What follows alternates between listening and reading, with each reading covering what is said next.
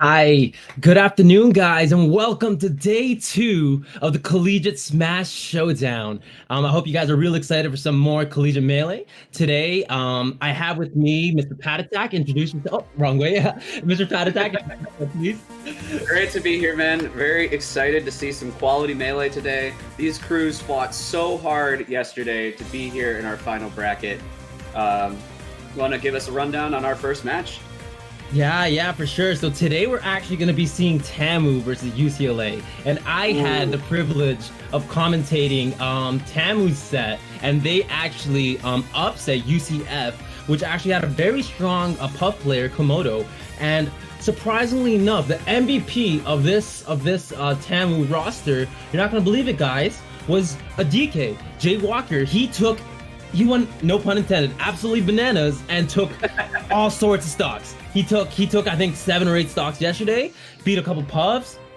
He's a very big threat into this Tamu roster right now, and you can go ahead and just break down the UCLA roster if you want, Pat Attack. Yeah, let me take a look for you right here. So our UCLA roster, we're gonna see PhD's Nuts, 52% Slow Tie, Bobby Barbecue, and Noodle.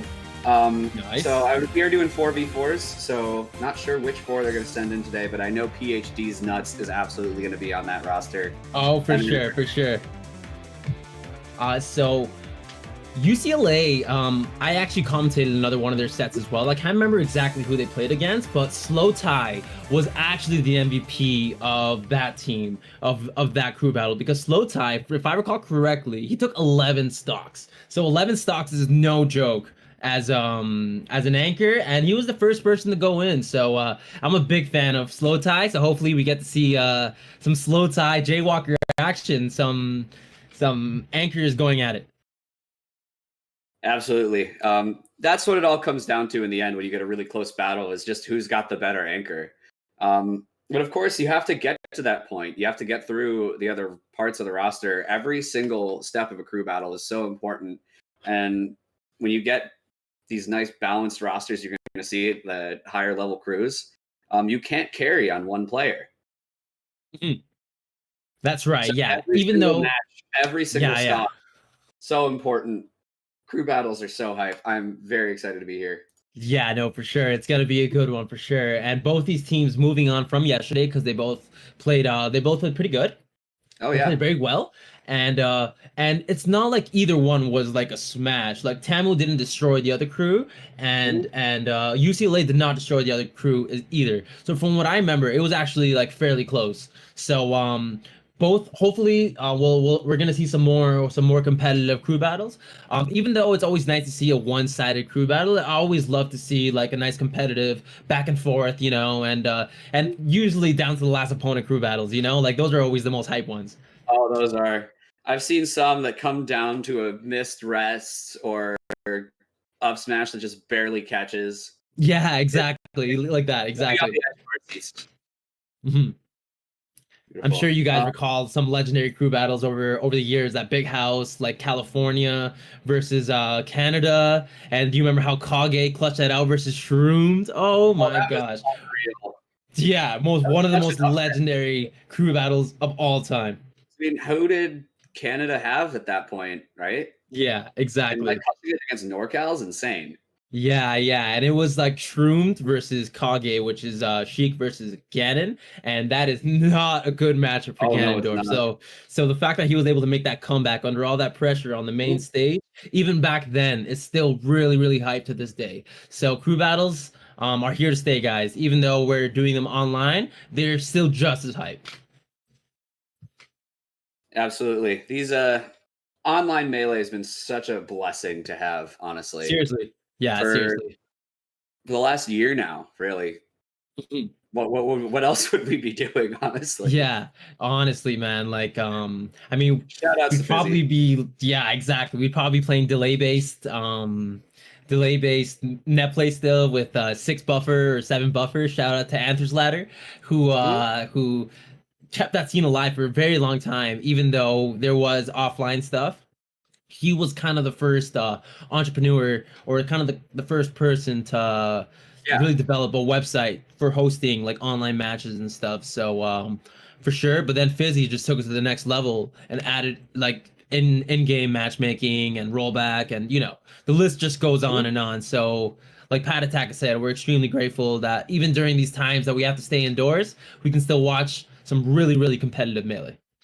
Yeah, honestly, without Slippy, the event like this would not even be possible. That 6 or Mhm. 7 buffer, sometimes you were Mhm. playing with that like with a kid down the street.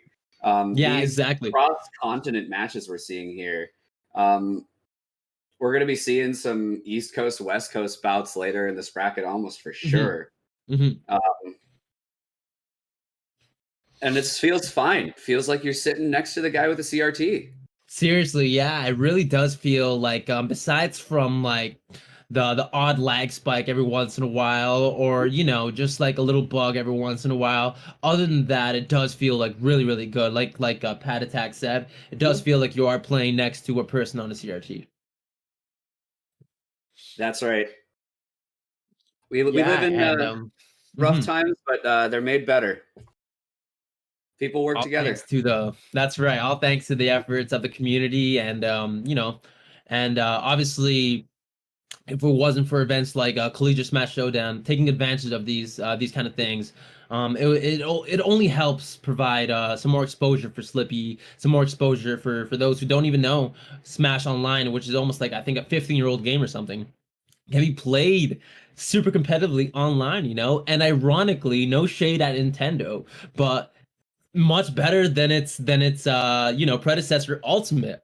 So Ultimate being a new game with a very big company behind it, uh doesn't seem to match the competitive passion or the level that Melee has. So it's always very nice to see. It's always a pleasure to be a part of a community this passionate, this invested in just seeing the highest level of gameplay we can out of our Mhm. favorite game from For almost sure. 20 years ago. Melee's 20th birthday is this year in November. 20th birthday. I said 20th 15 years. Wow. So Nah, 20th birthday. Melee's That's old, crazy. dude. That is nuts, And man. we're still finding new crap with this game. That's right. Yeah, New yeah. tech, That's new options. mhm. Tier lists are still changing. Mhm. Shout outs to my boy Marth. Oh, nice. Yeah. Yeah, It's a good time to be a Marth. yeah, it is definitely a great time to be a Marth, man. That Marth stock is very, very high right now with players like Zane, Kadoran, just putting, LSD. yeah, LSD just putting on just like just a bloodbath in brackets, and just taking out so many good names like West Balls, IBDWs, lots and lots of Spaceys. So even like Sheiks, like even like Ben is going on a big tear right now. I know he won a big tournament last night Yeah, over over Ginger and Hungry Box. Ginger and Hungry Box. That's Yeah. right. When in a million years, when would you have predicted that a Sheik, who I don't recall so much, taking a Mhm. tournament off Hungry Box and Ginger, both pretty much top 20, top 15 players. Oh, well, we are Ooh, but right these are into it. getting We got into it. Jaywalker coming up first. Oh, we got Jaywalker going in first. So it looks like we're going Okay. in with the anchor strap first. So we saw Tamu do this yesterday as well. Very interesting. Okay, so we've got Jaywalker and 52% coming up for here in the Sheik Donkey Kong matchup. Which naturally, whenever you see Donkey Kong on the screen versus a top tier, you're going to think this is rough for Donkey Kong, right? Mhm. But Yeah, for I sure. know for a fact, Sheik is absolutely one of those characters where if you get going with those upper trains with Donkey Kong, Crazy. Sheik can easily be taking upwards of 70% off the grab. Oh, nice hack stash to down air, but missed the forward air by just an inch. And actually, when I had the pleasure to commentate Jaywalker yesterday, he kept going for those up throw forward airs. I was about to say that he does it again. He seemed like he's extremely comfortable with the Sheik matchup. He really hurt Sheik. So from what I seen yesterday, he's able to do 60-70% off one combo with Donkey Kong on Sheik. Really does seem like he has that weight and punish down. Oh, absolutely. And we're sitting here at 2 stocks to 3 right now, playing a little neutral. Oh, looks like 52% was looking to get something started there. Jaywalker did a very nice slide off to go to the Oh, this is ledge. gonna be big. Ooh, but misses the up air. Okay. Yeah, that's 52% should be counting as lucky stars. For sure, yeah. And I also noticed 52% going for some grabs, which is definitely the thing you want to be doing because, as some of you may know, Sheik does have a chain grab on DK. Downer, did he edge cancel that? He edge canceled so that to good. back air. Yeah. Oh, no! no. This is Hack Stash. Ooh. Oh, you hate to see that. Yeah, but- that's huge. That's huge right now. Hopefully that won't affect the Jaywalker's mental, and he just resets this. Jaywalker's been an MVP of enough crew battles over in our Intercollegiate Slippy League where I know he's got the mental fortitude to shake this off, come right back in, and start beating up on this Sheik again. Oh my god, that had to have been pixels away from hitting. Oh, misses the shield drop there and gets punished with the dash attack. But 52% doesn't capitalize. Let's see if Jaywalker can get the edge guard here. Oh, but really nice air dodge there. Oh, it's the tech. Oh, and Phantom Needle. Walker back on the stage. Oh, you gotta really be beating yourself and that's up a for that stock. now. Yeah, for sure. You're already at 93, and you were in an edge guard situation before that missed hack stash. So, yeah, this could be like a whole stock different right now. Yeah, exactly. Yeah, no, Jaywalker's definitely got to be beating himself up for that. But here we go. Now here we go. Oh, Nair's out. Mashes out and Nair's, I think. Oh, just the ledge the hop. Raw donkey punch. Yeah. That does so much damage, and is a really, if you hit it, it's such a good get off me. Make it much easier for a character to get back to the stage. We are on last stock for our first match here. Really like that decision to up air instead of forward air. I love that. Yeah, 52% sitting at 96 and off stage. Yeah, and now he's sort of stuck in the corner. Oh, that's a forward throw. Oh, sorry, forward air, sorry. No, that's not gonna do it. Oh, no, this is the back air. This could be a ton of damage. That's another forward air. 52%. Oh, that's another forward air for sure. That's forward air 100%. Oh, that's an up air. That's it. Okay. At that percent, your up throw is going to send a little bit too far to clutch that out. But we now have Jaywalker sitting with only one stock and a full crew of just Foxes and Sheiks coming out from UCLA. Yeah, for sure. I wonder who they're going to put in next. I am very curious. Maybe Slow Tie or maybe Noodle. I know Noodle is a Falcon / Sheik main. So I believe we saw Noodle play Sheik yesterday. So Sheik, maybe if they're feeling comfortable in the matchup, can go up against Jaywalker, or maybe we can see a PhD's nuts, or we can see Anchor Slow Tie come in and try to clean things up as best as possible. Yeah, it's a tough call, but I'd say seeing his 52% was going very even. You may want to send in another Sheik just to try to take that last one out. Figure at worst, you're only going to lose one more stock. Yeah, exactly. No, for sure. And they're probably gonna want to pick probably a somewhat larger stage. I imagine we're not gonna see FD if there's bands involved. Yeah, we're definitely not gonna see FD here because that will benefit Jaywalker tremendously. I imagine we're gonna see something like Fountain of Dreams or maybe like a Battlefield, something a little smaller. They can add more pressure, but I'm not the one making the decisions here. So we'll see what UCLA's answer is to Jaywalker. All right. So while we're waiting for our next match to come up, I want to give a quick sponsor shout out here to our retail sponsor, Memory Express. Fun fact for y'all. Did you know Memory Express began in Calgary, Alberta, 1996, and is still family owned and operated to this day? Oh, nice. Yes. Memory Express helping make this event possible. So thank you to them. Yeah. Another quick shout out to our charity here, Their Opportunity. All proceeds from our Collegiate Smash Showdown will support the children's charity, Their Opportunity. Everybody in chat, if you want to give a quick donation, just text Their Opportunity, text Their Op to 41010. This organization supported over 17,000 children with a unique give back program. So Yeah, no, for sure. Feels good, man. Especially during times like Absolutely. these. You always want to give back to the community. And, they're just kids. So it doesn't Mhm. matter whether you want to donate $1, $2, $10, any amount helps. So we always appreciate it, guys. And thank you to their opportunity for once again helping make this Collegiate Smash event possible. So we really appreciate it, guys.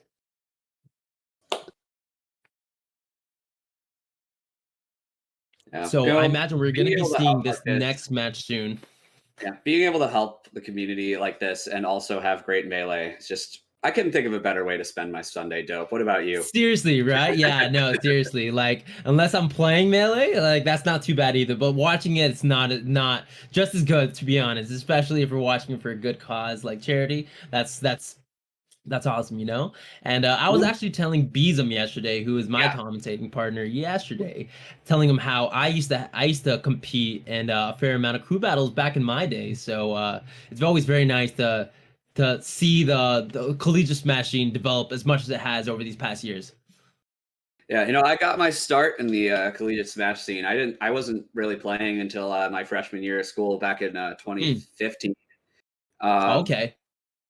yeah, the New York scene had a lot going on. Was Oh, nice, there's more nice. than a few schools over there, so I would be going to Columbia, NYU. I went to at City College a few times, Hmm. and everyone was just super welcoming. Uh, had people showing up to our events and Hmm. just teaching me tech. I was never Yeah, the type to sit exactly. around in a lab, but like Hmm. being able to like sit down with somebody else and they could show you how to do something, you just got better over time. Seriously.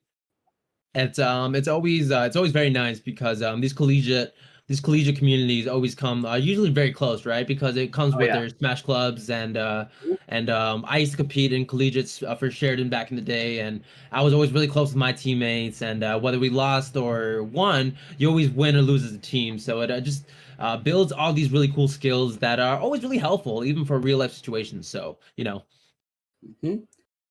Yeah. Looks like we are going to be getting into our match here in just a minute.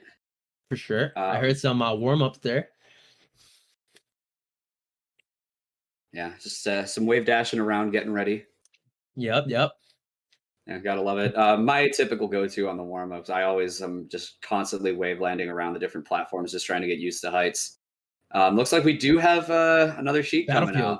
Yeah, yeah. So I think I was right with the noodle call, and I was Mhm. right with the battlefield call as well. Looks like they're gonna avoid the bigger, flatter stages like FD and stuff. So it looks like they're going battlefield probably to capitalize on the little baby ledge to grab, and she can noodle that so well. So here we go, guys. No countdown because this ain't local, and here we go.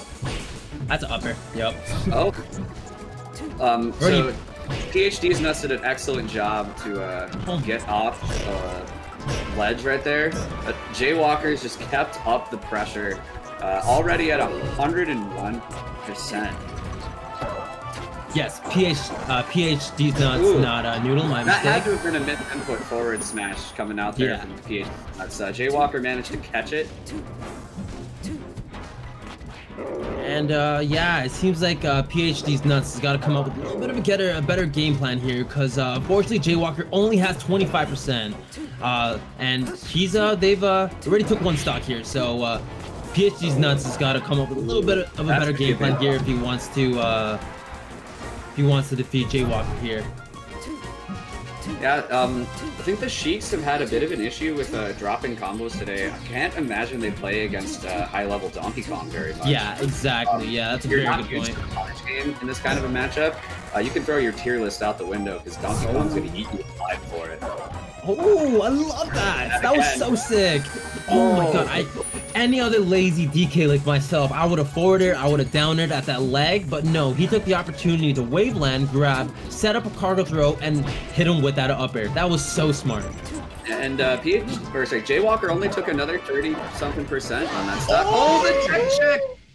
Oh, Jaywalker not confident he was going to get a fourth stock, then just decides, you know what, I'm going to seal this out. I'm taking another 3. Goes out on That his own terms. was so What a sick. That legend. was so ballsy. I love it, Jay Walker. You got a Now, new I would have fan, loved to man. see that on the fourth stock personally, but That was insane. Oh my That was gosh. so I would have cool. gone if that was me, I would have gone for the tech or something. Oh my gosh. I can't imagine how PhD's nuts feels right now. That was probably so unexpected because the whole That's just time gotta kill we've been your seeing morale. Jaywalker even since yesterday. He hasn't done any of the cheesy, spike him against the stage and, just the cheese, but we've been seeing mostly just combos off the top or with forwarders. So I'm not surprised that PhD's nuts was not expecting that. That was crazy. I mean, Jaywalker managed to take 6 stocks off of this UCLA crew without really going for any of the cheese. He was just playing a nice fundamental game, getting good combos, getting good edge guards. You sort of make somebody forget that you have that option when you're Yeah, playing that well. exactly. Yeah, that was absolutely nuts. Good for Jay Walker, like you said. Mm. Probably wasn't confident he wasn't going to take that last stock, at least without maybe losing his last stock or that last stock as well. So he was like, "Screw it, we're gonna go for the trade and just take this momentum and ride with it with my next teammate coming up." Speaking of which, I imagine it's either Air or maybe TZD. Those are Yeah, TZD, I very could strong tough definitely man. see. And That man Air. put in work against hmm Sheiks with our intercollegiate Slippy League we've got going on. Uh, hmm Speaking of which, if you love this collegiate melee you're seeing right here, check us out over at Intercollegiate Slippy. Students and alumni can both join our Discord, enter our Spring 2021 circuit, and find more collegiate crew battles every Friday, Saturday, and Sunday over at twitch.tv/intercollegiate Slippy. There we go, guys. So you heard it. If you guys are in school, if you think you're pretty good at Smash, if you got a group of friends who thinks they can take on another school and just want to try having fun doing it, then by all means, guys, Collegiate Smash Showdown is here to give you guys that opportunity. So please don't be shy, guys, and sign up for the next couple crew battles coming up. Whoop, whoop. Right on. Seeing the intercollegiate Slippy in chat, hype with a whoop whoop. Yeah. We love you guys. So it looks like we have another Sheik coming up. That's 3 Sheiks in a row, guys. That's a So lot I of think that's Sheiks. the same Sheik. I'm hearing some Falco too. So that Sheik's got to be the last stock of PhD's nuts. Oh, that's right. PhD's nuts didn't die off that, right? That's right. He didn't. He only got down to the last stock. Jaywalker cheesed out that 3rd stock. That's right, that 3rd stock. Okay, yes, thank you for reminding me. So we're still gonna have PhD's nuts, and I imagine we're gonna have It is Ali J. Oh, Ali J going absolutely in yesterday too. I believe he plays Falco, if I recall correctly. Correct, yeah. And a kind of lopsided matchup like Falco Sheik. Actually, is that lopsided these days? I forget where people put it. You know what? It's not so bad. I feel like Sheik's Falcons have been getting a lot better at edge guarding that predictable kind of poof edge guard. So that poof recovery, rather. So it has been getting a little harder. Here's my take on this pick. I feel like you pick someone who you're confident is just going to get that 1 stock because if you remember, PhD's nuts only has 1 left. And then you want somebody who you think isn't going to get counterpicked very hard on the next match. That's right. That's right. This counterpick, at the end of the day, even if you get the best possible pick, you only take 1 stock on it. So I'm pretty confident we're seeing Slow Tie after this. We're gonna see the anchor finally come in, and he's a very fast fox, if I recall correctly from yesterday, and he took 11 stocks yesterday. So, and the other anchor for Team Tamu is out. So this could be a big turning point for Team UCLA. All right, so it looks like they're doing a countdown, and we're getting into it, guys. Oh, right off the bat, first laser gets power shielded. With how many Falcos you run into on quick play these days, I feel like everyone's power shield games got better. Seriously, yeah. And with the amount of people using boxes and the amount of information on controllers, lots of people are lasering. But it looks like Ali J is going to stay very comfortably lasering. He doesn't want to take any risks. Looks like he doesn't want to go to the ledge and get... They're out for now. Gets the power shield into the nair. Oh, that's huge for PH. Oh, You got a big punish coming. Ooh, I don't know how I feel about that backer. I think the shield poked. That was cool. Oh my Very nice power shield. He's nuts with the power shields. Still taking a ton of damage. Ooh, Just to show, I love that. Even when you are reflecting those lasers, Falco's still able to keep the pressure on if they know what they're doing. This could be a stock. Huge. Yeah, this is gonna be huge. Oh, and PhD Nuts taking another stock for Team UCLA. Yeah, I always say Falco's a bit of a flightless bird. You clip him enough times, he's not gonna be able to fly back. Is that it? But misses. Oh, that was a huge opportunity. PhD Nuts should have taken a little bit more risk, in my opinion, being the last stock. Ali J, you gotta hold ledge there.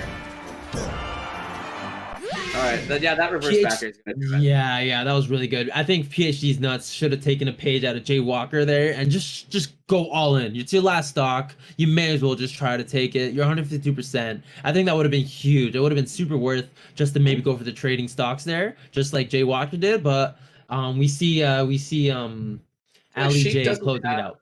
Sorry, I feel like Sheik doesn't have as easy of a time getting those last stock kind of cheese grabs, if you will, as Donkey Kong does.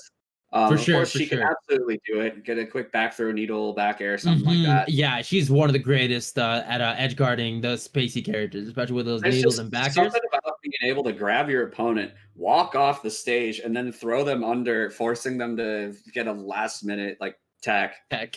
Yeah, and even it feels a lot easier for sure.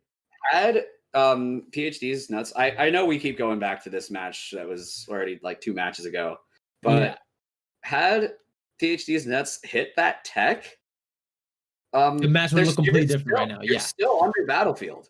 It then becomes even harder to get back from that spot. No, but let me tell you why the match would be completely different. Because if he hit that tech, Jay Walker would have just SD'd. And PhD's Nuts would have just lived, you know what I mean? Even if he still can't recover, the game would have been over regardless, right? And he would have still lived with 3 stocks. Or still would have lived with 2 stocks. Oh, you're right. I forgot so he fast fell. Remember that? He just fast fell and YOLO'd it. He didn't just go for the kill. He literally just YOLO'd it and just went suicide and just took out both of them. So that's what I'm saying. If he hit that tech, he would have gotten stuck under battlefield while Jay Walker would have just kept falling and fell to his death. Even though PhD's Nuts probably wouldn't have been able to recover, I'm 100% sure he would have lived. I got you there. Yeah, last stock situations are a hoot. Yeah, for sure. Oh man, this is gonna be a good one. I wonder who we're gonna see next. I do imagine we're gonna see it's gotta be a Fox. Yeah, for sure. It's gotta be a Fox. I agree. It's all they have left. It's gonna be Bobby Barbecue. Oh, we're seeing Bobby Barbecue. You know what? I actually haven't seen any of Bobby Barbecue at all, even since yesterday. So I'm excited to see how we can perform. I don't even know who he plays. Let's take a look. If we have some downtime, let me take a look at the stats here. Right on.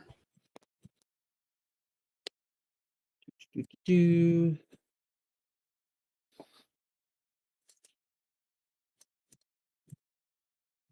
it is.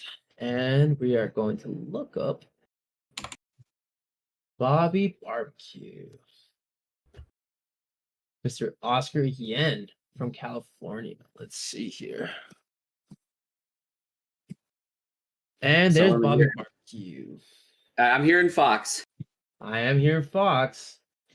Yeah, so the good old basic matchup. This it's a veteran that's been competing since 2017. Not necessarily a veteran, but has a couple offline events under his belt. So definitely not his first. Yeah, not his first rodeo though. Very nice up air with the shine there. That's always really really tricky to get out of his box and catches his double jump, and really strong start from Ali J. Just expanding this lead Texas A&M has over UCLA right now. Yeah, they're now up an entire player. So either Bobby or Ty is going to have to make up this deficit. Oh, really nice shoot up back here. Wow, man. Ali J looking like a complete control here. Bobby Barbecue looking like he needs to find some answers here and quick. Oh, did he drop the shine right before getting hit by that laser? That's unfortunate. Yeah, it looks like nice, very nice combo from Ali J here, just keeping it nice and simple. Oh my god, goes with another jump read. Ali J looked extremely comfortable here. Wow. God damn. Whoa, it goes with another jump read. I love Ali J's playstyle here. Big fan. Oh, and that being said, okay. Ooh, So we're not going to see our first 4 stock of the day, but still, this is really not good for Bobby Barbecue, no matter which way you slice it. Yeah, exactly. Like, I'm sure that hurt Ali J. I'm sure he did not want to lose the stock that way, but like you said, this has definitely got to hurt Bobby Barbecue regardless. I mean, look at this Fox. He just looks like he's in pain. Yeah, seriously. Yeah, no, it's only been 2 minutes and this match is just about done. So, let's see what answers Bobby Barbecue has got here, because my man's is the one that's getting cooked right now. So, ooh, it doesn't hit that shield drop back here. It looks like Bobby Barbecue's ready for it that time. Oh, and most of those super late shine. I love that. Instead of going for the back air. I was worried he was going to go for the bomb soldier off of that shine, but yeah, exactly. Oh, no tag, and that's it. Wait and react to what Bobby Barbecue does to get another punish. And turns out, keeping stage control, keeping your neutral down, you'll just get another neutral win right away. Exactly, yeah. And Bobby Barbecue going to go out only having taken 1 stock. Ali J looking extremely comfortable in this matchup. I'm 100% sure we're seeing not Jaywalker. I'm 100% sure we're seeing what's his face? Well, it's gonna be Ty. Yeah, that's Slow Ty. That's who it is. Yes, we're gonna be seeing Slow Ty come in, and he is like I said, he's the one that impressed me the most yesterday. We're finally going to be seeing the anchor come in out of at the end. So traditional crew battle strat usually saves the anchor for the end, but we've been seeing some different strats. So yesterday UCLA actually chose to do something different, and they sent in the anchor first. So sometimes sending in the anchor first can benefit, but this time around they chose to do the opposite and send him in last. So let's see if that benefits him. And Slow Ty's got a gigantic hill to climb, so let's see if he can do this. Should be very interesting, but I'm a believer in Ty. I've seen him play before. This Fox is absolutely ridiculous. I've seen him get 4 stocks before. I've seen him take 10 plus stocks in a crew battle. Yeah, no, for sure. I saw that yesterday myself, so I know this guy's legit. So he's I'm pretty excited to see this match play out. Ali J not looking extremely competent in the matchup, so this is not going to be easy, regardless of how good Slow Ty is. You gotta go in with 100% respect here, and obviously he wants to play as best as possible in order to avoid losing any more stocks, right? Because he's got a big old hill to climb, and having those stocks is going to be extremely useful. But I think Ali J, from what I've seen, might be Slow Ty's biggest test. This is a very pivotal moment.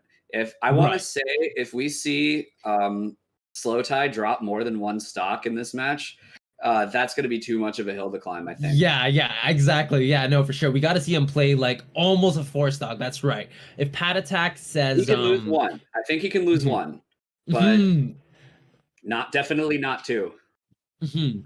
Yeah, if he loses 1.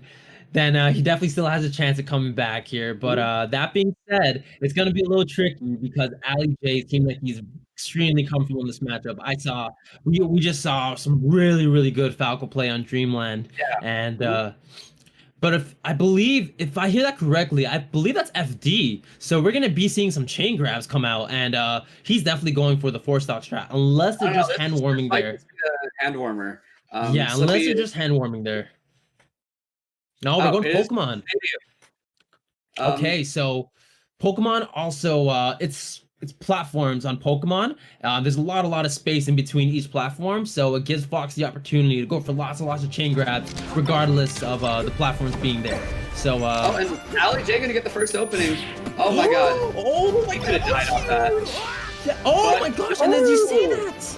The buffered forwarder. Dang, you hate to see that.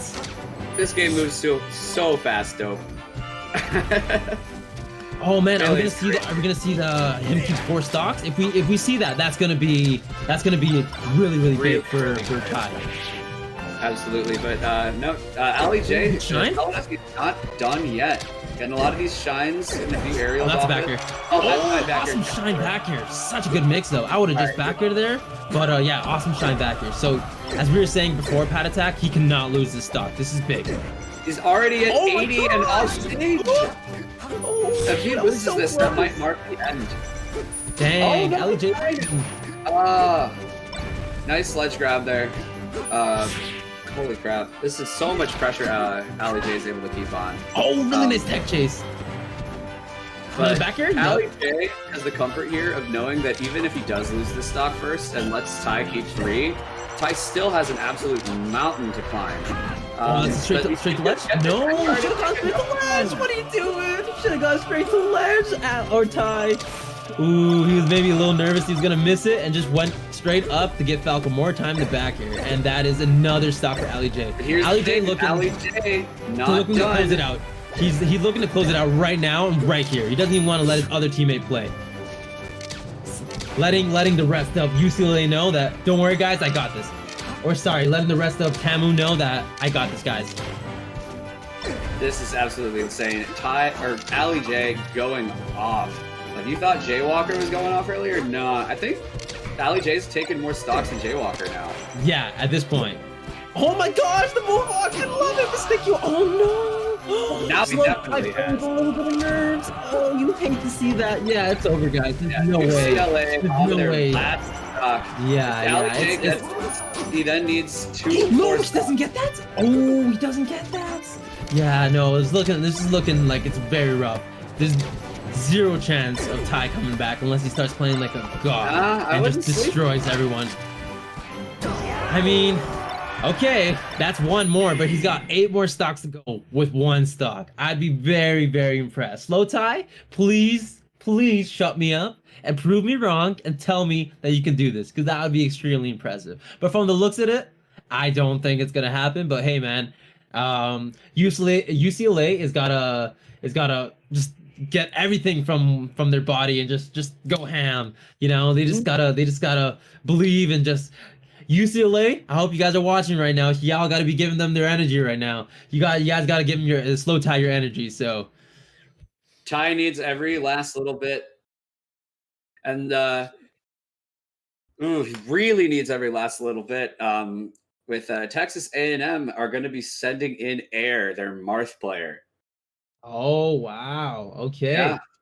Having to 4-stock a Marth as Fox.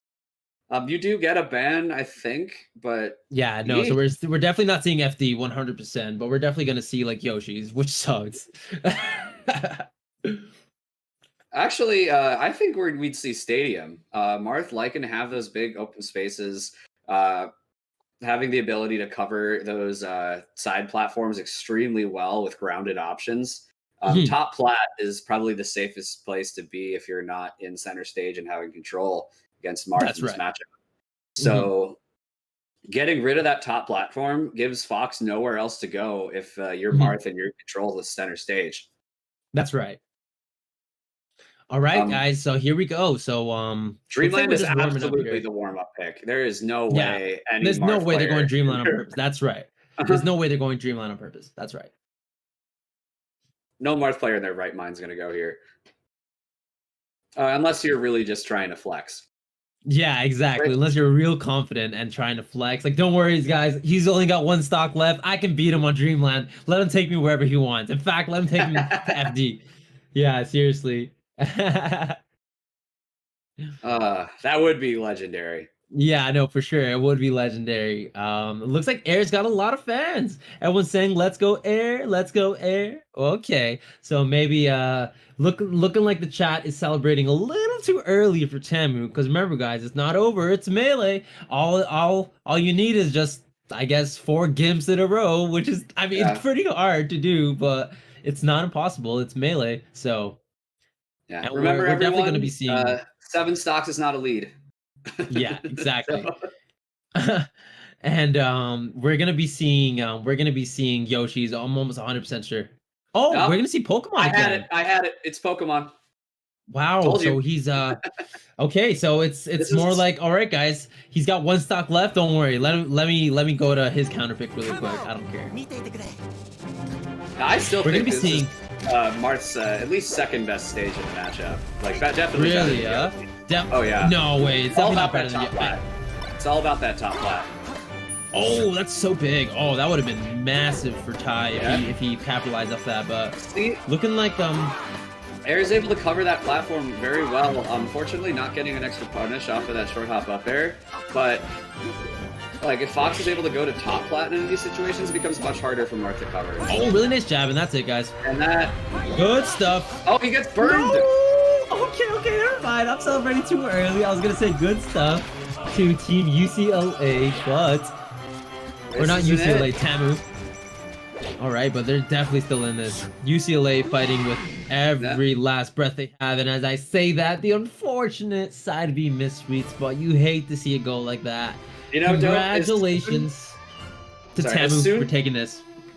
As soon as you said they're still in this, you saw the missed ledge on the side B. Yeah, exactly. As soon as it's like commentators cursed it. True, Yep. man. You hate to see it. You hate to see it. Those of you joining us from UCLA, you can blame Dope for cursing your team. Shit, sorry, UCLA. I curse you guys. I should have knocked on fucking wood. I got so much. All right, here. so now if you are UCLA, you're not out of this just yet. You have loser semis coming up against the loser of our next match, which is going to be the University of Maryland versus the University of Michigan. Yeah, that's gonna be an excellent one. So I actually want to talk about a little bit on this one. So I'm extremely excited for this one. So this is probably gonna be the most stacked crew battle besides grand finals. Eventually coming up after these two crews, but yes, I believe this is gonna be the most stacked crew battle. So this is gonna be extremely competitive. So number one, guys, if you guys do not know, University of Maryland has the second best Pikachu main in the world, right behind Axe. Tyler Swift, also part of the legendary crew Crack Shack, who's which also I'm a part of. So I know very much Tyler Swift. Oh yeah, I know for sure. I know Tyler Swift is no person to be joked with. He's legit. And the reason I say this with such confidence is because yesterday he made, I think, a 10 stock comeback.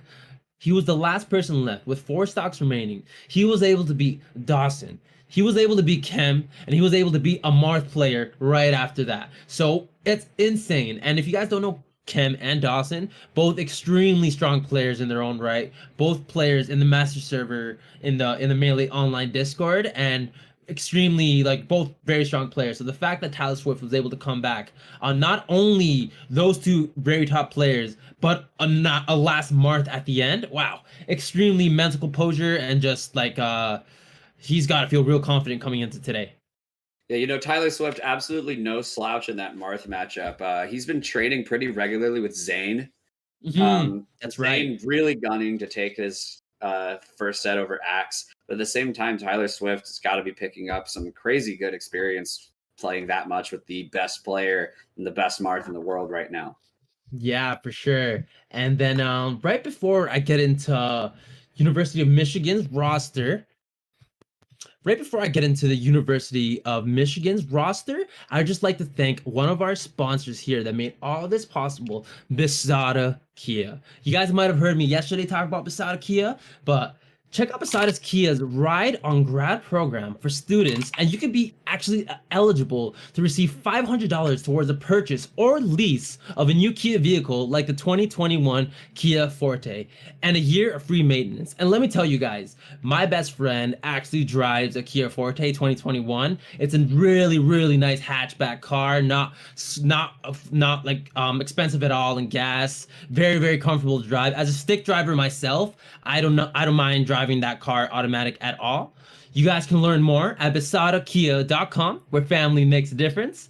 And Alex, the president of DC Esports Club, actually bought his first car from Bisada Kia. So why not help out the intercollegiate Slippy guys who have been supporting Kia for a while. So thank you guys for helping make this event possible, Bisada. Yeah. Speaking of intercollegiate Slippy, want to give another quick shout out to these guys again. Intercollegiate Slippy is our central hub for college melee.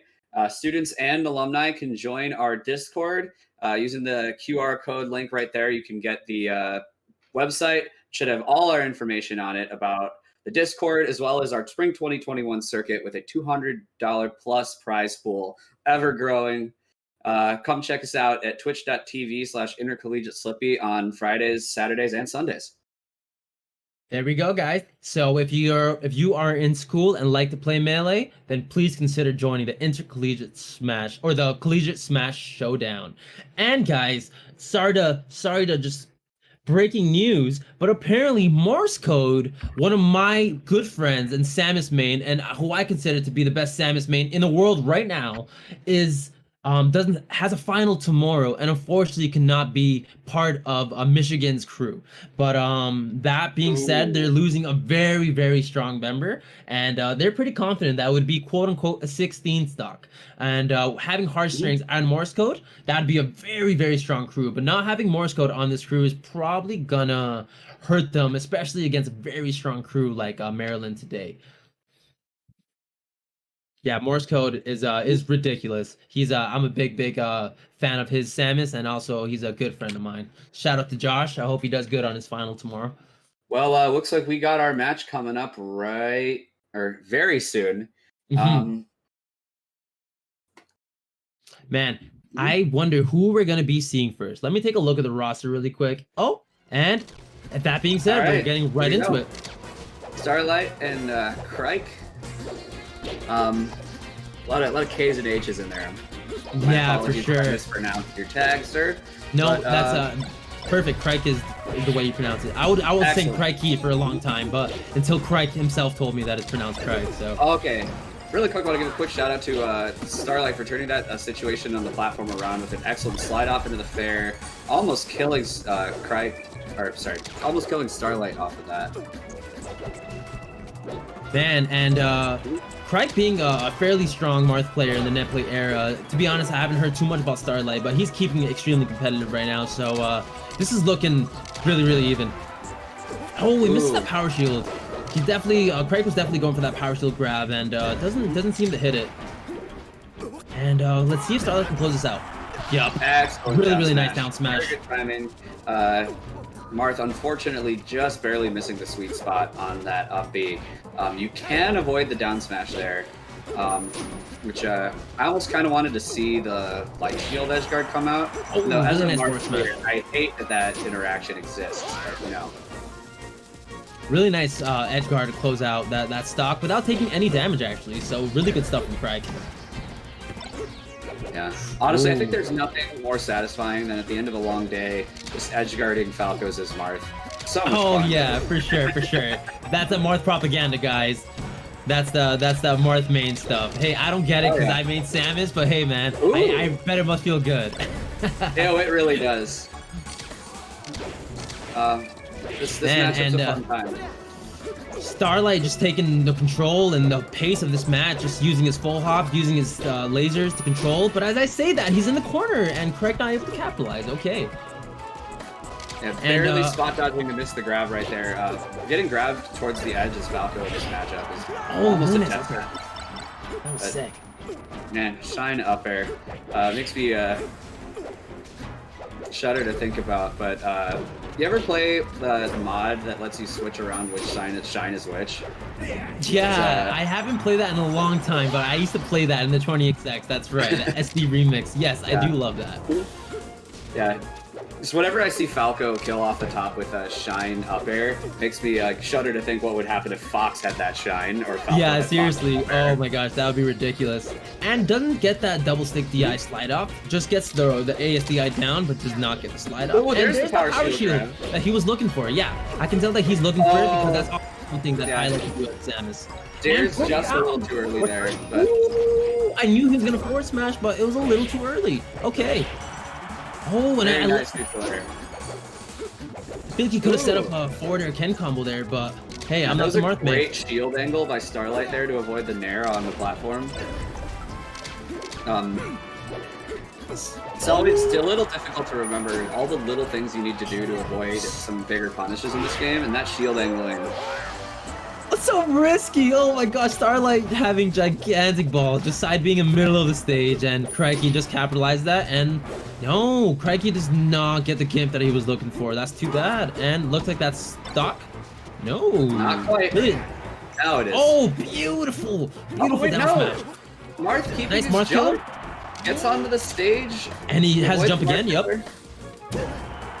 Oh Yeah. man, and Crikey just a little too nervous to do anything at the ledge there, and Starlight just holds down and just down smashes him right in his face. And we are on Wow, last this is- stock for our first match. Starting down this the off wire. nice and close. Oh man. This Wow, is tense. and just both playing the spacing game, respecting each other immensely. Just feeling each And other out a really little nice bit. down air. Oh, misses the forward smash on shields. And Starlight just not capitalize on that punish there. Oh, another forward smash. Crike's got to relax here. He's got to stop swinging so much if he wants to do something here. Starlight's taking the momentum once again. If we start seeing more swings from Crike, it's gonna be looking a little more rough. So Crike's got to play a little good tiny roll, bit more. good roll. He keeps swinging. Crike, stop swinging, man. Oh, really nice That's the forwarder. grab, nice pivot. Oh, I love that nair. Oh my god. Oh my god, and That he was hits. such a crucial tech. That would have been a dead bird for sure. Man, yeah, amazing tech from Starlight. And did we see another forward smash? Oh, this is the platform. Oh, another forward smash, Crike! Crike! Oh, we're seeing forward smashes. Shout out to Zeker. Jeez. We have oh, reached another spaghetti forward today, smash. folks. Oh my gosh, we got ultimate.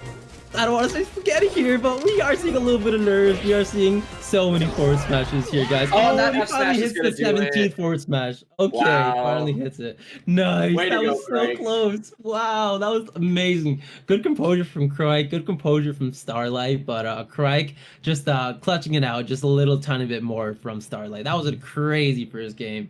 Wow, we're gonna be seeing a really, really good set here for sure. Oh my god. Yeah, So that was while we're waiting, sick. yeah, while we're waiting for Maryland's counter pick here, I want to give a quick shout out to Durham College Esports Arena. It's the Oh, first of its yeah. kind state-of-the-art esports arena in Canada, located directly on Durham College's campus. Of course, you all know Durham College is a leader within Canada in the esports industry, focusing on three pillars with their esports education, which are engagement through the esports arena, academics through its esport business management graduate certificate program, and Wow. athletics through its 70 varsity esport teams, which include Wow. Rocket League, League of Legends, Overwatch, Hearthstone, CSGO, Valorant, and of Really? course, you know what, you love it, Super Smash Brothers. Wow, that is so cool. Shout out to Durham College for helping students with a really big passion for gaming to actually make it a career. That is awesome. That was definitely not a thing when I was in college. Shout out to yeah. Durham College. That is so sick. Wow, imagine going to college, telling your parents, "Oh yeah, I'm gonna make a future in a pro gamer because my college helped me out." That's awesome.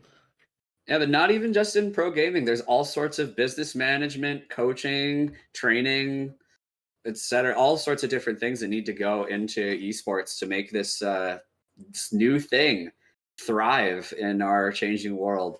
And Yeah, exactly. nowhere's going to give you a better education to prepare you for that career than Durham College.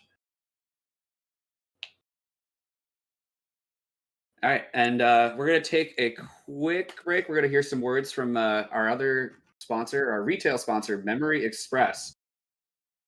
So take Memory Express, Canada's premier destination for computer products and services since 1996. Now with 12 retail stores across Canada and new locations opening soon in Ontario. Follow us on social media to stay up to date with new product launches, sales, contests, esports tournaments, and much, much more. We appreciate you, Memory Express. And with computer parts, you know, especially with the NetPlay era, like Pat Attack was telling me off stream before, he just Yeah. built this awesome rig to only play Melee and PM on it. I was like, dude, there's absolutely nothing wrong with that. You're getting the best PM and Melee experience possible. So hey, man, I'm Oh, yeah. jealous. I wish I had. You an know, awesome I'm rig running all that just in 4K. Yeah, oh yeah, for sure, absolutely. I bet that shit looks nice. It does. It does. It really does. Just Something about all the lines being so crisp just makes you happy when you play Melee. Now we are seeing Mushu coming out with the Captain Falcon. All right. So this matchup obviously notoriously pretty tricky for Marth, because Falcon just does combo the life out of Marth, but Marth also does have really strong tech chases on Falcon. So let's see if he can get those going. Yeah, see the tricky thing with this matchup is for the longest time, until Zane came around, the top Marths weren't really playing this matchup. Yeah, that's right. PPMD would go Falco, Mutaking would go Sheik, and now we really have that like top level labbing going on. Crike's gotta grab the ledge there. He's got a really nice combo, but hopefully that miss Edgar does not cost him. Really hoping it doesn't. That'd be extremely unfortunate. And Bushu holding on to dear life here. Oh, and huge nair, and he's gonna go for the force match Edgar. Yes, you can't be doing that against Falcon. That's so free to tech. Another force match Edgar. Oh, okay, good thing. That was amazing downer. Yeah, that was awesome. Good stuff to Crike there. Yeah, that is a deceptively hard to time. Nice, gets really ledge. Good DI there. Ooh, doesn't get the grab, and and that's gonna be that's not gonna be it. Marth kill? No. Marth kill necessary. Yeah, Crike didn't have a jump there at the end. But so even though Crike going down, he still gets a stock, making sure that his team maintains the lead here. So very well played by Crike. And who do you think is coming out next? Let's take a look. So my best guess is if I'm being logical here, I would send in Heartstrings. You don't want to see. Oh no, sorry, Mushu. Oh, sorry. No, Mushu? if I were seeing it next, we're gonna be seeing. Let me see. So we have J4K0BI. So I believe that's pronounced J4. Jacoby would be my guess. Jacoby. Yeah. That. There we go. Yeah, I'm too much of a boomer to read a text and numbers. Yeah, don't catch me with those license plates. You'll never catch me with those. And Crike, and we got Juan Ramon. We got Yurt, and of course we have the captain Tyler Swift. There's no way we're gonna be seeing Tyler Swift right away. And I'm not too sure who these next players play. If you're more familiar with the roster, please educate me. I know I've seen this crew play before, but I can't remember for the life of me. For sure. Of course, I know Tyler Swift would be coming in with the Pikachu. Yeah. So let's check out Yurt. So Yurt plays a Marth. Okay, so Yurt plays a Marth, and he looks like he's pretty experienced. He's been playing since 2019. Let's check out Juan Ramon here. Love that tag, by the way. You don't see enough people just use their full name. Shout out to Mike Hayes. Hope he's doing good. Juan Ramon. Let's see here. And it's a shame for folks who can't roll the R. Amount of people who say Juan Ramon or something. I can't. It's really it's okay. No, it's all good. It's not something we like to show off about, but it's a shame when people can't roll the R. But Juan Ramon doesn't seem to be showing any information on the Smash stats. So maybe a newer player, maybe just made an account just for this tournament. Good to know. Yeah, for those of you who cannot roll your R's, I feel your pain. Just, I got you. You're my homies. Those of you who can, you're also my homies. I'm just a little jealous. Yeah. So, yeah, for sure. It's a blessing being able to speak Spanish, especially when before the pandemic, when we would travel to Genesis or we would travel to the US constantly. It's something very useful to have because lots of Spanish speaking folks over there, and it's just easier to get around, get lots of discounts for my friends and stuff. So nice. The US, I will be back one day, but until this is over, I will be here at home, unfortunately. But I do miss my US friends and tournaments dearly. We'll see you guys eventually. Yeah, we over here in America miss you too, buddy. Yeah, for sure. Trust. I speak for my entire nation. Yeah, for sure. Like obviously Gommel misses everyone. True. As an even matchup gaming, as a person who works for even matchup gaming, and the Mhm. fact that we're able to host Gommel, one of the largest Canadian tournaments in the world, just seeing literally internationals like come in from all over the world, we also miss that aspect of that as well. So, hopefully with everything rolling out with the vaccine and stuff, it's definitely something that we'll be seeing in the near future, hopefully.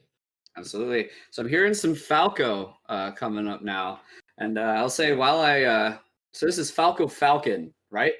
Yeah, Falco Falcon. Mm. Typically a harder matchup for Falcon. So we're gonna Oh, be seeing. absolutely. Oh, yeah, no problem. Take a sip of my water. All right, so Mhm. this is going to be Jacoby coming in. Wow, dude, you got that. You literally got the pronunciation just right. You've never seen this tag before or anything? No, It's that's it's crazy. it's a talent. Yeah, yeah, for sure. I can see that. Damn. All right, and we have Jacoby starting off pretty strong here. So Yeah. So I must say I'm a little confused by this stage pick. It had to have been Jacoby yeah. who came and picked out Pokemon Stadium. I feel like Mhm. Falcon typically does better on the longer stages where he can really get that dash dance out. Yeah, I was actually gonna say that. Yeah, I know none really likes to play the stage against Falco. But on the other hand, it gives Falco a little more room to pressure with lasers. And Those what a lasers turn, can man. be incredibly stifling to anybody who really likes to dash dance around the stage too. Um, Oh, really nice. I oh, love doing that back air to instant knee. Yeah, so this guy knows the matchup. A lot of times you'll see Falcon just back air and hesitate and then dash a second later and go for the knee. But then you won't be able to hit it because it's not guaranteed at that point. So he knows his stuff and he went straight for the knee right after the back air. Good stuff to Mushu. Oh, I really like that back air tech chase. Oh, really there's nice a lot power of shield there. scrapping going on between these two players. Oh my Um, god, reverse bear there? Relax, Mushu. Looks like they're both playing pretty hot. A little scrappy, but comes in with the back air. Oh, really nice that's nair to catch not that. safe. Yeah, the catch him with that ain't safe. Oh man, and destroys him with a nair, and that's too bad. Another stock going for Mushi there. And really nice tech chases.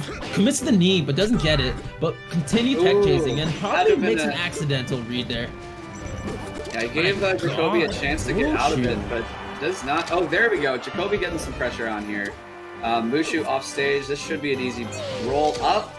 Oh, okay, And- so I want to talk about that again. Sorry to cut you off there. Jacoby recognizing the fact that he's not saving Falcon. So a lot of times, even when Falcon is dead, instead of holding the ledge, they'll just nair or down air, and they'll literally just give Falcon the chance, tech back, and come back for free. So that recognition there from Jacoby is really good. Yeah, so we are on a last stock situation here for this battle. Oh Ooh. man, and not enough shield there to hold off the nair shine, and here we go, guys. This is looking like a last stock situation. Pretty tense here, but Jacoby taking all the momentum here. Yeah, Mushu's got center stage again. This could spell trouble for Jacoby, but he's just going to stay back, get those lasers out, keep the pressure on. Oh, Oh, huge knee. Doesn't convert off the knee or that nair, but Oh, really nice tech roll read. read knee. Oh my God. I love that. He I could love have that just Mushu. up aired. I He love that could have Mushu. just That up aired. was so sick. That was Yeah, so yeah. cool. That was so sick. He wanted to guarantee it. If he up aired, he maybe would have lived with like a weak hit or something, would have trade or something. I'm sure Mushu knows what's going on, but that was such a sick nun-esque knee just to go off stage, and he did not give a flying damn and just went for that wicked knee. That was sick. Good That stuff was for sick. Mushu. Yeah, yeah, good Now stuff for that's Mushu. Mushu retaking the lead for his crew. He Yeah. came in behind and managed to clutch it out against Crike, and then clutch it out again right there versus Jacoby. Oh, So, you're right. Dang, this is getting close. I wonder so who we're we gonna see are next. There's we're no way going Tyler Cook is into coming in next. we're going into Mushu's third game right now. So I want to say Juan Ramon probably plays a fox because I do see like a That's picture of a true. fox on his G page, and I know Yurt for a fact plays Marth, and we don't want to see another Marth come in. And then of course we got anchor Tyler Swift, who I doubt we're gonna see right now. You know, hot take. I actually think sending in Tyler Swift is probably not a terrible idea right here. Really? Okay. Explain your Mushu's thoughts, got please. I'd love to momentum, know. right? Mushu's got momentum. You send in a Fox, you send in a Marth. Those are definitely characters that Falcon can absolutely just blow up. Mhm. And you further extend this lead, making it very much harder for Tyler Swift to finish out later. They send in Tyler Swift now, they can, or at least in their minds, they can guarantee that they're going to stop Mushu in his tracks here, probably build the momentum back up for their own crew, and make things better for them on the back end. Yeah, yeah. I mean, that would be, you're right. That would be a pretty good choice, but obviously, you got You to do also want to remember, have your brother. best player go last, so That's what they I'm can saying, bro. handle the Like you also got to situation. remember they got heartstrings left, and I'm 100% sure they're saving Tyler Swift for heartstrings. I'm almost certain they're saving because heartstring, a very very strong master server player who's been a part of the Michigan scene for a very long time, has been in the top 100 a couple times if I recall correctly. Mhm. Heartstrings, no joke at all, and obviously they still have Starlight, Mushu, Starlight. Oh, we just saw a Starlight Falco. Yeah, that's right. And Yep. we also have Tyler Swift, Yurt, and Juan Ramon left for the crew, so they're probably discussing pretty hard right Mhm. now. Although, like you said, the Tyler Swift pick would not be a bad pick right now. I'm almost 100% sure they're saving it for the heartstrings pick, as a counter pick. So you never Copy know. pasta in the chat. Maybe they send Heartstrings in to fight Tyler Swift if he goes in now. Oh, you're So they right. might You get know the that could matchup they be. want anyway. You're right. You're right. That's a good point. Obviously, Heartstrings, or sorry, Sheik has text chase on Pikachu, making it like a pretty Mhm. big threat for Tyler Swift. But I'm sure he's aware of that. Absolutely. And not to expose any of Dan's secret, but I know he's been working on some box tech on Sheik Down Throw specifically with Juice Box, Ooh. another VA Sheik player. So I'm sure he's gonna be ready for that one. Yeah, we're seeing more and more of these box players crop up, which I think is super Yeah, cool. yeah, Personally, yeah, for I sure. don't have it in me to just learn an entire new controller for this game. Mhm, Shout outs to mhm. the people who do, though. That's incredible. Yeah. Yeah, Mhm. absolutely. That thing is so confusing. It's got a million buttons, and it's a very obviously it's really really like awesome for your hands. So that's really cool. That Mhm. gives the opportunity, like hacks and the Frame One developer gives players the opportunity to play melee even though they might not have the resources available. But that being said, guys, we're going into our next match here. We got Yurt versus Mushu. Mushu only having one stock left. Yeah, so seeing Yurt come in means that we are absolutely, if somehow Really nice Yurt doesn't lead. do this, we are going to That's see. it. Oh, that's That's it. it. Oh, he misses the dare. Oh man, yeah, never mind. I spoke a little too early there. Oh man, that's gotta be. Missing the dare could have cost him stock right there. That's gotta bizarre. hurt. Oh, that's it. There you go. There you go. Yeah, Classic yeah. YouTube Oh combo. man, that was a tough one. It sucks for Mushu. I bet that's hurting Mushu right now. Saw that Mhm. saw that Yurt gave him a second chance of life, and he unfortunately did not capitalize. So that's Yeah. good stuff. Good stuff there from Michigan. Mushu Mhm. holding it down. Yeah, For he at least long brought it stocks. back to Yeah. even At over least the brought it course of back to his run. even. Yeah. This is a tight battle. This is what we wanted to see. So really, it's just Yurt and Tyler Swift versus what Heartstrings and who do you think? Probably Um, G we Pie got G or Pie and Bosco. So let me see who Bosco plays, and let me see who G Pie plays. Very similar to a player from my region called G Pipes. And I'm reading the chat again, and dope hashtag dope curse. Unfortunately cursed the commentary again. I'm not knocking this wood hard enough, guys. I'm sorry. I'm cursing everyone today. all right, Damn we'll it. get that trending on Twitter later tonight. Yeah, exactly. That's so funny. All right, Bosco. Let's see who Bosco plays. Loving that Shaq Fu picture too. Very nice. Bosco. Oh, Bosco plays Ganondorf. Nice. I always love Ooh. seeing Ganondorf pick in a crew battle. That's always a really nice Ganondorf pick. And seems like he's been a solid IRL competitor since 2017. His first tournament being the Big House 7. So he's not his first rodeo either. So we're gonna be seeing, yeah, for sure. And probably not gonna send him again in versus versus a Marth. But I'm trying to hear the sound effects here, but I can only hear the Marth. Yeah, sounds like the Marth's the only one moving for sure. Yeah, it sounds like they're just cleaning their hands, or maybe just getting their controller ready for another match here. And we're gonna have Yurt versus either Bosco, G-Pie, or Heartstrings. And you think they might send in Heartstrings? Actually, I'm pretty confident we're not gonna see it. But hey, man, I could be wrong. I mean, I could be wrong. Have you seen all sorts of things going on at the top level of different players switching to Sheik just for Marth? But no, it's going to be Mushu. Mushu. Yes, you're right. It's not Mushu. It is G-Pie, I imagine. And already losing his stock. Green Marth. We got the Christmas Marth going on. David. Okay.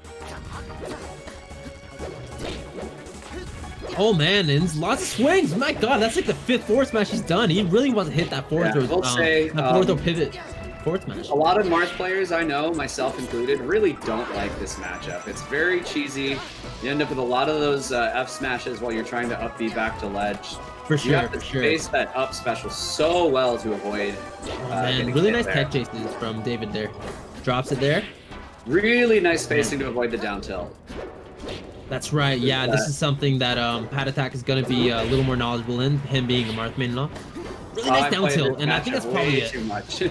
Yeah, that down tilt is and honestly, the down tilt could be just as devastating as the forward smash once you have a little bit of percentage on you.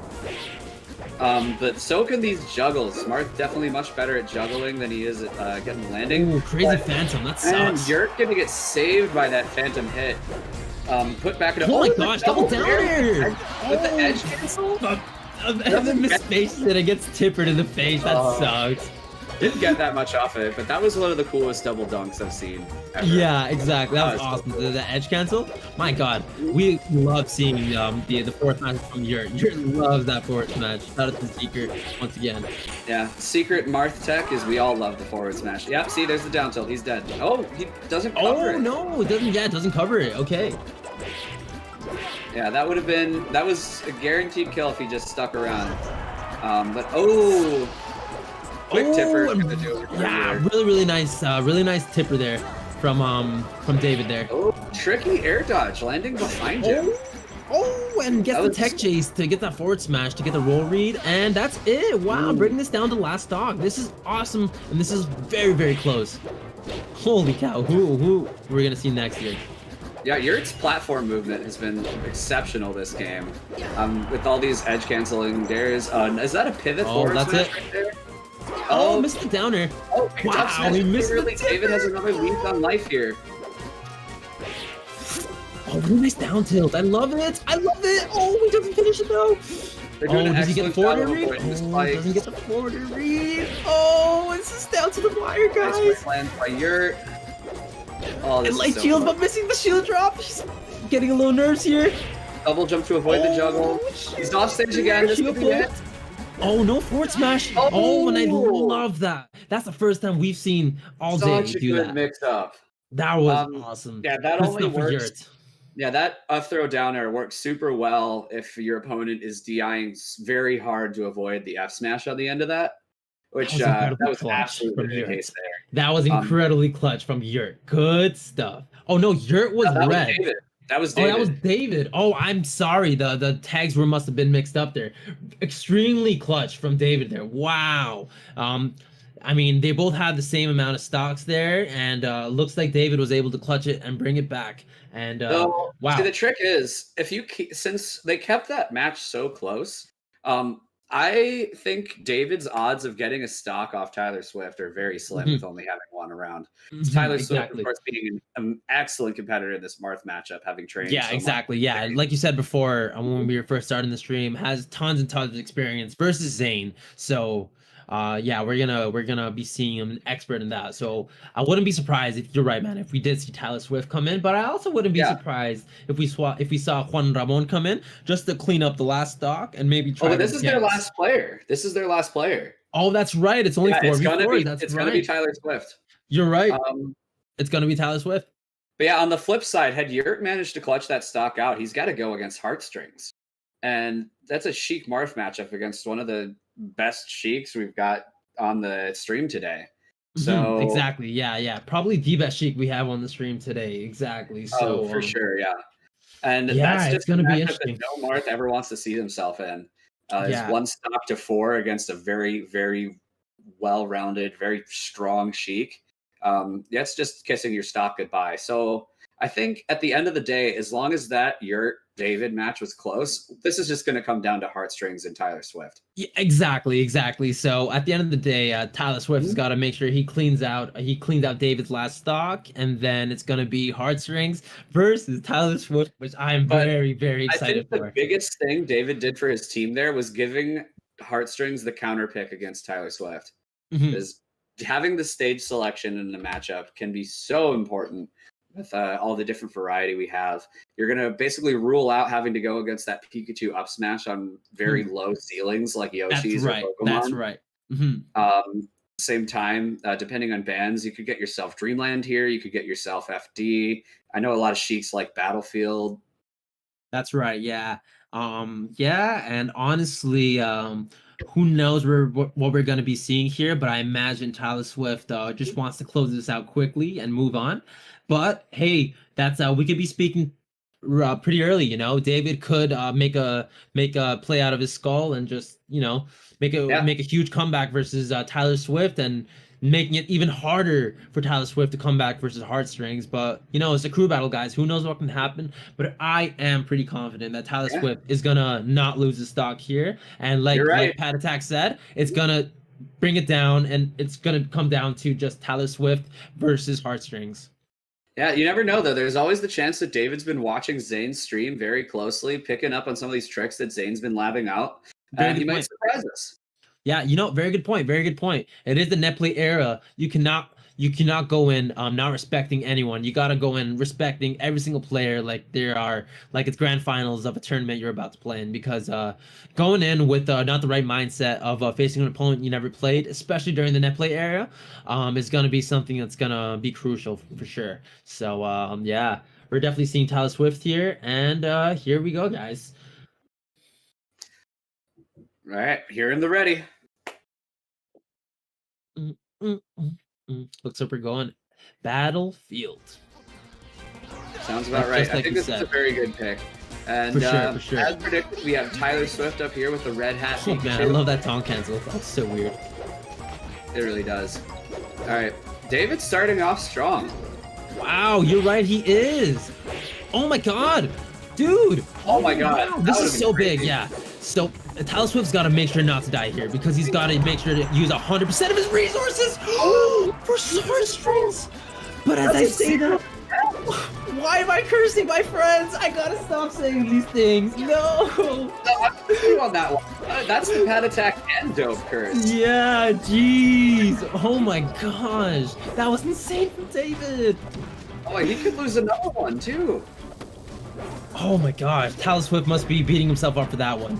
Wow, you're right. He can definitely lose another one here by the way David's playing. And this is so big. Oh shit. That down could have been so okay, that's bad. it. Oh, that's amazing reverse nair. That was so sick. I've never seen that one before. That has to have been the clutchest moment in David's Melee career. I could be wrong. Yeah, no, for sure. No, but that was maybe he's awesome. just a clutch god. Yeah. This is regular Tuesday at work for him. Yeah, no, for sure. Oh my gosh, that was absolutely huge from David. Good stuff to him. Taking a clean stock off Tyler Swift. Not only taking a whole stock off his momentum, but also might affect his mental. He might have thought he was going in with 4-4 stocks here versus Heartstrings, but now his game plan has suddenly changed. Now he suddenly has a deficit that he might not have expected to receive. So this is going to be super interesting. Not only does he have that deficit, but has to let Heartstrings pick the stage. Like you said before, that could be huge. This is going to be very, very difficult for Tyler Swift. I think he can do it. That was so sick. Good for David. That was really hype. He definitely shut me up. I did not think he was going to be able to take that stock against Tyler Swift, but boy, was I wrong. That was awesome. Yeah, it's tricky. Yeah, for sure. And then we're going to see Mr. Omar Rafai, aka Heartstrings. I'm not sure if I pronounced his last name correctly, but then we're going to see Tyler Swift, aka Dan. So, Man, if they're doing this well, it makes me shudder to think how poorly this might have gone for Maryland had Morse code been here. oh my gosh, you're right, dude. Yeah. Oh my god, was the chat right? Was it going to be a 16 stock? Because I am confident Morse code is an extremely strong player. Like I can honestly rank him like almost top 50. He is very very good. I don't know if you ever played Morse code, but he is I've one of never my. played him, but I've seen him play. Yeah. He's absolutely ridiculous. Yeah, he's definitely very very good. So all right, guys, and here we go, guys. We got Heartstrings versus Tyler Swift on Yoshi's, but there's maybe just a hand warming stage. I don't think they're actually going to Yoshi's. I'd be very surprised if they were. Uh-oh, and now we got the copy pastas coming in from Team Michigan here. Go. Man, Heartstrings. Another one of those Michigan folks. He always came out to Toronto in Canada, so it's very nice seeing him play. First time I see him play in a long time. As someone who I was very familiar with back in the day. But anyways, getting right into it, guys. Here we go. Oh, that missed the grab. chain grab. Already missed the chain grab. This is. Yep. But here we go. and Here we go. That's the tech that I was talking about. Tyler Swift working on with Juicebox. I'm not gonna reveal any more secrets, but I am in a Discord with Tyler Swift, and I know he's been working on specifically that down throw chain grab. So good for him, and that was huge. Cool. I mean, with all the players that have been picking up Sheik lately, labbing out this matchup can be so important for a player who's really trying to get themselves to that top level. And you guys can't forget, Anther is also from Michigan, so I wouldn't be surprised if Heartstrings is really familiar with the matchup. Yeah, having a strong player in your region for these uncommon characters can be so huge, especially when awesome there. Matchup unfamiliarity can be a huge advantage for people who play like Pikachu, Yoshi, even Ice Climbers now in the non-wobbling era. Tyler Swift bringing this all the way back. Oh, an amazing clutch tech, but he covers that option with down smash. Super smart. Very nice. All right, here's the chain grab, guys. See if he gets out of it. Oh, nice. He read that he was gonna try to get out of it with DI behind and catches him with forward tilt, up tilt instead. Wow, Heartstrings taking this momentum like crazy right now. Tyler Swift's got to find an answer and fast. Yeah. By the way, I'm very interested in this Yoshi's pick. Seems to work kind of in Pikachu's favor with the ceiling height. You're right. That is true, but maybe Heartstrings got a plan of his own. Yeah, on the other hand, again, he goes for that edge guard. I love that. I love that. Those side blastoms too are equally small, which she can absolutely take advantage of. Oh no! This is the ledge stall.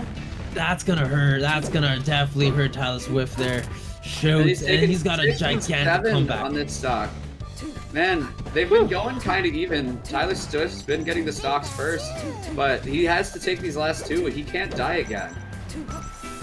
And Heartstrings taking the really big momentum here. Got a yep, and there's a thunder. Oh, that was so close to SDing there. Okay, sick. And Tyler Swift is still in this last stock scenario. That's a forward air, and is he dead? This is it. Is that a forward air? Oh, he gets the up smash. Gets the up smash instead. Oh, snap! So Tyler Swift is still one neutral loss away from so close. losing this Oh, that's battle. it. That's gotta be. Oh my god! Heartstrings drops it Landing on the again. platform. Heartstrings drops it again. No way! God. Tyler Swift, the clutch god. No way, Tyler Swift, are you gonna do this? No way. Oh, we missed the last. Oh my god, that's it. Tyler Swift does it. No way, dude! Tyler Swift! That's, oh my god, I'm feeling the myth, the legend. Somebody clip that. Like, wow. That was Tyler Swift, the strongest mental in all of the crews, probably of all the schools. That was insane. No way he came back there. It's not like I was being biased or there or anything, but knowing that gigantic comeback he made yesterday, I'm not surprised he had that sort of mental to make such a big comeback versus such a strong player like Heartstrings. Congratulations to University of Maryland for moving on once again to Tyler Swift's clutchness. Good stuff. Quick look ahead before we potentially go to a break here between this and our losers semifinals. I've gotten some insider information from one of the intercollegiate Slippy admins that Texas AMU and University of Maryland have done a 4v4 crew battle before, which Maryland managed to take by 2 stocks. So just barely managed to take that by 2 stocks. Going to be looking for the rematch in winners finals. Nice. And just sorry to interrupt there, seeing the Crack Shack coming full force in the chat right now. It's probably very happy seeing a fellow Crack Shack member clutch it out against Heartstrings. So he played very, very well. So I'm sure he deserves all that praise. Shout out to Heartstrings too. I'm not saying this is all about Tyler Swift. He played very, very well too. But unfortunately, those down throws, up smash, then down throw, forward air to tech, and then down throw, another forward air to tech, and he was not able to close it out. Such a heartbreaker. No pun intended. Oh, sorry, that's an Ontario joke because Heartbreaker is a player in Ontario, but that probably doesn't. Yeah, that probably. I'm gonna miss out on all the Canada humor. Yeah, exactly. Yeah. Unless it has anything to do with ketchup chips, which, by the way, last time I was in Canada, I had those. Those are amazing. Oh, no way. You guys, we don't have ketchup. Yeah, no, we don't have ketchup. I know you guys don't have ketchup chips, but almost everyone who comes to the U.S. to Canada be like, ew, ketchup chips? That's gross. And I had to try it, man. Dude, they're delicious. I love ketchup chips. Shout out to ketchup chips, man. Hell yeah. Can't wait for us to all get vaccinated to move forward with society so that I can get back to Canada and have some ketchup chips. Yeah, exactly. Yeah. Ketchup chips are bomb. Hey, man, just know it's an option. I'm sure you can probably get them on Amazon or something if you really, really want them. But yeah, no, for sure. Ketchup chips are bomb. Yeah, but also, sorry, go ahead. No, you go ahead. Sorry. No, I'm just saying, US also having a whole bunch of foods that I have not eaten in a very long time. Shout out to Shake Shack. I would love that was one of my favorite burger places to go because we do not have that here in Canada. And I love obviously I'm not a very big I'm not a very gluttonous guy. I don't eat so much. So the fact that Shake Shack just has these little baby burgers, I love that. I just we don't have those in Canada. You can get the big one too. But and I do when I go to Shake Shack. Oh, I see. Okay, okay. I'm not there anymore, but I had my come up in the Melee community in the New York scene. So oh, awesome. Man. Yeah, New York too. Yeah, so it was unfortunate, but right before the pandemic started, we were actually very close to all going to Hax's nightclub all together as a big Ontario group, and there was going to be maybe 5 or 6 of us in the carpool. But unfortunately, this did occur, and that was not able to happen. But New York, a very, very prevalent scene right before the pandemic due to Hax Money hosting this wicked Hax's nightclub weekly. And shout out to that event.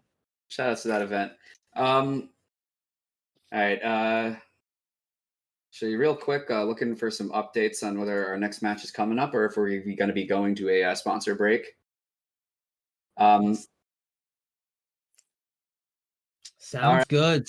So you go ahead. Go ahead. No, you. I love how we both all said at the same time. I'll you go ahead, man. You go ahead. Yeah. I want to give one more quick shout out before we go to our break about Intercollegiate Slippy.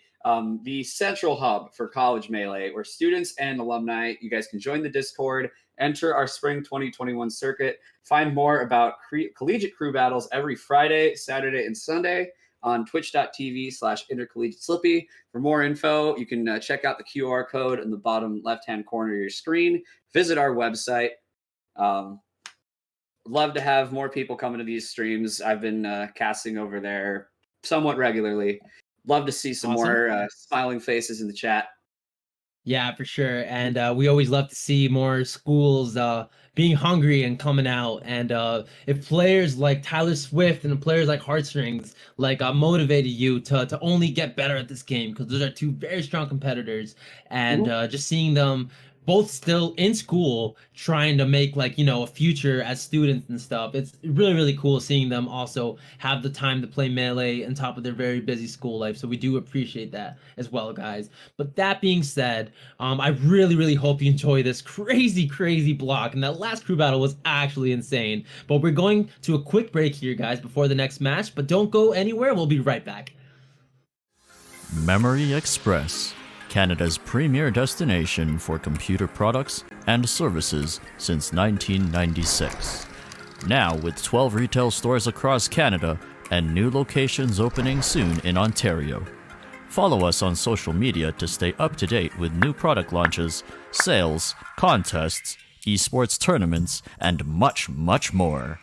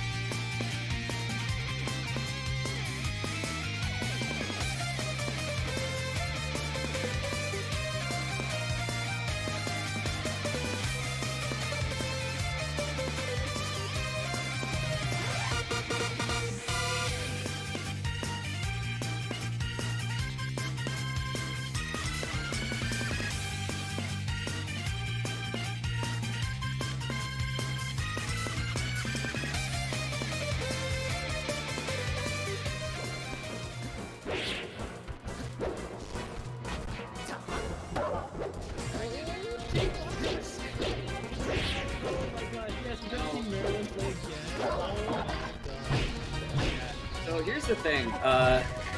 If you're Donkey Kong, I think the top tier character that you're least afraid of is Marth, actually. Because all of these other characters are able to either get out of your punish game or are even more devastating on you.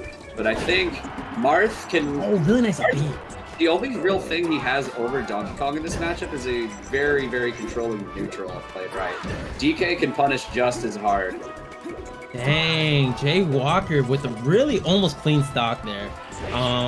Notoriously, Oh my God! really good forward to bait out that back air. So smart. That was so Crike, cool. yeah, that was awesome. No impact land there on the platform. Yeah. Unfortunate for Jay Walker to just get slapped and just die that quickly. Oh my God! Oh, that was so big! Oh my gosh. Honestly, Jay I Walker think that taking was a blunder from Crike right there, because I think it looked like Jay Walker got bonked on under Battlefield, and Crike saved him. very interesting strategy, sending in Jay Walker first again. I've seen 3 crew battles from them now, and all 3 times Jay Walker's gone in first. Honestly, could just be personal preference from him. Quick shoutouts to this man. He's been going in first for so long, doing so well, but man, Crike has really been putting on the damage. Yeah, for sure. That's We can really definitely see. Oh man, I really feel like he could have mashed out and jumped there or something. That was pretty high percent, but good stuff to Jay Walker closing that out.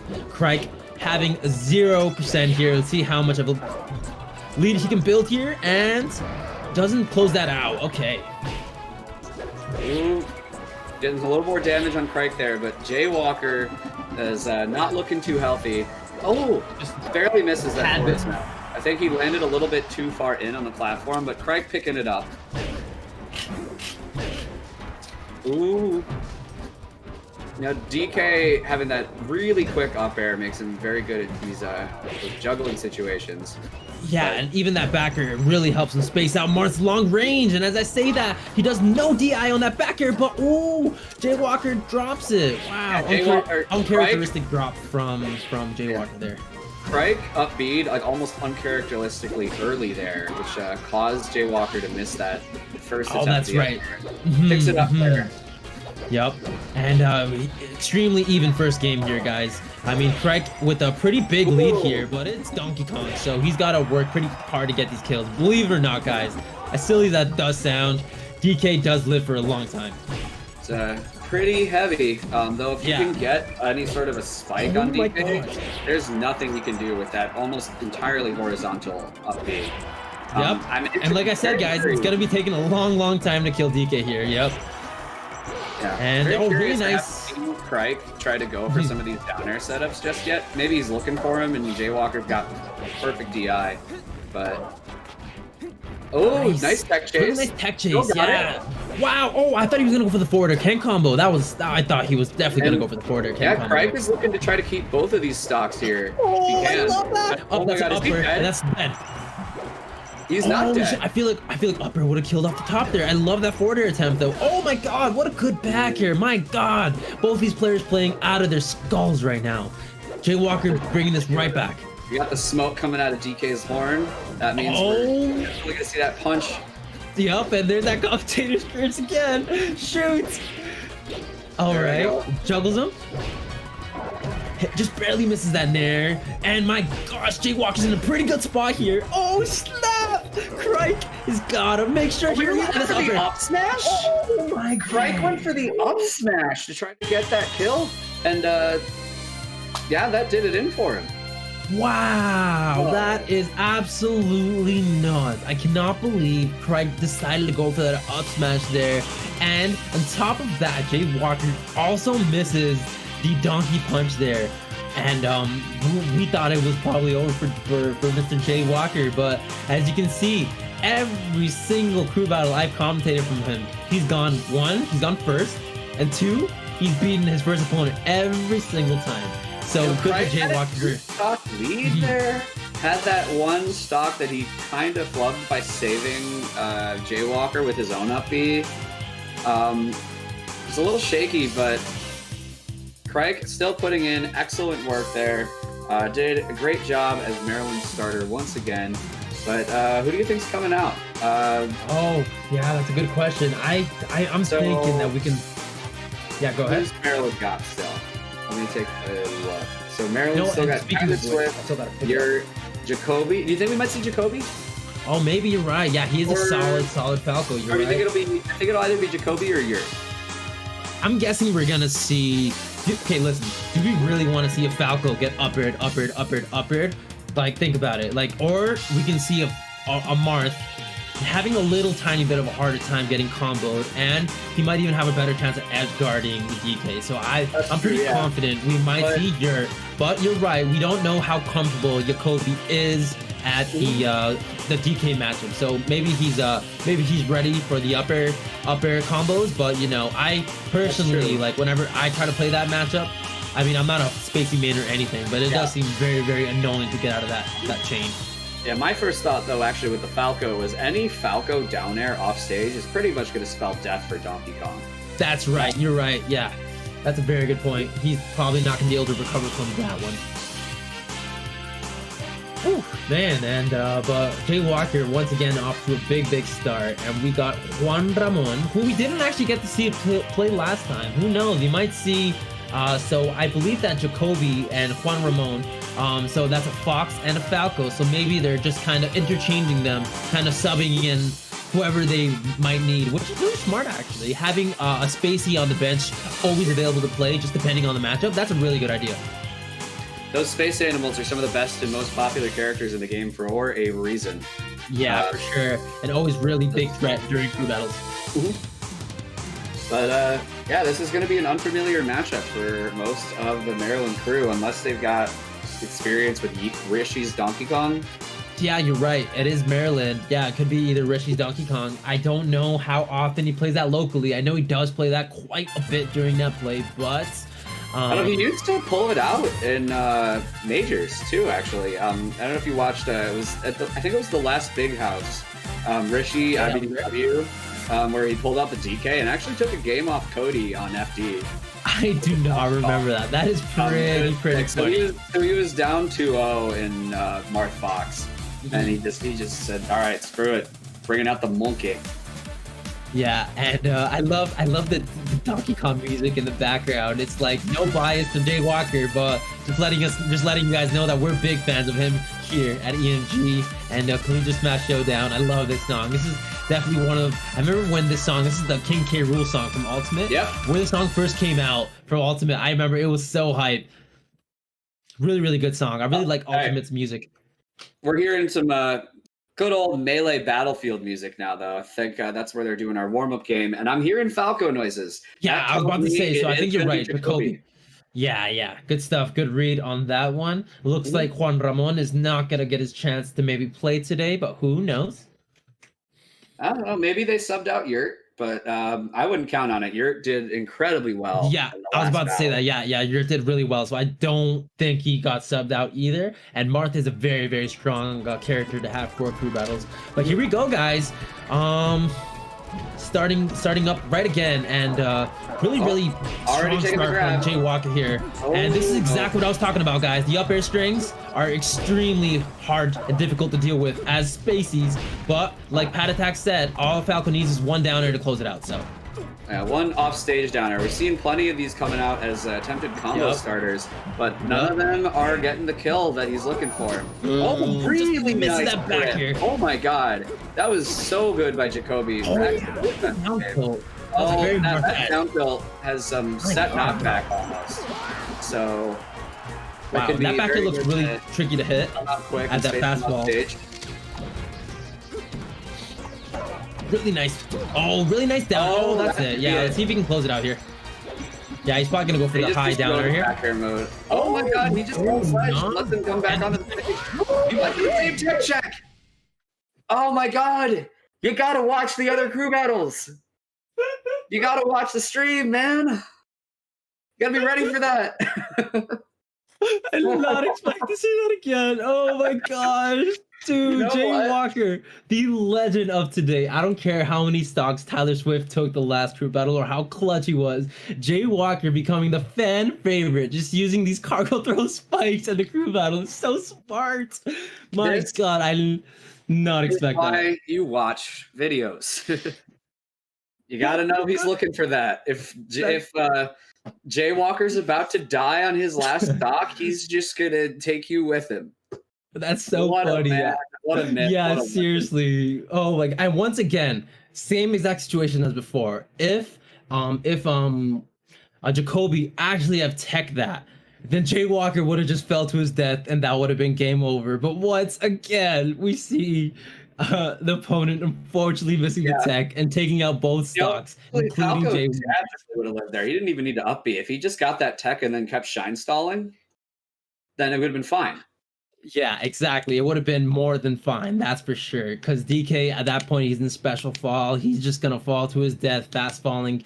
But unfortunately, not ready for that extremely cheesy Battlefield under the stage tech, which is unfortunate for Team Maryland. But, I mean, once again, Jay Walker off to an extremely strong start for Tamu. The craziest part about that was Battlefield's got to be the best stage we're getting at due to the overhang, not really having a whole lot of material of the stage right underneath the ledge.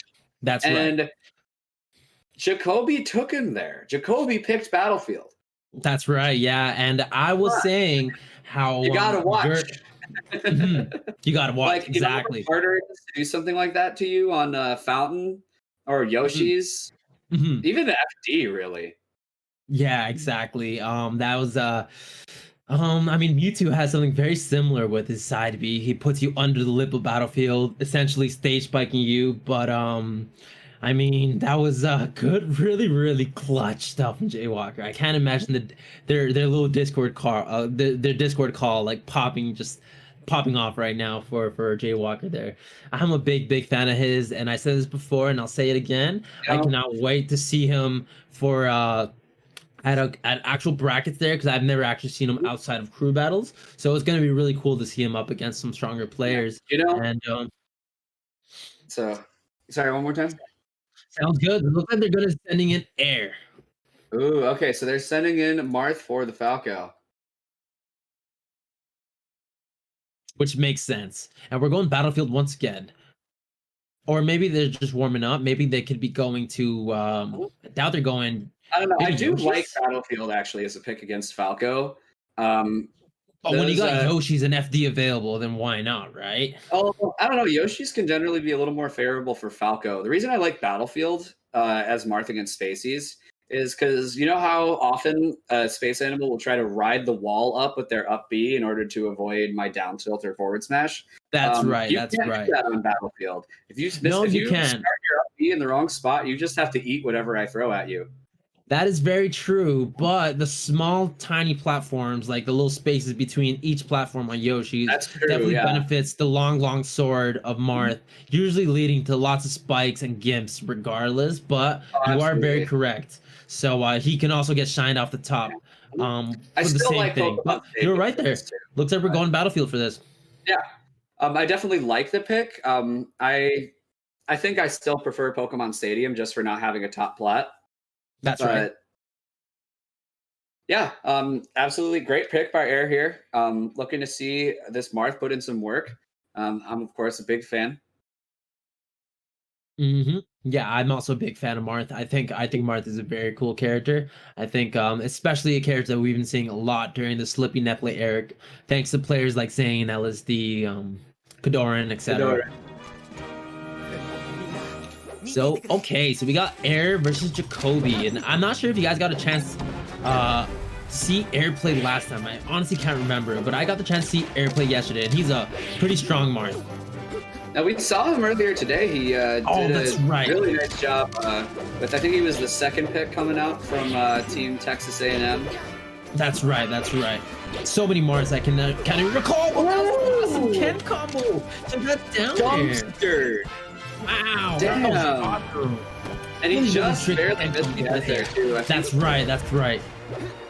Like, it looked to me had Jacoby, like, DI'd in just a little more, or maybe gotten a little smash DI on that, he might have been able to live. But... no DI on that back air. It looks like that's gonna be death. Yeah, very nice Marth killer coming out from Jacoby. That is, of course, the light shield that'll... if it gets clipped, even the tiniest little bit by Marth's up B will automatically push Falco to the ledge. I don't know how I feel about that up air. It's actually pretty tricky with Samus. That's dead. Oh, that's dead. Yeah, really good stuff from Air there. Air is going to expand the lead for Texas A&M here. Yep. looking very good for them to get their vengeance on Team Maryland Yeah, after their last exactly. battle with their Slippy League. But So, are we gonna be seeing another Martha? Are we gonna be seeing another Yurt David showdown like last match? Are we gonna be I seeing don't know. Yurt Let's see if versus Air? I would love to see that again because Yurt looked obviously very strong in the Martha earlier. David is that's just kind right. of a clutch god. But Yeah, that's right. That's right. So, I it's would gonna be real interesting to see who's gonna come up next. I would feel confident going in here if I was Yurt. Mhm, To at least do some work. Even if you do go even, Air is missing a stock right now, so you'd at least get mhm. to see the next player, take out their counter pick, give Tyler Swift something better to work with. Yep. And shout out to the almost 90 viewers we got right now, guys. Thank you so much to everyone really watching the Collegiate Smash Showdown. We got University of Maryland versus Tamu right now. We got a really close set right now. So I'm glad you guys are enjoying the set, and I'm glad Pat Attack and myself could help you make this as entertaining as possible for you guys. And that being said, it looks like we're going into our next match, guys. So, are we going to be seeing a Marthido?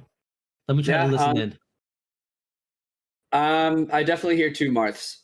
I'm not. I unfortunately can only hear one Marth, but if the Marth main says he's hearing two Marths, then I gotta trust him.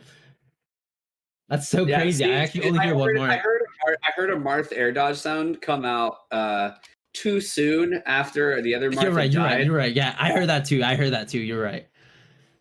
So it is going to be our Marth here. Nice. We're gonna be seeing Air. Now we've seen Yurt play extremely well, though just barely failing to clutch it out in the Marth Ditto earlier. Definitely wants another shot, and we'll see how Air does. I don't think we've seen Air in the Ditto just yet.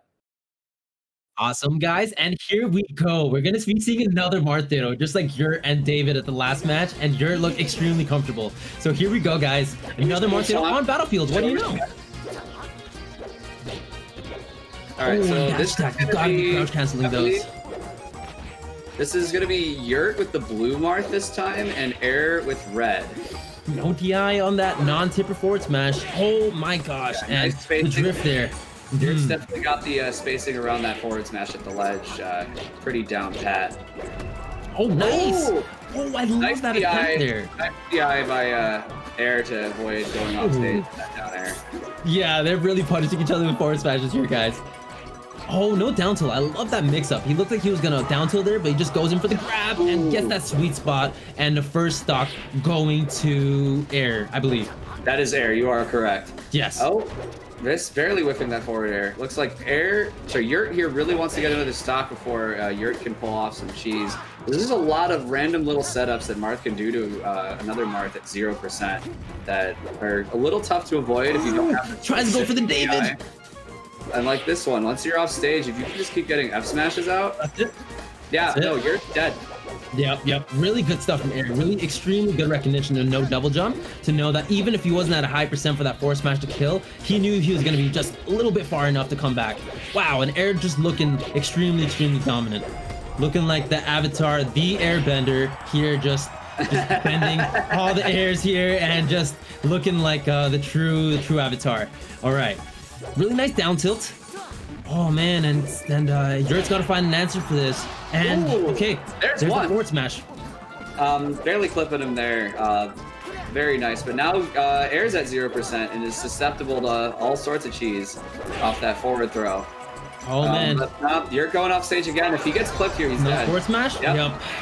He's Yurt's really got to focus on getting those sweet spots, because if you get that sweet spot, you can get that tech every single time, but he's not getting those sweet spots, so he's eating that tipper for really nice DI there. Oh man, I love that really DI nice mix double up. fair into forward smash. Gotta grab the ledge there though. Yikes, that's it. Geez. That's it. Air taking awesome. it. Only losing one stock to Yurt. Dang, started with 3. Air could be the I know Jaywalker went off earlier, but I think Air is looking like he could be the MVP of this crew battle. Yeah, that's what I'm saying. Wow, good for stocks. Air there. 10 stocks on Texas A&M, and it's all on Tyler Swift. Wow, this is actually gonna be. This is gonna be. Is it really already down to Taylor Swift? Wow, Mhm. that was a quick one. That was a lot. Like that was a Yeah, little more because one-sided than we've been seeing the whole day. Oh my gosh, Jay yeah, Walker and Craig's Air gone, going Kobe's absolutely gone, in. Yurik's gone. But the crazy thing is, this is kind of looking like a blowout. But the last time these two teams met, Maryland took I was it. about to say that. Yeah, and we can't forget either that they still have two extremely strong players. They got TZD and Ali J. Both I Oh personally haven't man, seen TZD perform today, like in crew battles. It's not because yeah, I just haven't seen him play. But Ali J going absolutely off on Mhm. Ty, slow Ty, the last crew battle. So they have oh my gosh, they have a Tyler Swift is gonna have to clutch once more for his team. Maryland praying to the Tyler Swift gods that Mhm. hopefully he's gonna be able to make his comeback. Cause remember, guys, Tyler Swift just made an insane comeback last crew battle, and then we're gonna have and then he had another big comeback yesterday as well. So if Tyler Swift is feeling comfortable and he feels like going on another run, then you better Yeah, strap no, on that smartwatch. Tyler Swift absolutely had it in him in the last match with that clutch performance against Heartstrings. But at the same time, if Cheek Pikachu is a bad matchup, after if he gets through air, he's gonna have to go against TZD. Yeah, exactly. And he's And like gonna have that's to, yeah, it Puff goes to Pikachu. TZD. That's right. And Um, we were talking about this yesterday, but Puff Pikachu being a very rough matchup. That's rough. My fun little fact of the day, I definitely heard this on a stream a long time ago. And I want to say I was watching Mewtwo King pull out his Puff against Axe, or it was either that or Axe Hungry Box. Or someone shared with me the knowledge that if Mhm, Pikachu could like had 2 frames less ending lag on his down throw, mhm. he would have a He could guaranteed up smash setup consistently. of down throw Yeah. to up smash on Peach Mhm. and Puff. Since he doesn't have that, there aren't really setups into that up smash, which while it's very strong, Oh man, um, that's already a stock. Oh, that would have been really fast. can be very difficult to hit. And as such, that Puff matchup is absolutely a doozy for Pikachu mains. Yeah, for sure. Toussaint being having wins on Mhm. like Axe and stuff. But that Tuesday has being wins on said, Axe? yeah. Oh, yeah. Dang. But that being said, we do have Air versus Tyler Swift right now. Tyler Swift being the clutch god of this last Maryland couple crew battles here. But we got to remember last time we expected Tyler Swift to not lose any stocks to David, but David took a stock. Oh, He very makes it back from close. that one, but Tyler Swift already at 103. You can't take that much damage and expect to not lose stocks. Like even in a matchup like this where Marth does struggle a little bit to have setups, you can just throw out that gigantic forward smash and take the stock whenever it connects. Even with that was Oh, clearly a man. sour spot forward smash. It doesn't matter. Yeah. Pikachu's small, Pikachu's light, and he was at 120 at the ledge. So, Oh, get the man. jab coming out. Tyler One Swift having a huge comeback to make here. I mean, even if he takes the stock from Air, he's still got 9 more to go. All right, well, amazing up smash. For those who don't know, Pikachu does have the strongest up smash in the game.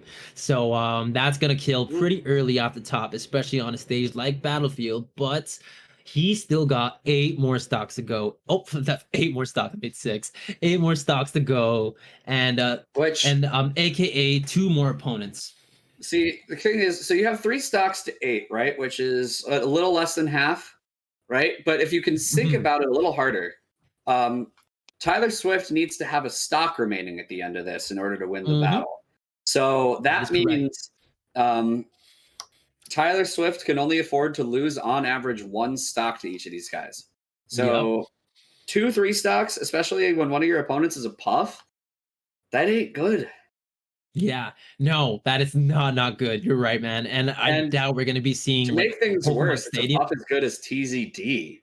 That's right. Who is I believe is ranked in Texas, if I could be wrong. Or Mhm. that's SDJ. No, I'm sorry. I'm confusing SDJ, the Texas Puff. But I know TZD is a very strong puff.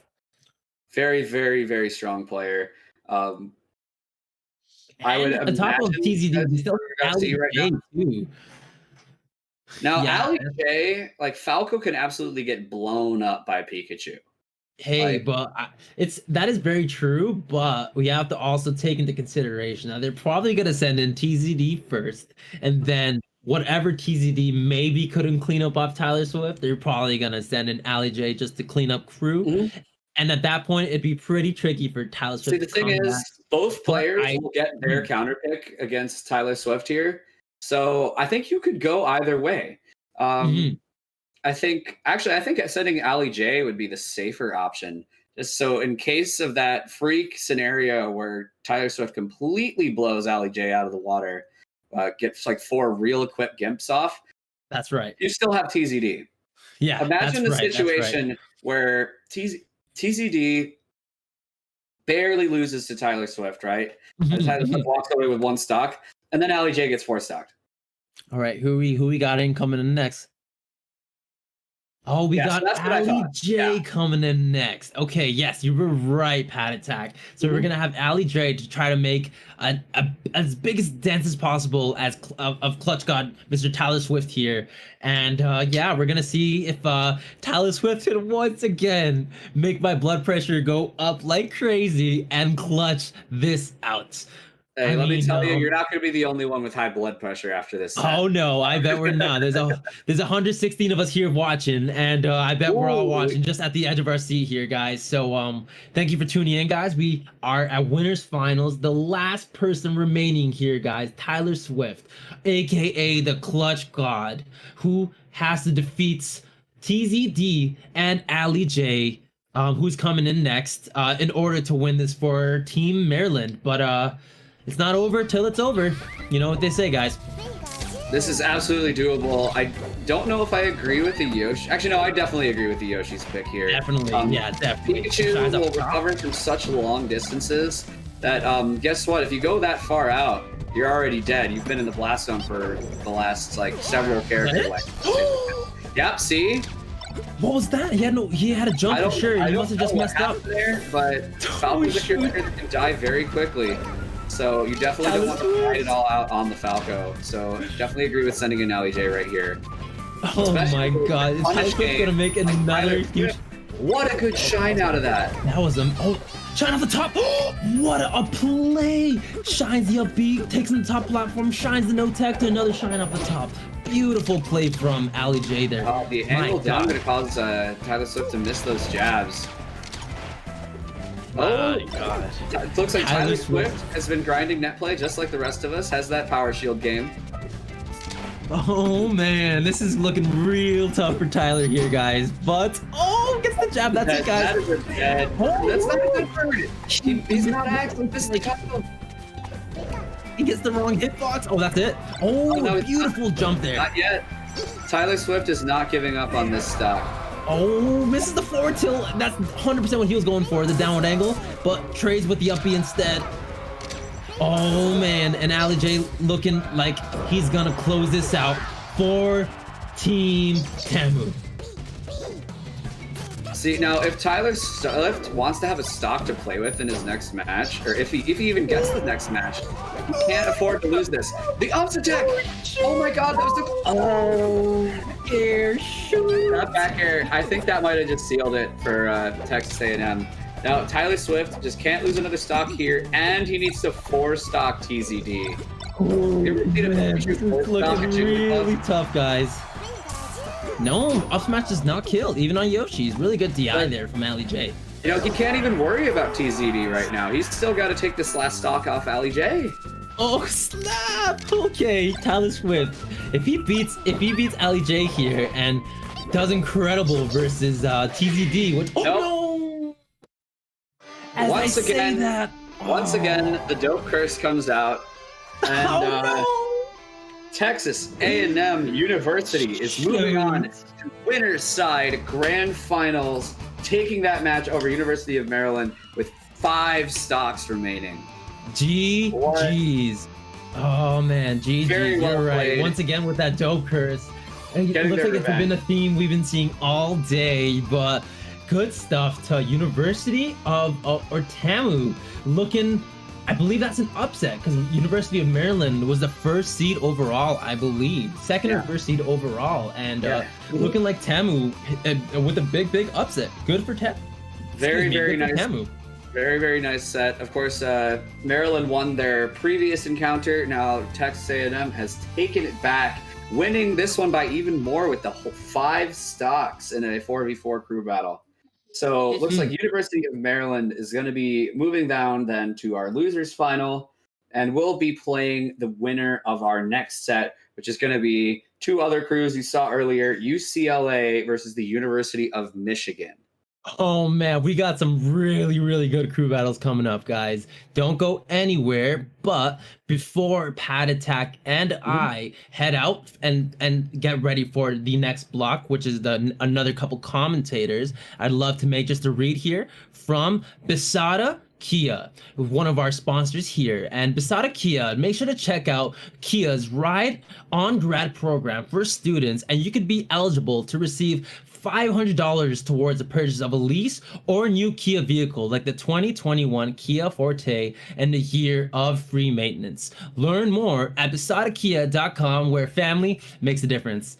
Alex, the president of DC Esports Club, actually bought his car from Bisada Kia. So if that's something that you guys are probably looking into, vehicle, and you guys are a student, don't forget to check out Bisada Kia, who has all sorts of opportunities and advantages for students that are looking to purchase a car.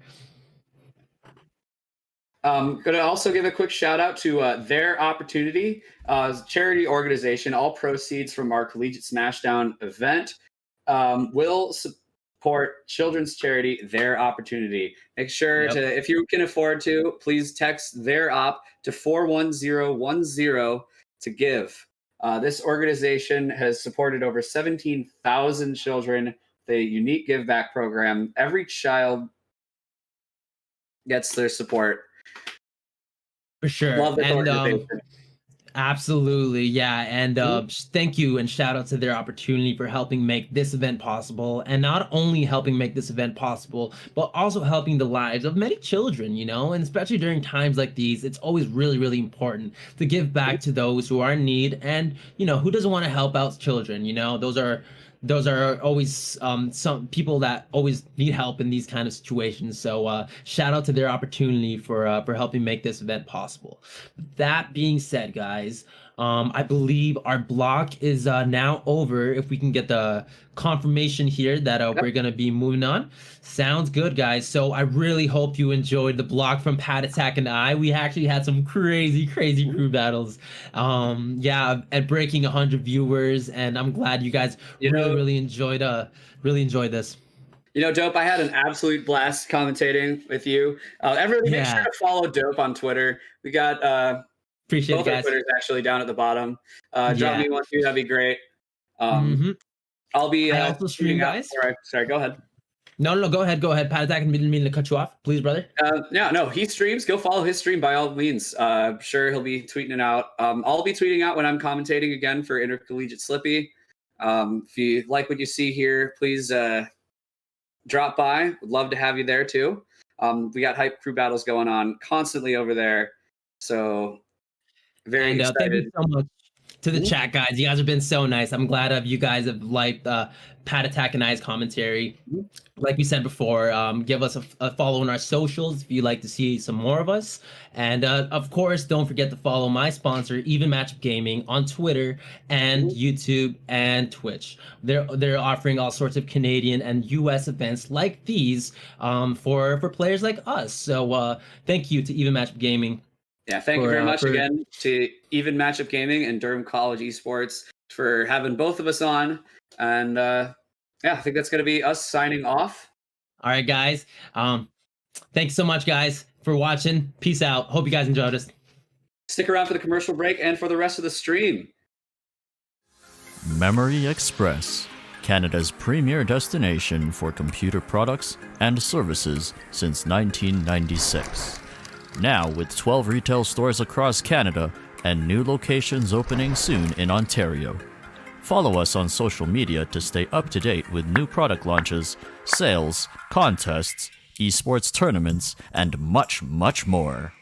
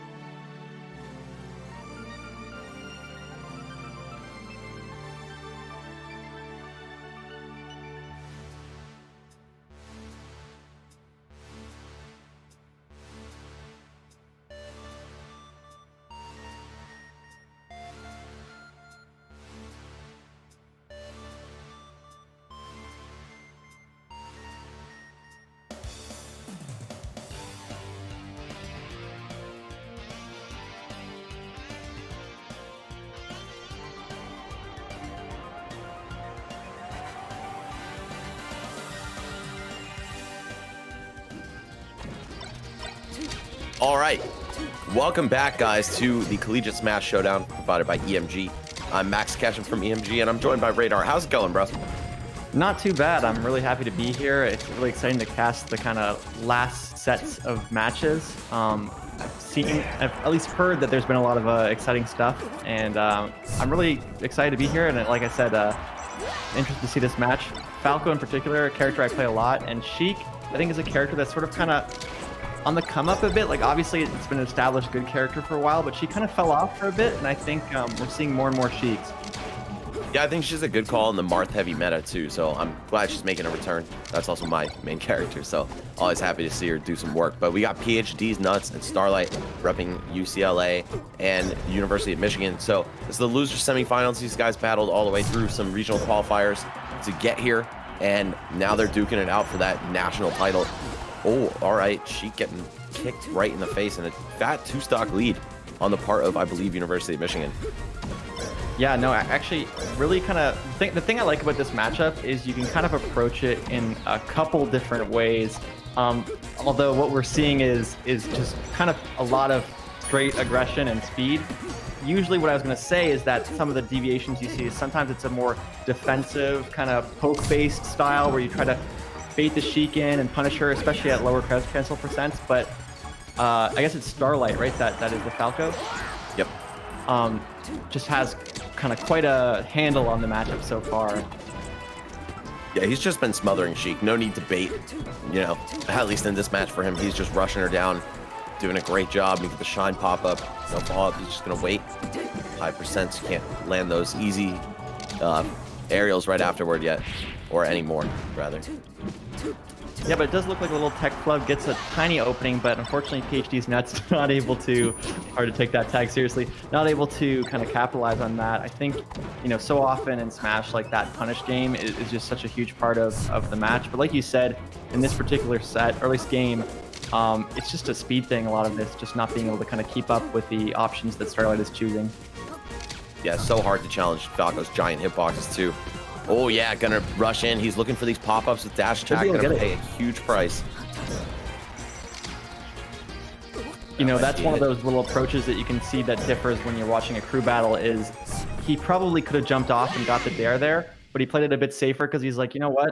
Why lose a stock? Like, there's no point in trading even though I'm up, and manages to close it out with a 3-stock, you know, like only losing 1 stock, which is really impressive.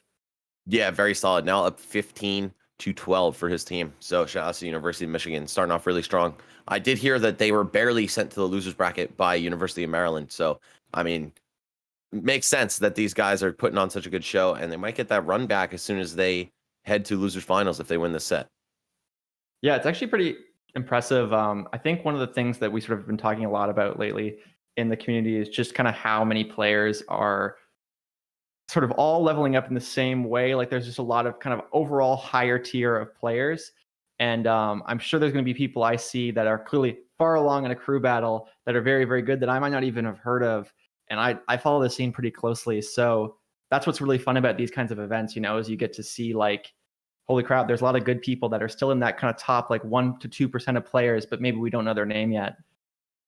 Yeah, definitely love how Collegiate Smash kind of shines a light on those guys. And also, I mean, there are some top 100 players here, right? Like, we have Strings on the University of Michigan side, a really good Sheik in his own right, and it makes sense that Starlight's probably quite practiced in that matchup. Yeah. No, absolutely. I'm just looking through the bracket now. It's definitely, yeah. Anytime you have a top 100 player, even though right now we have Slippy kind of evening things out in terms of direct practice, it still can be really useful. You know, especially in a crew battle setting, you're going to get like coaching to some degree. You're going to get someone who's maybe more strategically minded in terms of how to approach it. You know, crew battles have kind of we haven't seen them as often lately, and so there is something to be said for like a good crew battle. What's the word, like team and spread, as opposed to just like being a good player. Like, you know, maybe you want an Ices in there, maybe you want like a Mars to deal with the Spaceys, that kind of thing. So I think seeing the list themselves as well is pretty interesting. Yeah, there's definitely a very different metagame, and even though only one pair of hands is on the controller at a time, there's still like 4 brains versus 4 brains. Mm-hmm. And characters like Ice Climbers, absolutely, I'd agree, is they're a huge boon to any team. So just having them on your roster could provide you a massive amount of stocks for no reason, right? Like the margins you win the games on or it by is actually huge. So counter picks are very strong as well. You know, you'll definitely want like a Marth, so you're able to pick into spacies and take a lot of stocks, create a huge lead going in, etc. No, absolutely. Yeah. I think the other thing too that like makes crew battles a bit different from kind of what people are used to seeing, at least, is even though it is, like you said, there's only one hand on the controller, it is a single player game. The vibe is different. You know, anyone, if people who are watching have never played like in a crew battle at home, I've definitely seen some people become almost like buffed up by the crowd, by the team. Like they've got the kind of their boys on their back and they're like, yo, like I'm gonna get 10 stocks. Whereas when they're playing for themselves, it's there maybe the passion, the kind of energy isn't there. So sometimes you see players like they get like a little bit of a boost just because they're playing for someone else. Exactly. Yeah. Feeding off the energy. And even if it's not a live event, right? Like these guys are all playing from home right now, but you can still feel it. You know what I'm saying? Oh, Smash yeah, captures definitely. that energy in such a good way. And of course, like not only your teammates, but all the alumni and spectators from your school cheering you on could definitely power somebody up or make somebody crumble alternatively. But I like to think that, you know, people generally channel it positively. I think it's tricky. I think anyone who's in the losers finals, you know, winners finals, etc., that's made it this far, I think they're more likely to be in the category of kind of boosting it up. I know when I used to play, I was definitely like, this is stressful, man. But here we are once again with the Falco Sheik. We still got the same Falco, but no, actually, yeah, 52% I guess is the Sheik. Yep, and don't be fooled, guys, just because UCLA has 5 players on their roster, they still can only field 4 for the crew battle, just in case that threw anybody off. But yeah, another Sheik coming out 2 in a row. I mean, not what you want to see when your opponent is on Falco, right? But there are other matchups. I mean, it's either Fox or Sheik, right? Just take your pick. Yeah, and you know, I think this matchup is kind of like split. As a Falco player, I kind of think that Falco wins, but I've also met plenty of players on both sides that think it's even or think it's slightly favored. So I think a huge part of it really is like how good is Sheik at the reaction tech chase game? How good is she at kind of like not pushing into kind of some of Falco's like really safe hitboxes, like that kind of back air, retreating down air, that kind of stuff. So I'm interested to see how 52% plays it out. Yeah, for sure. Sheik is one of those characters where like her matchup ratios are so far from being set in stone just because of how far reaction tech chase can take you against the spacies at least. So we'll see how 52% is able to do here. I mean, so far both players losing a stock. It's been pretty even. Yeah, definitely we're seeing before there was that sort of like, it's not that they're not using a rushdown style, but before they were kind of able to just blindly attack, them being Starlight. And now 52% has a bit more kind of a way of dealing with certain approaches, about spacing in a way where like you can't just run in an attack because a slight, you know, wave dash back or something can kind of be your demise. So it's a lot closer of a game, which is always fun to see. Bull gets the shine, but misses the up air. Wouldn't have killed, but still good momentum, and he's keeping the pressure on. Starlight just not letting this man breathe at all. He's so good at staying on top of Sheiks. Seeing him play maybe a little bit more patient than he was in the last game, though. Yeah, definitely good awareness there to go for the up smash. Doesn't end up killing, but still puts Falco in a decent position. Although when Sheik is above him, Falco, I wouldn't say has the same kind of pressure tools as a character like Marth or even Sheik herself with a really powerful up air. Falco's up air, it's okay. It doesn't kind of do that same sort of zoning. So you'll see certain positions where Falco really has an advantage, and you know, Sheik being above him, it's kind of like more of a neutral one. Yeah, exactly. You got to settle for something like back air, which doesn't reach quite as high if you want to actually kill them in a lot of spots like that. Okay, we're just going to see him re-grab the edge a couple times. Shine pops him up, but yeah, 180. Good luck getting anything off of that. But what a neutral air. Yeah, actually, like really solid. A lot of the decisions that Starlight made there, I really liked. Like for starters, they went for the kind of laser shine, which is generally pretty safe on shield, especially if you put that laser quite low. And they were going for things like F tilt. We even saw them close it out with a nair, and that kind of stuff is like someone who recognizes, look, they're at like 180%. I don't need to do a hard commitment. I don't need to do a down air on shield or something. I can kind of just play safe and push my lead even further. And that's why we're seeing Starlight just take so many stocks. Yeah, absolutely. Just chip them out gradually, right? On the verge of now potentially 7 stocks of UCLA's roster if Starlight keeps this one going. How the back hit of up I smash. still am like impressed with 52% as well, even though that it didn't take that many stocks. Like, you know, well, it depends. Like they've taken 2 so far. They might close out the 3rd. A lot of the stuff they've been doing, you know, I like the aerial drift. I like the kind of aerial choices, like using Nair, kind of pressure off of certain shield drop options. Definitely, overall, like I'm impressed. It's a good player. That they close it out. So good stuff to 52. Yep, not quite landing that ledge dash and then missing the tech as well. We're going to see Starlight finally go out, but taking an entire 7 stocks away. I mean, that's almost half of their roster. Looks like UCLA is really on the back foot here, but 52% at least doesn't have to fight that demonic Falco again. So he might have a little bit of a better chance going into the next match. He needs to super clutch up and take, like, I'd say at least 2 stocks here just to keep these guys in the running. Yeah, and like the good thing about Sheik as a character is she can get sort of early gimps, obviously on Spaceys in particular, but like, and it's not that she's a cheesy character at all, but she has access to cheese in a way that like Marth and Fox and some other characters do. Not really Falco, actually. Like, you know, Falco doesn't really have as many like early gimps in the same way. So we could see 52% really turn it around if you know, they get a couple cheeky needle edge guards and that kind of thing, a back throw or 2 off the edge. So who knows?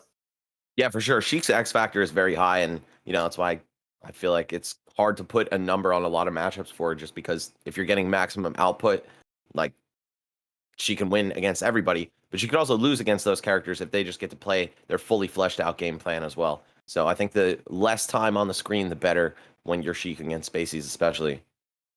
No, yeah, I think that's a fun term, like the X factor, kind of just sort of where kind of can you put it? And I really like that sort of conversation about just the matchups themselves not being that figured out, because obviously everyone knows Melee's been out for almost 20 years. And we see certain matchups like Fox Dittos, Fox Marth, you know, has been on Twitter conversation a lot lately. Sheik, a character that's been around for a long time, but I think we have a lot of room to push that character. I think there's like a lot of small things. Particularly, even we talked about reaction tech chases, but I think there's like, you know, sort of like platform stuff, little aerial choices, ways to kind of like reset certain situations. I can think of so many things that like we aren't seeing in the same way. So I think that's what's fun about like watching a player that we maybe don't see as often. Well, now we're seeing Heartstrings, a very, very capable player. Just see sort of ways they approach situations we're not used to seeing. Looks like the University of Michigan has no intention of slowing down the lead, sending them probably their highest ranked player. I mean, definitely their highest ranked player on the PGR. So, I mean, this is just a way to keep the momentum rolling. They don't want to even risk letting 52% get something rolling. Yeah, although the one thing that you could question a bit strategically is, you know, this is the Ditto. This is a matchup where chain grabs can be really, really, really punishing. And, you know, to some degree, whenever you have a very, very, very strong punish, although just as I say that, it looks like 52% is going to get cleaned up. But what I was going to say, really, really good stuff to Heartstrings there, is that kind of like, say you're playing a set and you take your opponent to FD. Sometimes you do that because you're like, look, they're kind of winning the neutral a lot, but if I can kind of win a couple exchanges and then just really push it further, I can kind of take back some of that advantage. And in a matchup where chain grabs can get you to like 100%, might have been a mistake, but it clearly wasn't. So, yeah. Yeah, Heartstrings staying rock solid for that one. But yeah, I totally agree. You know, a player who might be slightly less good than you can still just win because of something like a chain grab, maximizing that punish game. Yeah, they might win neutral less than you, but you know what? It only takes that one time. Unfortunately, not going to see that on 52%'s end. No, definitely. Yeah. And even if they necessarily still win the whole match, like taking a Heartstring stock, even a single one is like, all right, you know, that's a pretty big victory. So strategically, I guess Heartstrings came in, felt really confident, wasn't afraid, and it definitely did pay off. I know that the kind of opposing team has basically just Sheiks or Fox to choose from, which, you know, runs the risk of the same problems for better or for worse. So I'm kind of interested to see who they throw out next, for sure. Yeah, it could be one grab equals one stock for Heartstrings in a lot of these matches here. All right, it sounds like a Fox though. Okay, it's going to be Ty coming out. Slow tie. Slow tie, yeah, I think it's Slow tie, who went on a tear for UCLA. Dope was saying he got 11 stocks in a row to open things up in one of their crew battles. So that certainly bodes well for UCLA if they want to make a huge swing here. But he does have a very tall task in front of him with 4 healthy heartstring stocks ready to go. Yeah, absolutely. I think, again, what we were talking about before, you use that term X factor. Fox versus Sheik, they both have that, and one of the big things I think we're going to see that can separate that or weaken that X factor is sort of defensive counterplay. So things like on the Fox end, can they SDI jab reset to make the reaction tech chase a lot harder to react to certain things? On the Sheik's end, it could be like fast falling to ledge off of a wave shine, just small things to prevent these like really cheap, quick stocks. And here's a reaction tech chase right now as we're saying that. So it doesn't go too far, but still going. Yep, and Fox, of course, with very fast shine off of a knockdown to potentially bail himself out of a sloppy reaction tech chase. It is online play, as good as Slippy is, sometimes that 1 or 2 frames of delay is just enough to mess up your tech chase and get you a get out of jail free card with the shine. It was interesting that Heartstrings opted to go for that back air in that previous sequence, although runoff forward air, really, really good awareness to know that they had just enough space to get that. Yeah, no, definitely a really interesting matchup. Again, one I feel like we're familiar with. Really beautiful SDI. Wow, that was really, really good. Oh, wow, the Firefox out of the corner. Gonna work out quite well for him. See back air knock him off stage. And yes, just the landing up air, beautiful. Surgical Sheik edge guard right there. Just hold it and deal with the poof onto the stage. Yeah, and I think a huge thing that's helping Slow Tie is this FD counterpick. Sheik doesn't have kind of some of the flexibility, especially in that recovery, that she would normally, and it makes the edge guards a lot more reliable, which means you should get at least some stocks as long as you're able to knock off Heartstrings off stage. Yeah, 100% a great counterpick. And also Fox's punish game on Sheik here is really strong. Oh, just barely. Yep, gets got by a B, and is this going to be a stock? No, Heartstrings looking for maybe a lower recovery there, but he still cleans it up. That's brutal. Oh my gosh. So is all of that right there. Good stock trade, though. I'll take that if I'm University of Michigan any day. Yeah, no, definitely. That's exactly the kind of sort of explosive power that we see in this matchup. Both characters absolutely capable of taking a quick stock. Heartstrings working very hard to get Fox kind of out of that crouch cancel percent. We've seen Slow Tie already utilize ASDI down a bit to get that tech earlier, so good stuff from Heartstrings to be aware of that in the matchup. Like in the movement from Heartstrings, just empty hop wavelands, trying to stay a little bit elusive, land right outside of that Fox grab / normal range and pick up a forward tilt. And he's just one good confirm away from the stock here, and also closing out Slow Tie's last. Oh, and that'll do it. Yeah, just really, really solid play generally from Heartstrings. Slow Tie played pretty well. There were moments where they were just struggling a bit to kind of get sort of the tempo back, like Heartstrings kind of on their shield, Fox getting those sort of shine out of shields occasionally, but not really leading to anything, not really being able to sort of reset to neutral truly. And kind of the stocks sort of showed that. Yeah, both players with a pretty sick start, but then it just looked like Heartstrings started to pull ahead the longer the game went on. So, man, even despite the FD Fox counterpick, still looking really good for University of Michigan. They've got quite a few stocks left, and now we're going to see UCLA down to their last player. So it's either going to be a Fox or a Sheik. They have a couple options due to their extra roster size, but we'll see who comes out and how they're able to deal with Heartstrings. I think really like we were saying before, it comes down to, how confident are you in that Ditto and your ability to sort of convert off of a couple openings, or do you want kind of the sort of X factor of Fox, I guess, like that kind of the dynamic sort of and more flexible play style.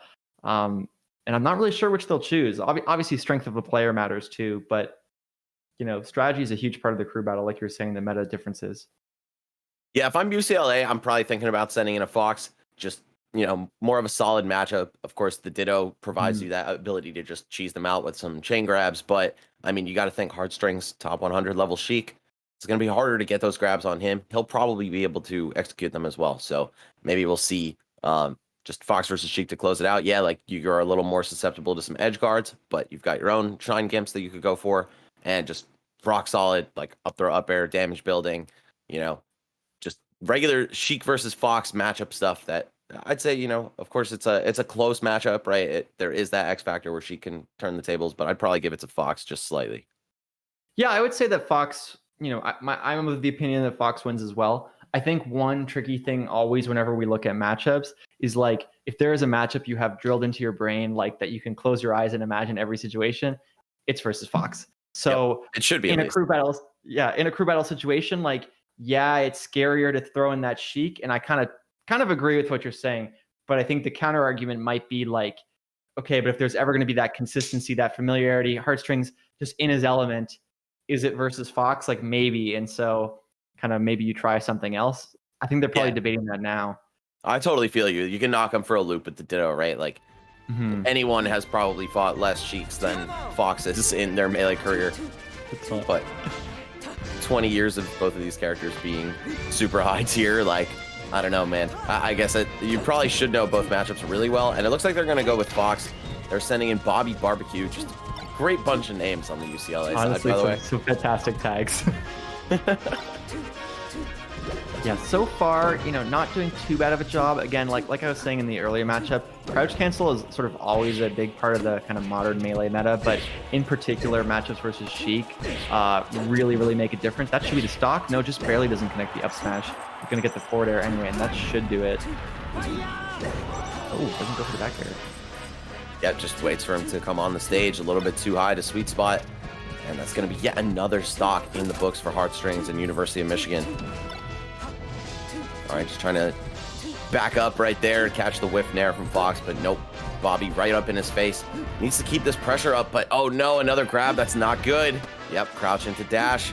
Seeing these tech chases come out. Oh my gosh, that's just converting it so far. Although I love that tech down. I think one of the things that Heartstrings was really impressed me was staying in the corner and not pushing out, forcing it. Like Bobby Barbecue correctly applying corner pressure, making it hard for Heartstrings to get out of there. But Heartstrings just kind of waited for the right moment and established a strong tech chase, and look where that went for them.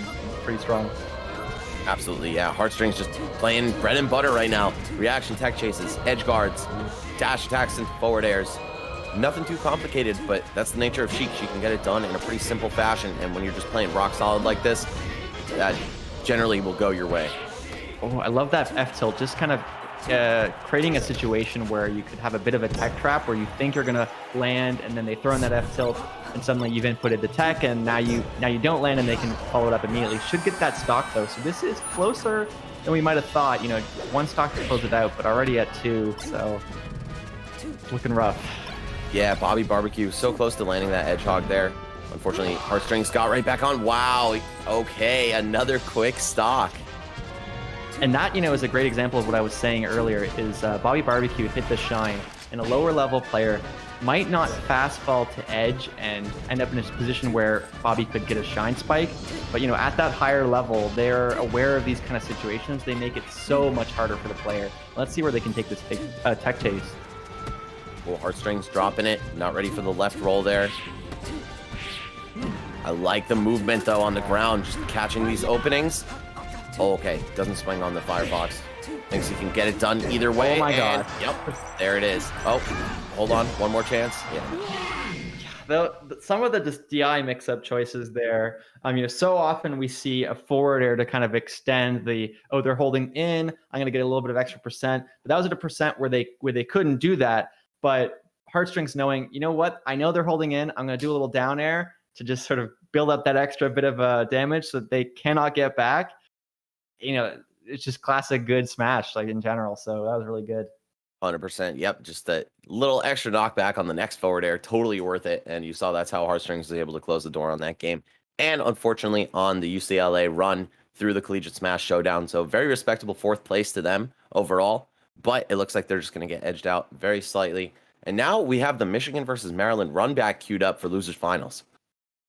Yeah, no, definitely interesting to see kind of where that will go. I think we've really seen the power of a single player. You know, anytime you have a top 100 player or just someone who's very capable, they're such a scary threat. But at the same time, and I don't want to discredit Michigan in general, like especially seeing kind of impressive play overall. But you know, when you're putting a lot of eggs in one basket, if there's an SD or something kind of goes wrong, all of a sudden, you know, the tables can start to turn and things can really swing into your favor. So I'm curious to see how that plays out in this match, like in particular with Heartstrings play. Yeah, you got to make sure that your roster is strong all the way through. One player can't always carry you against, 16 stocks from the opposing team. So making sure that it's not just Heartstrings doing all the work is essential. And we saw Starlight put in hella work with Falco, man. So I'm excited to see what the rest of the roster is capable of as well. No, absolutely. Just looking at the Maryland roster now to get a better idea. Tyler Swift is Maryland. So Yep. We're doing Maryland next. Yeah, Tyler Swift, Box, Pikachu. Didn't know he played on the box. Yeah, so we don't usually see, maybe not usually, but kind of Box kind of came into the meta, particularly obviously from Hacks, sorry, and he kind of demonstrated like, look at how good this can be for Fox. And so we started to see other people like Zuppy, Pipsqueak, pick it up and kind of show how powerful it is as a tool and kind of some of the differences in play style. But we haven't seen that as much with other characters. And so Pikachu in particular, very, very technical character. And there are some differences when you're playing with a different controller. So something to kind of watch out for. And I've seen Tyler Swift play a few times and it's fun. So I'm definitely looking forward to that. I just can't imagine how hard it must be to do quick attack angles on the fly with the box. Yeah. You're doing like advanced calculus in a match of Melee just to get back to the stage, right? And that's to say nothing of the actual fighting that takes place either. But man, very impressive to see players, using these kind of weird technical characters with the box. Obviously, Fox, like, it makes total sense. That was kind of the idea for the controller in the first place, was to enhance a Fox player himself, or really rehabilitate his ability to play the game. But it makes sense that it would work very well for him. But Pikachu, I think, could be a massive beneficiary of that as well. And with that being said, we are about to give a quick shout out to Memory Express for sponsoring this segment. I really like using Memory Express. You might not know that they started off in Calgary, Alberta. I'm currently in Vancouver, BC. There are many Memory Express locations. It's actually my go-to computer store, and they sell a bunch of different things. So 14 stores across Canada. If you haven't checked them out, they're actually, like I said, my go-to place. So it's cool to see them sponsoring this event. Yeah, let's just hear a few words from them right now. Memory Express, Canada's premier destination for computer products and services since 1996.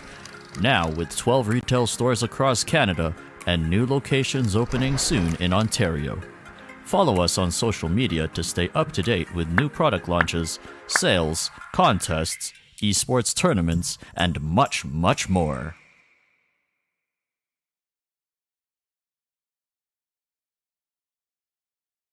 All right, guys, so make sure you check Memory Express out for all of your computer needs. But make sure you stay glued to this stream for your Super Smash Bros. Melee needs, because we got some fire games coming back up for you right after a pretty interesting first set as well. I mean, we got to see Starlight and Heartstrings really shine, but also the UCLA guys, there's definitely signs of promise there that they did not make it to the top 4 by mistake.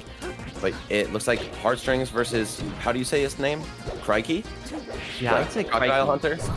Yeah, no, exactly. Makes sense to.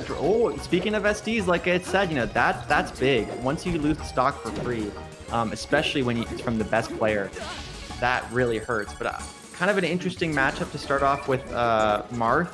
I wonder if they weren't expecting Heartstrings to start off, but being warmed up, it does make sense. Yeah, perhaps looking to catch another Starlight opening, right? Catch a Spacey with the Marth, but I mean, either way, getting that free stock, just about as good of a start as you could ask for if you're Crikey or UMD Smash overall. Actually, really good SDI to the right there on the up air to try to get to the platform. That's not already a good demonstration of higher level play, and I've been really impressed by Crikey so far. Looking pretty close. Obviously, there was that SD, but still maintaining that lead. Yeah, it feels spiritually close as well, even if the SD never happened, he's definitely keeping pace. Love that drop through up air. Just gonna keep Sheik above you. That's the hardest thing for her in this matchup, is getting down to the ground once Marth gets the juggle started. Did see a jump there, so this is going to be quite a tough recovery, but doesn't manage to grab the edge and kind of reset the situation properly, giving Crikey a little bit of a free pass. Expect to see a back throw. No, goes for the up air. And the good DI on Crikey's end to make it kind of ambiguous whether or not it's going to land on the platform. All right, fights his way back on from the ledge with Fair. Just trying to hold down the center stage right now and look for a choice opportunity for a kill. It's hard. You got to land either like raw forward smash, an edge guard, up tilt. Speaking of, spoke that one into reality. Right. Interesting option with the back air. Usually you're used to seeing like reverse nairs, that kind of thing to kind of get the knockdown. And the jab into Fair will close it out. So might have been a missed opportunity on Crikey's end, but something like an F tilt or a nair can close it out. 4% already though. Up throw not going to kill. Yeah, that Fair not safe on hit, ending up with a grab for Crikey. But you can see Heartstrings trying to buckle down here. He's like, you know what, man? Even though I SD'd, I'm just right back in the action. Trying to make sure that that's the last stock I lose. And obviously, when you're at 200, it's a lot easier said than done. Just a couple situations, a little, like sloppy feels too critical, but like a little off for Crikey, who has played an otherwise pretty solid game. Does manage to get the up air there. I like the up throw choice. Like you said, Sheik has a really hard time getting it down, and this is still pretty close, all things considered. Okay, no follow-up off that dash attack, but I like the back air on the top platform, getting something started. Heartstrings, no signs of letting up here. The stock count is even, but does feel really in his favor in terms of momentum. This could be big. Oh, just barely misses the timing there, but does have a forward smash. Could easily set up a combo. We're kind of at a good percent for Marth, not yet in that kind of Marthritis space yet, but can he get back to center? Doesn't look like it. Jab Fair gonna send him to a certain death. Yes, with the needles coming through, making sure that that stock's gone. All right, 48%. Like you said, some potentially dirty combos could come out here from Marth and close the stock nice and early. I mean, bringing your opponent to one stock in a crew battle, that's really the most you could ask for if you're not going to win the match. Just make it a little easier for the rest of your team. And taking out Heartstrings early would be huge.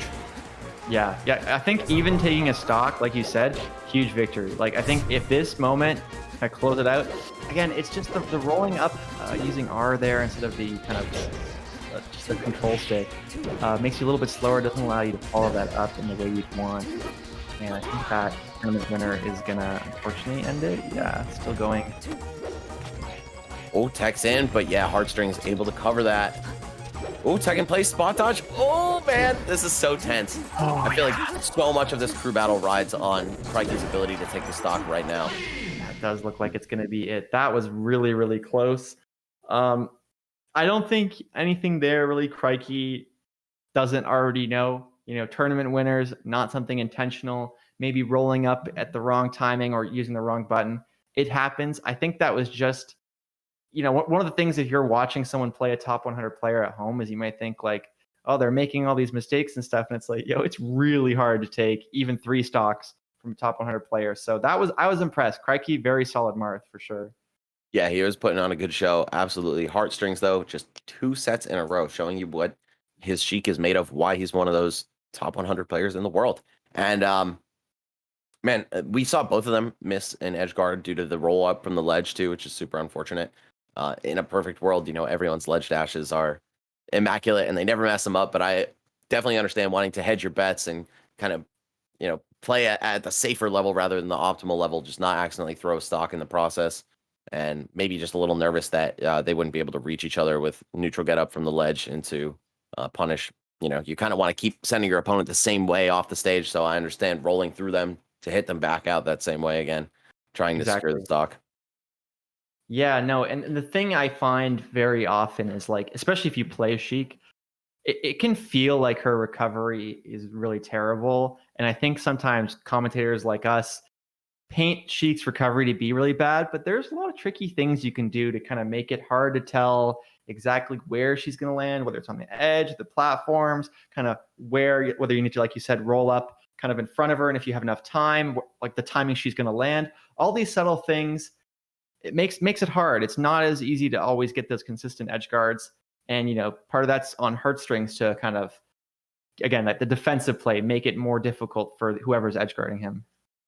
Yeah, there's definitely more nuance to edge guarding Sheik than it would appear from the spectator's chair. So, of course, can't fault everybody for, dropping a couple edge guards against her. Crikey was still doing really well at running the loop over and over again, just force her into being on stage. But it will not always result in a stock if the Sheik has nice counterplay to your edge guards. So, yeah, either way, we're still going to see heartstrings alive with 2 stocks. A thorn in the side of any team in this bracket, I'd say. But we'll see if University of Maryland is able to repeat history, beat these guys again. Of course, they had to get through them once, and they can definitely do it a second time if they field their players properly. It's all about who they send in response right now. Especially given the fact that they have kind of a diverse roster of players, with a Pikachu, a Marth, now we're going to see, I think they mentioned Yurt, which is a Fox player, but like that list of characters, kind of some of the best characters in Melee, and then a bit of extra kind of flexibility in a Pikachu, makes for an interesting set of games, I would say. Now, I was just watching UMD's set before this one against Tamu, and I think Yurt went to Marth that time, but I believe if the rosters are locked in advance of the crew battle, then Yurt staying on Fox.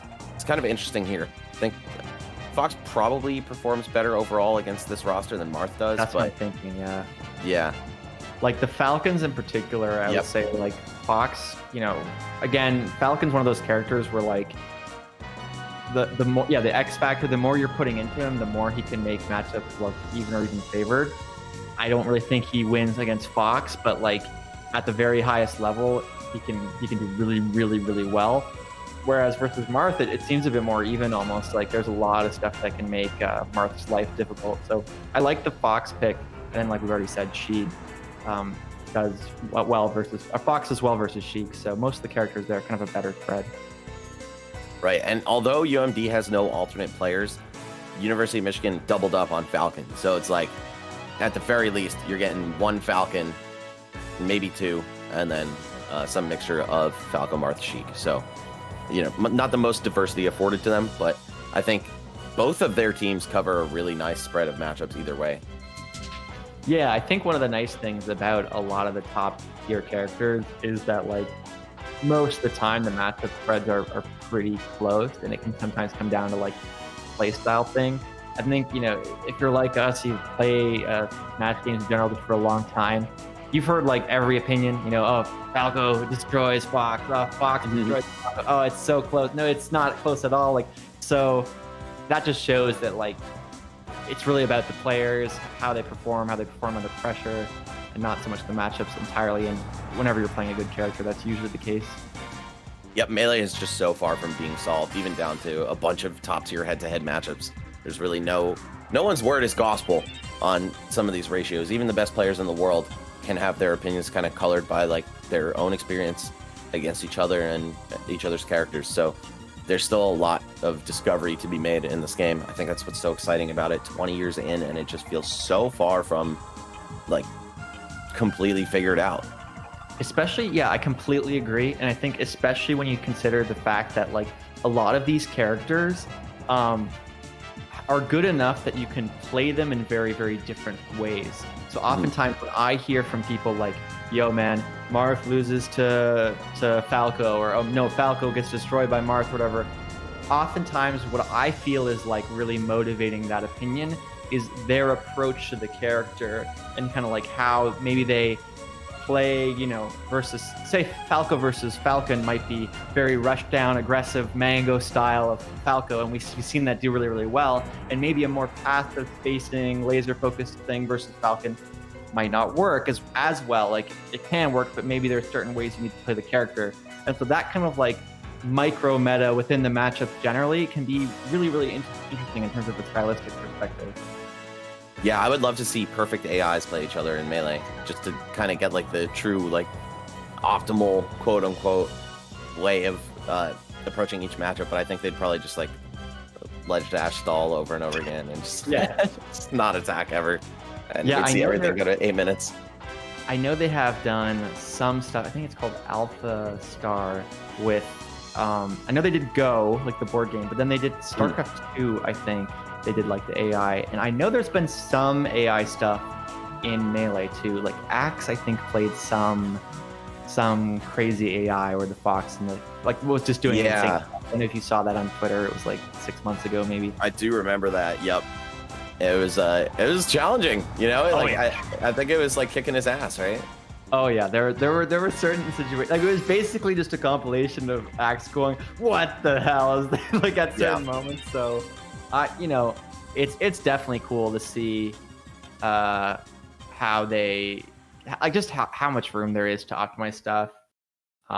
It really does feel limitless, but yeah, I'm really interested to see how they respond to this.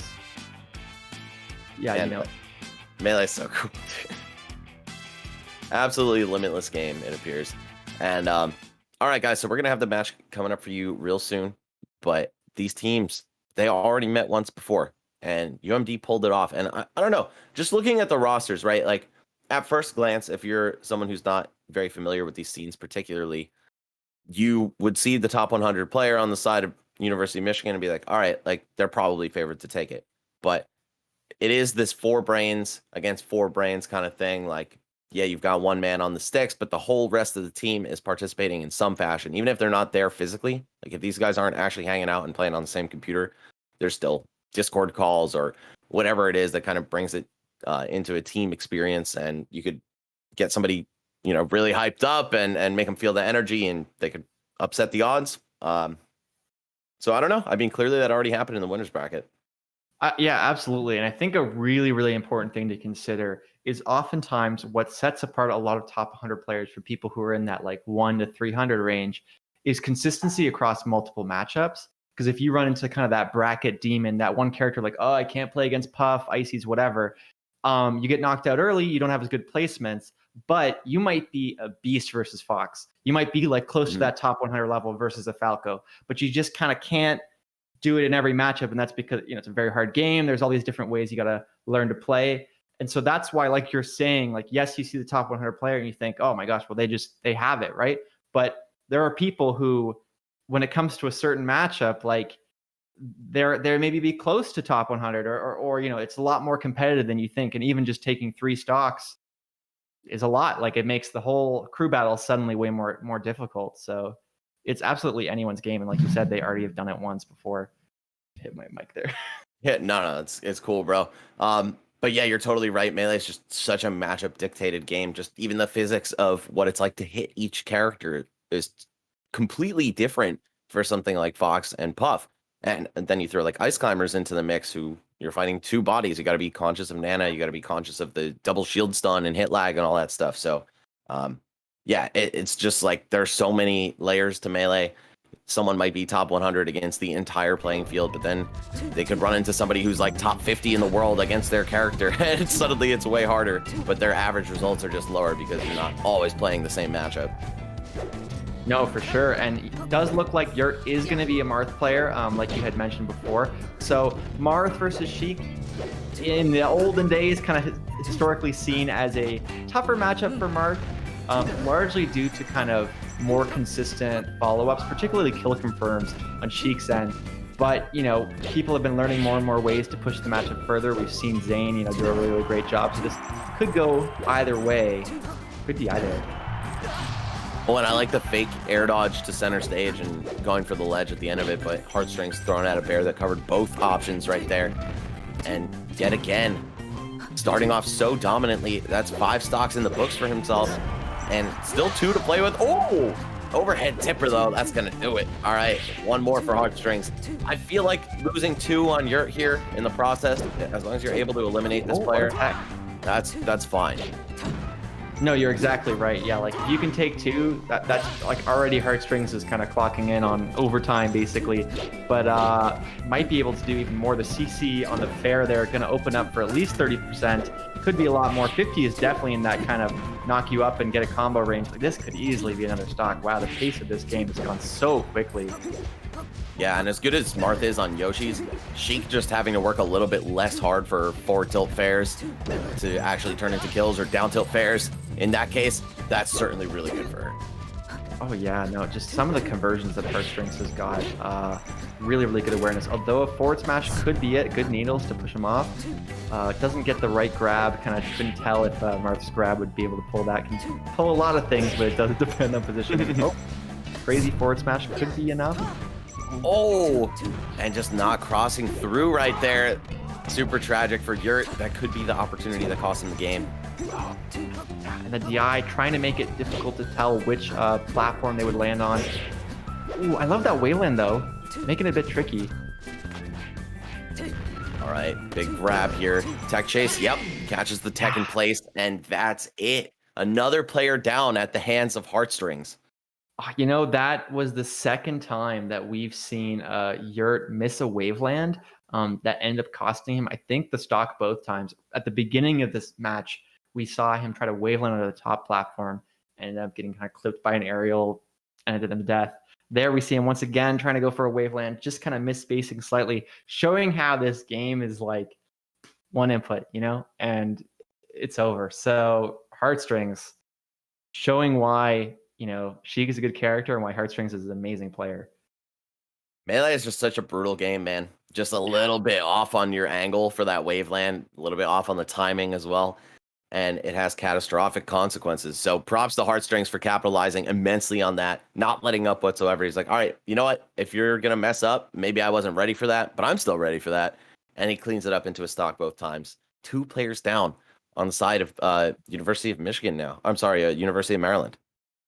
Yeah, this is where the roster starts to get a bit tricky, right? Is like, do you throw in the Pikachu against a Sheik? That maybe doesn't seem like, at least traditionally, the greatest idea. So, you know, I guess I think it's more likely to see. I guess we are seeing Bold play. You know, I guess in terms of quality of player, Tyler definitely looking on that top 100 level this year in terms of some of the events that he has entered. So wouldn't be surprised to see this go quite well for him, but, you know, I would say the matchup isn't the best, but none of Pikachu's matchups are that great. Yeah, what I saw from him against Tamu, he's very, very strong. And, man, sending in the box Pikachu to answer Sheik. My man, Axe Money, Tyler Swift. Let's see what he's able to do here. It's so funny, too. It's great, yeah. It's a really good tag. Yeah, no, definitely. This could be it. Again, Heartstrings with the patience on the edge, but Tyler doing a really good job of holding on to center stage, making Sheik's life really difficult to come back. And I think this should be it. Yeah. All right. Well, that was really good. Any doubts that I had are gone now. That was great stuff from Tyler. Yeah, we saw Heartstrings go for like the no mix-up, just trying to grab the hogged ledge, hoping that Tyler Swift would second-guess himself and get off, but no such luck there. We're going to see, without much of a fight, Tyler Swift taking it over Heartstrings there. So, bad matchups, throw those to the wind, bro. We don't need that. No ratios necessary. It's definitely a player versus player matchup first and foremost in Smash, but of course, it really can matter. If we saw that one clean grab with the platforms out of play, could have been an entire stock. And, you know, now we're looking at, if I'm correct, they have 8 stocks to 12. So, one, you know, they're down Heartstrings, but they have 3 players left. But, you know, Pikachu, another character, you know, I could keep using this term X Factor, but it has that ability to steal away a couple stocks. You know, I hate to, again, bring up the cliche sort of Axe versus Silent Wolf, but, you know, that stocks can disappear versus Pikachu. So, you know, this is still very, very close. 4 stocks is not a lead that you can't overcome. So I really don't know which way it's going to go. Yeah, he's just one of those characters that, like, you probably have way less time on the sticks against him than he does against your top tier characters. His punish game is absurd on fast fallers. And, like, yeah, sure, maybe on paper the matchups aren't too great for him across the board. But just looking at the remaining players here, like Falco and Falcon, I'd be kind of scared as both of them going up against Tyler Swift, right? You could die off of one grab depending on the stage. One even Marth edge guard, yeah, and then exactly. Marth doesn't have it much easier either because the edge guards are so bad against him. Like the up air angle, you don't want to be coming back like that as Marth. Yeah, I would say of the characters to play against, You got Falcon, which is typically a pretty good matchup for Pikachu. One of the better ones, like with chain grabs and the punish game generally. Really, really good edge guard options against Falcon. Then you got Marth, which is like usually the one matchup where like people say, okay, but Marth doesn't do that great against Pikachu. And my counter argument is like, there's like one Pikachu, bro. But now, you know, we've got Tyler Swift here, who has been having great results all year. So 2 characters all of a sudden that don't do great against Pikachu. And then even Falco, who I actually think does quite well. Stocks just disappear if you're Falco. If you make a single mistake, and everyone knows how to edge guard Spaceys. So the potential's there. Like it really, really is there. Taylor Swift can run away with this, I think. Yeah, well, they did it once before, and I'm sure it was with a lot of help from Tyler Swift. So he has a chance here to repeat history. It is going to be Starlight. I hear the Falco blips and bleeps on the other side of this image here. So as soon as the players are ready to go, we'll cut right to the game. This definitely bodes well for UMD. I think they're trying to keep like the more solid picks of Falco and Marth, or Falcon and Marth in the back. Falco, of course, being the frailest of those 3 characters, I'd say, against Pikachu, just the most liable to getting cheesed out by something crazy. But man, like you think about Marth versus Pikachu, like it almost makes no sense that matchup isn't that great for Marth, right? Like he has a giant sword against stubby ass Pikachu. How is he even getting in? But he always finds a way, and he finds a way to take the opportunities he gets to the absolute fullest against characters like this. Yeah, and then the reverse is almost true for Marth, who can kind of struggle to get a big punish off of Pikachu in the same way. One of the things, again, as a Falco player, I love that jab. That's such a smart jab. Beautiful tail spike too. What I was going to say is, as a Falco player, playing against a lot of floaties, the combo tree feels very similar. And so I find this with Sheik as well. Like, you know, you can always F-tilt fair pretty much any character, and it's pretty good. With Falco, it's like pillaring is still pretty similar, regardless of kind of the floaty character you're playing. And so that makes the punish game a bit more reliable than a Marth, where it might be like very, very different. And that bodes well. Also, this stage is very good for Falco, I would say, generally. Yeah, especially if you're getting shines off the top platform. We saw it in the Tamu fight. I think it was Ali J closing the door on Tyler Swift with that. So hopefully he doesn't end up on the receiving end of this. I definitely would like to see the comeback. No bias, of course, but it's always hyped to see. Oh my god. What the hell? Oh no, 2 stars at the window already. Radar, what's going on, man? That was so crazy. Like, just it's exactly what we're saying. Like these like really small situations where it's like, oh, okay, that could be the stock. Oh, it is the stock. Like, and now kind of struggling to convert off of the final kill, and that once again big opener smash. 3 smashes in a row, by the way. Down smash into double up smash. That is really, really big. But again, you know, you mentioned it. Shine off the top here can be very, very, very powerful. And we don't just see it kind of when you're on the top platform. There are ways, I actually have a video on this, of how to set it up, you know, using down airs and kind of wavelands. You can convert into kills at like 40, 50%. But Tyler Swift can convert off of kills in any situation, it seems. So, yeah, damn. Yeah, he just takes you the distance as soon as he gets a hit. It's kind of insane. But looks like Starlight hanging on. He's taking a stock. That's, you know, when you have a big lead like this, it's okay. Just chip away at the anchor. You know what I'm saying? Tyler Swift, of course, does have 1 player in the back, Jacoby, to support him here. So it's not completely over once he's gone, but you know that they're counting on him to do the bulk of the work in making this comeback for the team. Oh, are you done? Say that. No, he's got it. He's got still does get the tournament winner, but 30%, you know, not going to be knocked off that easily, so he still could clean up the stock. Tyler Swift probably a little frustrated that doesn't end up closing that out, but any solid hit here. Yeah, you got to think those box angles on the up B are kind of hard, man. Like, all memes aside, wow, the up smash is so strong from Pikachu. Strongest one in the game. Like, what the hell? That was, you know, we really didn't see the stage come into play, and I think the way that Starlight wanted it. And a huge part of that was just, Tyler Swift was like a fire extinguisher there. You know, Starlight would just try to get any little spark of momentum going, and he'd be like, no, and just smack him down. It was like brutal to watch.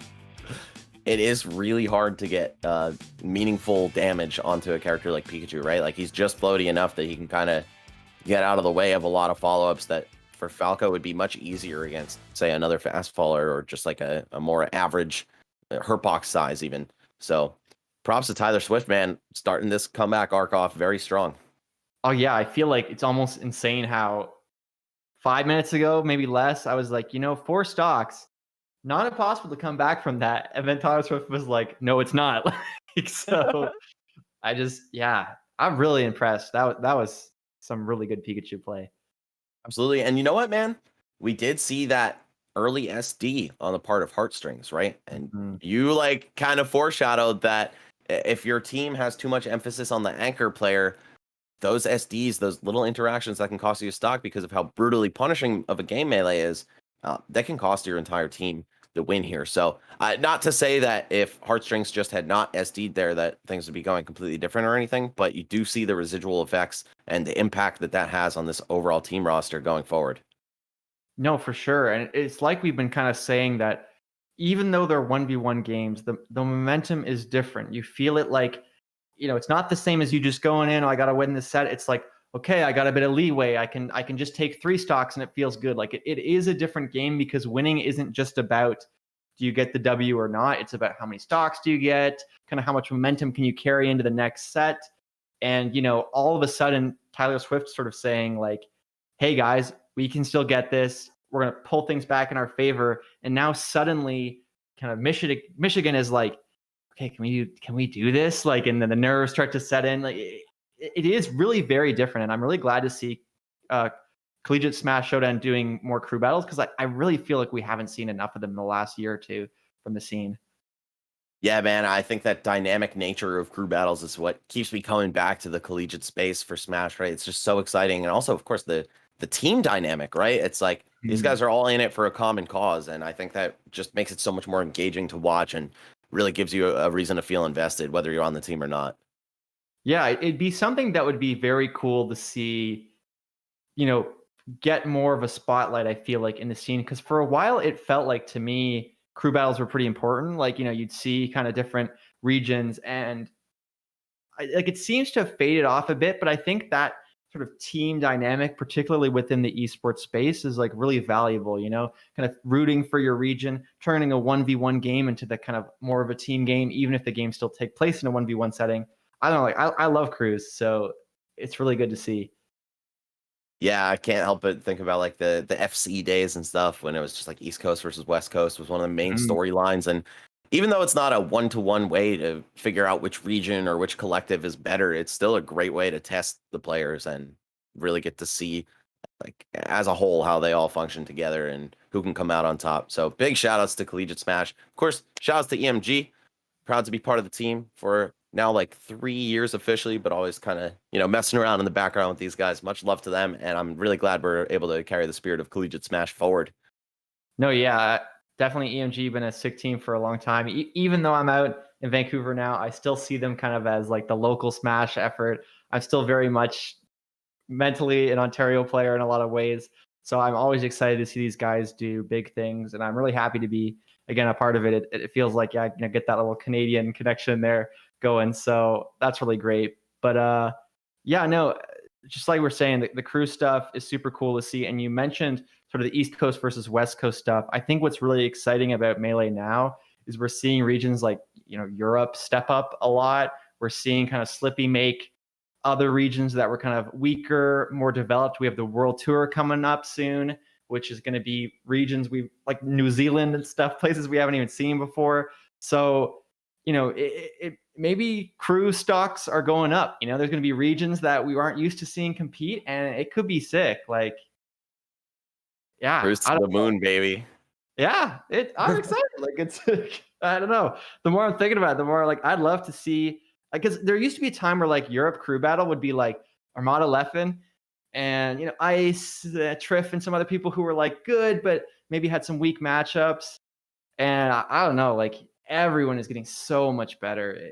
It really is a good thing for the scene. Yeah, dude, I think obviously like COVID is a terrible thing for the world and it really sucks and it's done a lot of damage to the Smash scene in many ways, but it did usher in this new era of Slippy, which I think has been a huge positive for the Melee scene. I mean, just like the amount of new players coming in, it's like, hey, you can just play Melee on like your crappy old laptop and it's no problem. Like no longer do you have to hunt down a difficult to find GameCube and Melee disc or like a Wii and a Melee disc. You could just do it from the comfort of your home, playing near flawlessly with players from all over the world at the click of a button. Like start to finish, it takes about like 1/8 of the time to get into a match, maybe even like 1/20th of the time on Slippy than it does say on like Ultimate's built-in interface, right? And of course the quality of connection is so much better. People are really excited always to play Melee, but now like you said, these isolated regions, they get to play with the entire field now. And you just have Melee at your fingertips at all times. That's why people like Tyler Swift just coming out of nowhere and all of a sudden being extremely strong with Box Pikachu, dude. Like, these stories would not be possible without something like Slippy. And everybody being at home to play all the time also helps. No, for sure. Like Tyler Swift, no disrespect to him, but a year ago, I wasn't familiar with the name. And I know I did some commentary at 5 Days of Melee in December. I've done, I think it was a Xanadu or a couple Xanadus where I've seen Tyler play. And I was like, yo, this Tyler player is like really, really good. The people were like, yeah, it's Box Pikachu too. And I was like, oh, okay, that's different too. Like, and now, like, I mean, how can you not be a Tyler Swift fan? Look at that ledge dash. This punish game, like, I don't know, it's really impressive. Bro, I'm just calling him Axe Money. That's his name from now on.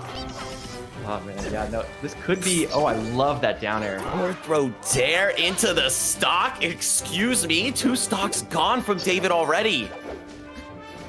No, just even Pikachu as a character. Like I'm looking at that situation, not a Pikachu player at all. And I'm like, oh, are we gonna get like an up air tail spike? And he drops the down air, and it was like, oh, that was like the perfect aerial in that sequence. Like this is exactly how you set that up. And even now, he's still going. What the heck is this? Like, yeah, I feel like he's got like a much different take on Pikachu from Axe. Like Axe is a very feel-based player. He can kind of smell fear and go for the kill very well, but Tyler feels like optimal. You know what I'm saying? He feels like he's trying to treat Pikachu like a 20XX character and just juice every little bit of damage, every possible follow-up that he can off of every hit he gets. Oh no, for sure. Like that it's a great, you know, we were talking before about like stylistic differences. The better a character is, the more you're able to see different approaches.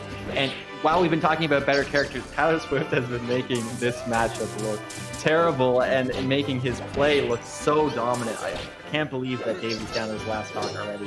What is this? All right, gets a forward smash. He just needs to clear some space for himself. A big swing like that is certainly good against Pikachu, who can't really contest it with any of his attacks, but I mean, it's all about the movement, right? Like you just make Marth whiff, pop right back in with Pikachu's amazing mobility, and then but sometimes it just takes one opening. The angles his up air hits at are so dirty, and Marth can't keep up with that. He can't get back. I don't know about you, but I feel like there have been so many instances where David has gotten a hit and somehow Tyler has just barely avoided it. He hits an air and it's like the upper hit just isn't enough. It looks like that forward smash isn't going to be enough either, but there are moments where he'd get a forward throw DI and he'd just barely grab the ledge. And if you're David, like you're losing your mind at this point. You're like, just let me take the stock. Like this is ridiculous. Loving these seemingly near perfect wave dashes, or ledge dashes, if not perfect ledge dashes from Tyler as well. Really helps him out of a bad spot. Wow, the recovery angle incredible, but actually high enough to get popped by forward smash. Okay, 2 stocks down in the hands of David. This is huge. Yeah, that if you're David, even though that was not the strongest performance, you're at least thinking, okay, at least I took a stock. Like that was looking really, really brutal. Tyler Swift is very good. Like, damn, that was brutal. I don't even know, man. Like, oh my God. If there wasn't already a player named Pikachu, I would say that should be another alternate tag for him. But man, he is killing it. All right, but it looks like the margins are still really close. I believe it is 4-5 in terms of total team stock count, right? No, exactly. Yeah, like all you need, again, those box Pikachu angles and SD could happen pretty much at any moment. You know, we've been seeing really consistent ledge dashes, but there's always an opportunity to miss. And 1 stock, you know, that's something that's like relatively reasonable for anyone to take, especially early on in the game. So 4 to 5 stocks shouldn't be the craziest thing, but one of those stocks is a Tyler Swift stock. And to use the word stock too many times, his stock has been going up with every game that we've been watching. So, damn. Yeah. And it's Jacobus in the back for UMD to back him up. So that's a player I haven't seen on the sticks yet. But if he's anywhere near as good as his teammates Pikachu, then this is going to be a one for the ages. Already some really hot competition in between these two schools. We're seeing a huge swing. Like this was UMD's game to lose for a while. But instead they're actually just turning it around. Actually, I think I used that expression improperly there. Either way, University of Michigan was killing it, and now they're down. So it all depends on how quickly they can get rid of this Pikachu, and then how each of their final players stack up against each other. No, for sure. Yeah, like it again. I really feel like people who are watching, again, we have sponsors for this event, like Memory Express. If you're watching stuff like this, you can see Cruise is an interesting format. Like you see Momentum operate in a different way. You see kind of matchup experts, specialists. There's a different meta. There's an ability to be just a really good player against a certain character, and that can take you really far. And it's how something like having a Pikachu on your roster, it makes things a little weird. It makes things a little hard to adapt to, and that can really work out in your favor. Yeah, throwing a wrench in the plans. You came here expecting like Fox, Falco, Sheik, Marth. Oh, let me introduce you to my friend Tyler. Yeah, no, absolutely. And it looks like we're going to be introduced to Tyler right now as he's hopping off, clearing the stocks, getting ready for that neutral start. Like we said before, Falcon can be a tricky matchup against Pikachu because of that up throw chain grab. But, a couple quick knees and you just get deleted. So, like I was saying, this could be huge. All right, yeah, it's going to be Mushu on the side of University of Michigan. Oh, dude, that would have sucked. It's still not done yet, although it does manage to get the DI away there, manages to land on the tech. But, Mushu not afraid, wants to just close this out, knows that if you get a quick opening, this could be it. Any clean knee should at the very least set up a very favorable edge guard. But speaking of edge guards, gosh, this is really close. Dude, Tyler has just been relentless, chasing this man down at every juncture, killing him just north of 110 with up smash. Falcon, you think, oh, he's heavy, he's a fastballer, he should live forever off the top. Doesn't matter against that move. That thing just wrecks you. Speaking of moves, knee is very solid, and that is absolutely the threat that Captain Falcon can kind of throw at you. Even though Tyler Swift did a great job getting that single stock, the power of Captain Falcon, the aggression, does manage to put Tyler Swift's run to an end, a very impressive one, and the set is not over. So craziness. Yeah, good on Tyler though, clearing the way for Jacoby. Sorry, I accidentally said Jacobus before. I think I'm just blending like two players' tags in my mind. But yeah, Jacoby with Falco about to come out. And this is not a particularly good matchup for Falcon. I mean, at top level, you can see the Falcons pull it off, but it's just not easy by any means. Recovering is hell. You get comboed insanely hard. The short hop pressure that you want to tack on can get easily thwarted by laser from an entire screen away. So I think just everything kind of adds up to a really tough time for Falcon in this. But we'll see. Mushu looked really strong in just a little bit of gameplay we saw from him, and he spent a lot of time in that short time being comboed by Pikachu. So I'm excited to see what he can bring to the table when he has some more time to express his skill. Yeah, in particular, like I was saying earlier, I really liked the confidence. Maybe that's at least my interpretation of the play style, but Mushu was just like, yo, I'm going to just knee you. I'm going to go aggressive. I'm not going to try to do some up air whiz robe stuff where I'm just abusing certain big hitboxes and trying to play it really safe. I am going to delete your stock, and that can be really, really tough to deal with. Like you said, Falco versus Falcon, typically viewed as a Falco favored matchup, but I am of the belief that at the very highest level, when the Falcons can convert off the punishes as aggressively as we're seeing someone like an S2J or a Wizrobe do, it gets a lot more even. So it really is about how clean is Mushu's gameplay in that area, and we're about to find out. Oh, are you forgetting something, Mushu? You forgetting something? Yeah. Oh, button check so. first. Okay. Okay, yeah, that did look like a button check. Otherwise, that would have been a bit of a weird start. But the other nice thing, having an extra lead, and we talked earlier a bit about how Falco can't really get as many kind of free stocks. I feel like against Falcon, he kind of can, because of the weaker recovery overall. He can kind of forward smash him off stage and get a down air, and it's done. So this is going to be an interesting game, to say the least. Yeah, absolutely. And then Falcon, I mean, he doesn't really care who you are. If he's able to get you with the big hits, the tech chase knees, just the straight up knee pressure, and one's eventually going to land, etc., he can wipe stocks off the board like it's nothing as well. So it's going to be Yoshi's story. I think this is a great pick by Jacoby's Falco here. Just, hey, man, the stage is small. You're not going to get a lot of time to mix me up with dash dances and get me to commit to something. I'm just going to occupy half the stage with my own moves. No, for sure. And, you know, this is one of the most kind of classic differences with Yoshi's story as a small stage, because, you know, the hits are harder and the edge guards are much more frequent. So we're gonna see situations where both characters, like we just saw, are gonna end up in these offstage scenarios. Should be able to get something here. Yeah, again, like we've had 3 edge guard scenarios in this span of like 10 seconds. So you guys can see what I'm saying here. Yep, I'd say the only real benefit, or 2 benefits for Falcon, are 1, he can kill a lot earlier with the small boundaries, and 2, he's got a wall to potentially mix his recovery up a little bit, and some extra survivability with teching it too. All right. Oh, I like how he tried to wave land off, but the get up attack just gonna thwart that. Oh, wow. Really gets him through the get up attack. Doesn't end up to close the edge guard. Kind of mistakenly thinks he's not going to be able to land, but should be able to get a knee.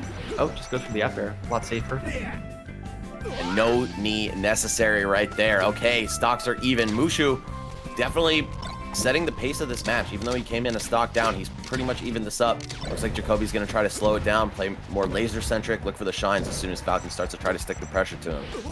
Really good spacing on the back air there between the get up attack. Like you said, using the lasers to slow it down, making sure to play a little bit patient, but the knees, just such a powerful option. Doesn't manage to get the final reverse knee. The 53% is absolutely enough to knock off Falco.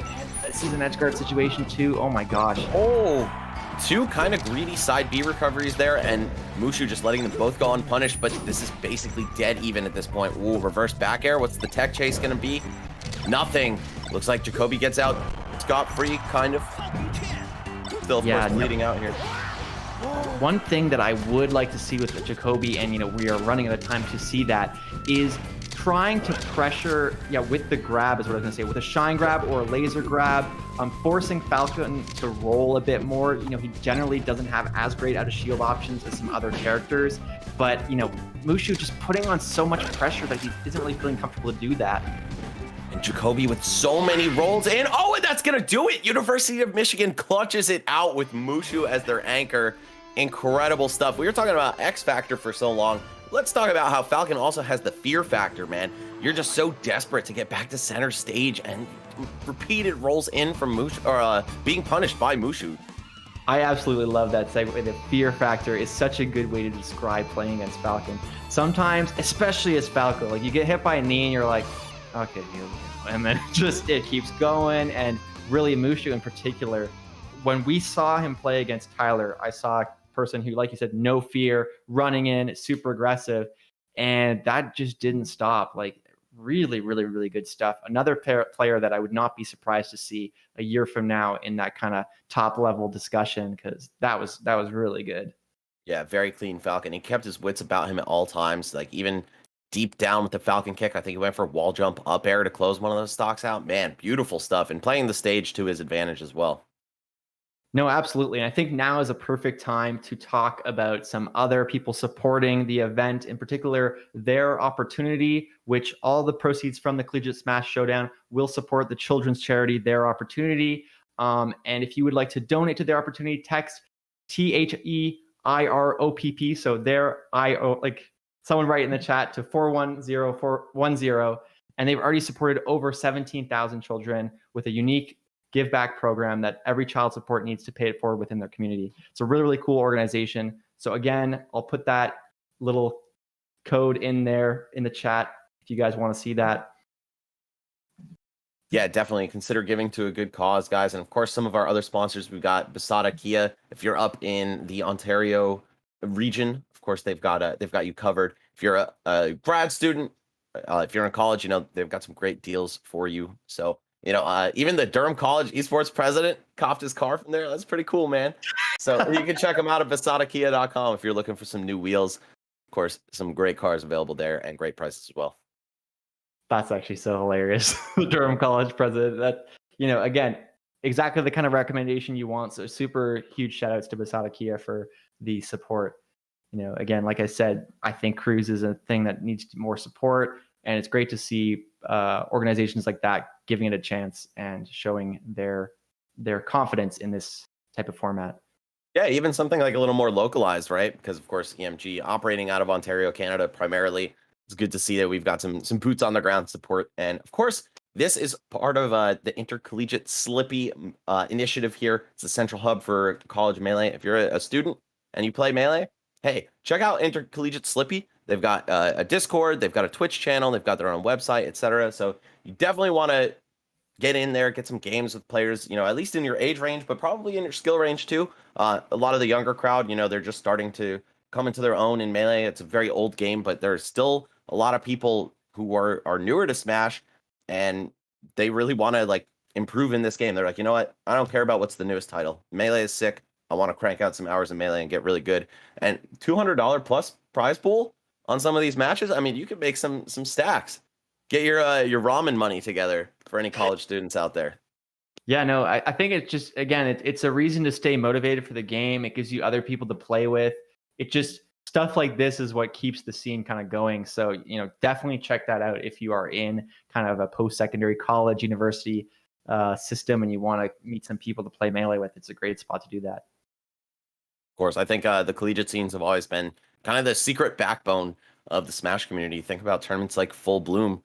Even Gommel in its formative days was at York University up in Ontario, right? So like it would not be possible to have the scene that we do today without heavy involvement from college players who are able to get, certain venue spaces, et cetera. And now schools are becoming really, really supportive of this kind of thing. I mean, even Durham College, of course, they've got their esports arena and everything, an academic program focused on esports. So it's really, really cool stuff, man. I'm loving how things have evolved outside of the game as well so much in recent times for Melee. No, it's such a good, you mentioned the Durham College stuff. And I think I can remember when the Durham College program was kind of announced and it was like, hey, there's going to be this esports program in Canada. They're going to be focusing on stuff like kind of esports business management, and seeing them, partnered in certain events early on, like Gommel, actually, I think. And in like one of the first ones, I think 2015, some of the people from there, and they've just been doing stuff in all kinds of different games, taking it very seriously. We see people talking about, esports as a career, as something bigger and bigger. So, just lots of cool opportunities and organizations working within the Smash scene right now. Yep. I even actually had the honor and pleasure to teach a lecture on the history of Smash for a Durham College business class. So that was really cool. That's amazing. Yep. Shouts to Professor Neil Duffy for putting me onto that. And by the way, guys, a little self-plug here while we're talking about everything else. If you guys are interested in me giving that lecture at your college, you can just hit me up on Twitter. If you're able to convince your professor to bring me on, I'm hella down. So Melee's sick.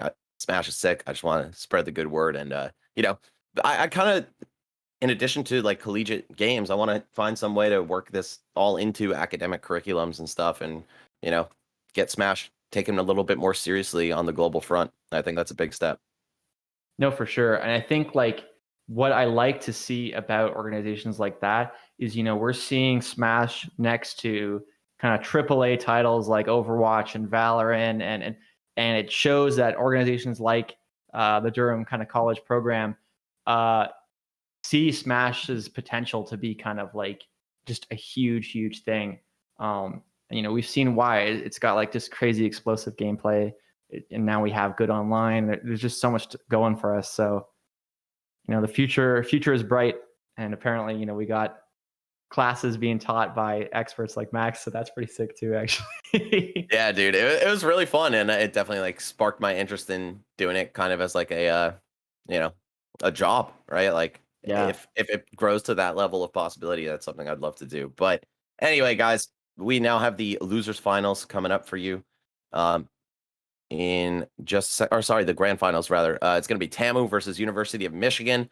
They defeated their I guess rivals. It feels a little weird to call them that when they have only played 2 sets in this bracket, but it went 1-for-1, right? UMD taking it in winners Michigan running it back on them in the losers bracket in a pretty exciting fashion too. But now they're going to get their shot at the top seed right now, sitting pretty in winners bracket. Tamu has looked so strong. These guys actually had a killer run in a CSL season a couple of years ago, or really, I think throughout quite a few CSL seasons, they were always very powerful. But even players like Jay Walker and Ali J still being current students and they're part of the team. Like, damn, these guys are really, really talented. So I'm looking forward to seeing how also some of their newer recruits like TZD and Orange Oranges can pull the weight against a strong team like University of Michigan. Yeah, no, that experience can be so valuable to be kind of used to being in these kind of crew settings, used to sort of what to expect, what kind of challenges might come up. And, it just makes things a bit more interesting. It's not surprising to see them make it to grand finals, like you said. So Orange Oranges is a really funny tag too. And that's a weird segue, but like one of the things I see all the time with collegiate esports is just some pretty out there tags in the best sense of the word, and just really, really fun stuff. Always cool to see. PhD is nuts, man. Look no further than that. Yeah. I wonder if that's what he's going to college for. Either way, guys, we're just going to have a quick break and then we're going to get into the grand finals. Don't go anywhere. These matches have been great all day. And of course, we've got the greatest available in this bracket about to go head to head in the grand finals. It's TAMU. It's University of Michigan. We'll catch you guys real shortly. Memory Express, Canada's premier destination for computer products and services since 1996. Now with 12 retail stores across Canada and new locations opening soon in Ontario. Follow us on social media to stay up to date with new product launches, sales, contests, esports tournaments, and much, much more.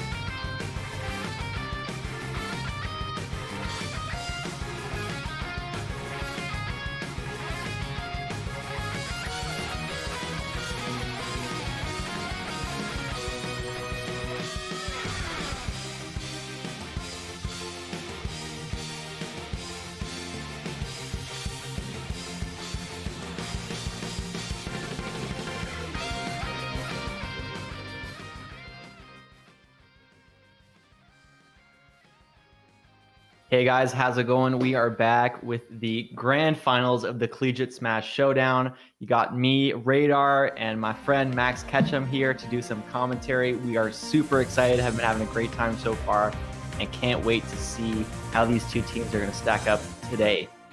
Yep, stoked to have brought you guys to this point, and also stoked to close it out with you, Radar. This has been really fun. Collegiate Smash is definitely near and dear to my heart. Me and Tio Joe, we took over TMG. We started Smash 4 Collegiate, ran that into the CSL circuit for a couple years. And now we're here doing it on the EMG end of things with the Collegiate Smash Showdown. So really glad to be able to provide an event like this for you guys. And of course, it's really fun to cast it as well. So we've had some great matches so far, man. Tamu, we have yet to cast them, but I tuned in just before we hopped on the mic, and they closed it out over University of Maryland, looking pretty solid overall. I mean, they have a really powerful roster. Players like Ali J and Jay Walker stick out to me from the last couple of years. I've seen them play before, but I'm also looking forward to how their newer recruits are going to do too. Yeah, and we've been saying this so much, but it still bears repeating, in the fact that newer players are rising up quicker than ever. They're becoming top players quicker than ever. They're sitting there at home with their Uncle Punch training packs and grinding shit out, and excuse my language. And so it's good, bro. Yeah, we're good. So the good thing is who knows what to expect. We can obviously see some really crazy games. And yeah, I completely agree. Like we've had some really good ones already. It's always been fun to see. There's still good games at this level. Absolutely. Yeah, another cool thing about Collegiate, man, is that these players are all on the younger side of things, right? And considering that like Melee might be older than half of the players in this bracket is really a good sign for the game's lifespan. It's not going anywhere, guys. And like, don't think that all new recruits to Smash are going straight to Ultimate or anything. There's still a lot of people who see Melee, they get inspired by the gameplay. They're like, I want to do that. And, that's just how it shakes out. So really glad to see that there's so much life in this game. Yeah, and it's definitely supported by stuff like this kind of collegiate event. If you have just a couple little bits of infrastructure or more reasons to sort of incentivize yourself to improve, it's so important to have that structure where you're like working as a player and you think, hey, maybe I'm not going to win the next GOML, but I might win the Collegiate Smash Showdown. I might, have a really, really good performance in crews, get seen by, people on Twitch, and kind of build your Melee career to some degree from there. And so, events like that are really, really, really important. Yeah, that positive reinforcement for up and coming players is absolutely huge. And really just even having infrastructure at all for younger players, like any programming geared at them, is a good thing to introduce new blood to the scene. But then of course we've also got some veterans. We've got Heartstrings, who he was young when he burst onto the scene in the first place, still young if he's playing in a collegiate event today, and one of the best players in the world. Very strong Sheik, and then he's backed up by quite a nice roster: Starlight with Falco, Mushu's Falcon, and then Bosco and G-Pie, who I believe are one other Falcon and a Marth. Yeah, Marth for sure. Yeah, no, a very kind of Michigan having this sort of standard top tier roster that can cover so many different matchups so effectively. And like you said, Heartstrings, been a great player for a very long time, always kind of been a threat. And we are really seeing why, and doing it with the character that I always like to see represented, as I've been saying throughout this broadcast. And Sheik is a cool character. I feel like there's been some anti-Sheik propaganda out there. They call her lame. She's got some cool stuff, and she has room to do even more cool stuff. Like every time I go on and I see like a CDK clip on Twitter of him just going wild with some Sheik stuff, I'm like, hey man, Sheik's cool. Like, so that'll be exciting too. As a Sheik player, it always warms my heart to hear people acknowledge that she is cool. She is cool, guys. All right, I'll keep saying it until you guys acknowledge. Everyone knows if you have to say something's cool over and over again, it means it is cool, right? It's cool. Yep. That's what that means. Yep. No, but very funny, and I'm sure, especially if you're playing Sheik in a Slippy era where there are very, very many Falcos, you can learn some ways to tilt those guys pretty quickly. I'm sure if you're a Sheik player and you get even one back throw, you're getting some rage quitters, to say the least. So that's always fun too. Dude, I can't tell you how many times I've gotten the first stock rage quit from Netplay Falcos, and that also warms my heart quite a bit. But also, it's insane. Like some of the stuff I've seen where it's like you do like down throw tech chase 0 to death, you kill them, and you do another down throw, and it's just the first grab, it's over, and you're like, I guess we're doing one of those games. Like before the percent meter even finishes going up from the down throw on the second stock, yeah, they're out of there. Yep, we all know that well, and I'm sure there's a variant of that for every character, right? Like if you're Puff, you get like one bear chain off the stage, and then like the second time, like, and then the second grab or like second time they're off stage, it's just sudden disconnection. Oops, tripped over my Ethernet cord. Definitely when it goes to the disconnect too, and it's like they just like exit out of it, you're like, bro, like come on, man, just hit LRA start. Like why are you doing this to me? How did you get from your controller to the escape button on your keyboard so fast? I guess that's spacey tech skill right there. That's true. Yeah, the reaction speed that they have in those moments might be better applied to other areas, but it is what it is. Some stuff, I guess, people could improve on a little bit attitude-wise, but the guys who have done that are the guys we're seeing in the Collegiate Smash Showdown for sure. Yeah, absolutely. I think keeping a strong mentality is super important overall in Smash, of course, but especially in a team format like this, where your own individual morale is going to be reflected in the whole team's roster, right? No, for sure. Yeah, I'm definitely one of those people who struggle in a cruise format. It was the pressure. Like you'd feel like, I can't believe I missed that one thing. I'm letting people down. Like, whereas if I'm playing for myself, it's like, whatever, win or lose, I just want to kind of do my best. So I always am really impressed whenever I meet or play with people who are like, bro, it gets me pumped. Like I love hearing my team cheer for me. So I'm sure that, like I said before, these are the kind of guys who feel that way if they're able to make it this far. Yeah, absolutely. It's kind of like one of the secret ingredients for success to get this far in a format of this nature. And we're going to take a look at the full rosters. Oh, never mind. We're actually going to take a look at some gameplay. It's going to be Ali J and Heartstrings coming up first. So Ali J, this guy, he's been on the team for a long time for Tamu, and he's quite strong with Falco.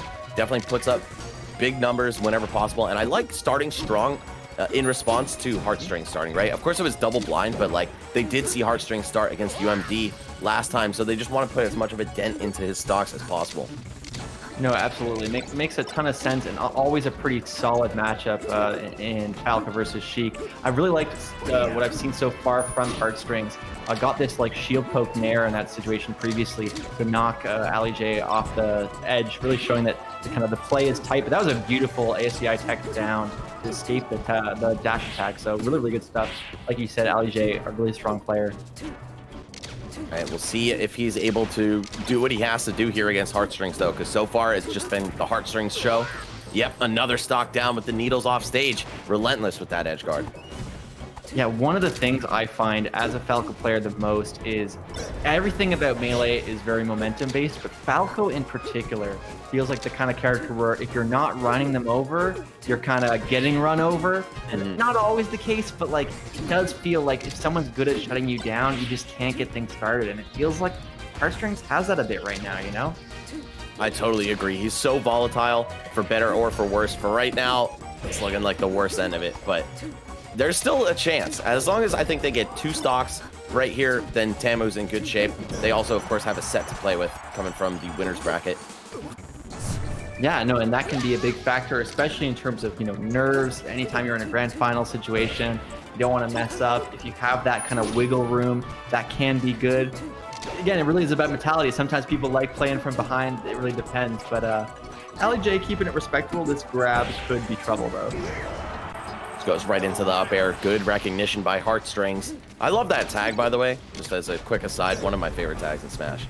Yeah, I agree, actually. It's like we've been seeing a lot of kind of funny tags, silly tags. Heartstrings is someone who I think thought the tag through, cares about that esports branding. And it's just a cool tag, and it's one that is very original. I haven't seen it personally in any other esports, so that's always fun. Oh, ho, ho. Even on the neutral getup right there, just going right from crouch to grab. Heartstrings is so on point with his reactions. Love that shield and doing subtle things to set up the reactions in a better way, like the wave dash back to counter that kind of very slight DI to make it a bit harder to react to the tech in place. So really, really smart, high-level play from Heartstrings there. Yeah, the reaction tech chase is not just about reacting. It's also, oh, the net play Falco. Didn't play Falco Classic. That screen went black. I didn't see Falco die. Man, that needle, that little single needle, I think it was, to just set up a situation for an edge guard. Again, what makes Sheik so cool? Because just that split second awareness to change the situation into a losing one for Falco. Really, really, really good stuff. Heartstrings, always keeping his head on straight in these high pressure situations. It's like, you know what, I very well could lose another stock here, which would be a big blow to my team. You know what? I'm just going to clutch up, focus up, and get it done. No, yeah, definitely a closer to say the least, but also why it's so powerful to start with Heartstrings, just taking away the momentum, bringing it back into Michigan's favor. And now they have to decide, do we want to throw one of our other strong players, or do we want to kind of throw some of the weaker ones and just sort of chip away, maybe get another SD or something like we saw in the previous set to kind of swing a bit of momentum in our favor? That's one of the things about Melee I find really interesting is like you can kill yourself, which if you play a lot of Smash games, you're used to, but like in other fighting games, like you can't just like accidentally throw away your whole health bar, So it's an interesting part of the game. Yeah, definitely something I've made light of on commentary before. It's like, man, you don't have to get hit, and especially not a bunch of times, to lose a stock in Smash. And then there's edge guards and stuff that could really rewrite the script on how much durability you think you have left in the match. So of course, this is why Melee is so fun to watch, right? It's just constantly a roller coaster. The adrenaline is always in your blood, whether you're playing, spectating, commentating, who knows. Yeah, it creates situations where momentum can shift so suddenly. And obviously no one's sitting at home going, I really hope they SD, at least in the sense of like, we want the best set possible. But it is fun to kind of watch just those tiny mistakes add up and lead to huge momentum shifts. I think it's what makes it, a really fun game, but sometimes also an intimidating game. If you're watching at home and maybe you're not as used to Melee or looking to kind of get into it, it definitely is still super, super rewarding. I don't want to paint Melee as like, oh, you make one mistake, the whole game's over. We're going to see both of these players coming up do a bunch of things right and a bunch of things wrong. And I feel like that's what makes it so good, because you can just keep improving. There's still so much to do. It's far from solved. Yeah, absolutely. I think the really punishing nature of the game makes it feel even more rewarding when you start eliminating those errors from your gameplay, and you do get to play on all four stocks as well as possible, etc. Like even just losing while playing to the best of your ability feels super, super nice in this game. No, for sure. Yeah, I think. Yeah, it just also provides opportunity. You can be down a couple stocks and think, hey, like there are ways to kind of find openings. There are ways to turn it around. I know I do hear a bit of Dreamland music in my ear, so I'm assuming that's a button warmer that we got going, and we're going to be transitioning into a match shortly. I can hear some wave dashing sounds from Sheik as well. Kind of iconic. She's just counting. She can't get past 2 though. Yeah. Oh, and it's going to be Jaywalker's DK stepping up to the plate here. So Jaywalker, I believe in all of the CSL seasons that I got to see him in, was a Fox player. So I'm not sure where the DK comes from, if that's just kind of like a quarantine revelation that this is his calling, or if he's just kind of sticking to it for fun. Like, hey, you know what, man? Like, I'm already here in the top 4 of this bracket. Like, let's run the DK. Let's see where it goes. Like, win or lose, it's going to be a good time. I feel like I'm hearing a DK now, so I expect we are going to be seeing DK Sheik, which is actually the one matchup in their roster that I wouldn't say DK has a pretty good fighting chance. Like, typically Falco really, really strong against DK. But DK has a surprisingly good matchup versus Marth, weirdly enough, at least relative to other characters. But speaking of good stuff, like, wow, that is a lot of percent really quickly. Yep, Jaywalker, I believe, known for being the anchor of the Tamu team. So I still would doubt, I would doubt that this DK is not in capable hands right now, right? Like, he's certainly killing it at the start against the likes of Heartstrings too. Oh yeah, no, DK, a funny character, because I think people are so used to talking about low tiers in a very negative way, and like, this gets invalidated by X, or Sheik in particular is spoken about as a character that just like destroys low tiers. But DK is on that cusp, of being like a pretty good character. Like, the stuff that he has that's good is very good. His back air, his up air in particular, his up B out of shield can be really strong. He has some stuff, to say the least. Of course, the massive reward that you get from cargo throws. That's, I'd say, the one edge he has over Sheik is that the punish game is kind of crazy. You saw cargo up throw up air still working like the well past 100% range on that first stock too. But the edge guard is absolutely brutal. Yeah, definitely. Sheik has a lot of tools that she can use to punish him, but like, it's one of those characters where like, if their punish game is really, really consistent and they have that kind of one-tap potential, anything is possible. And we're seeing a lot of cute neutral tricks here from Jaywalker, the little wavelands back to make the back air spacing difficult to sort of gauge. And it's really going a long way, but Heartstrings fighting back, as we can see. Oh, that grab could have been fatal if he had landed it. Really loving the wavelands onto or off of the platform into falling bears. That's, you know, really just something DK doesn't normally have access to, since he has to wait a little bit to get low for the landing bear, right? And that's just kind of a shortcut to gain access to one of his best moves. Yeah, no, for sure. And we are just in general seeing really, really high level play here. We're seeing a lot of creative movement options. Jaywalker very effectively and fluidly shield dropping through the platforms, baiting out wavelands, making the spacing game really difficult. And we saw Heartstrings earlier using wavelands in its own creative way with kind of like these waveland backs into grabs and stuff. So both of them, like, you know, really making some interesting choices in the neutral game. 100% and 140% before that cargo up throw to up air. Absolutely insane that still confirms. Like, you don't even see Sheik forward tilts able to combo at that percent on a lot of characters, right? Which is pretty much considered one of the most reliable setup moves in the game.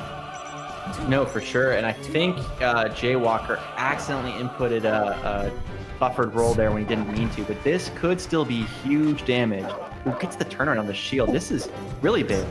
That was a beautiful tech chase. All right, Sheik off the stage. This is where she's the weakest. Let's see what Jaywalker's DK has for this. Is he gonna, okay, just goes into the grab. Takes him up to the platform to close it out. Beautiful. Whew, wow, that was really clean. You know, again, like you said, Jaywalker, an established player, someone we know that is more than capable. But again, you DK doubters in the chat, you know, people who don't think DK has some stuff. We just saw an amazing kill confirm there in the cargo throw into up air. It's really, really good character in a lot of ways. Yeah, exactly. Very polar, right? Like, his strengths are so strong, but then his weaknesses are glaring for sure.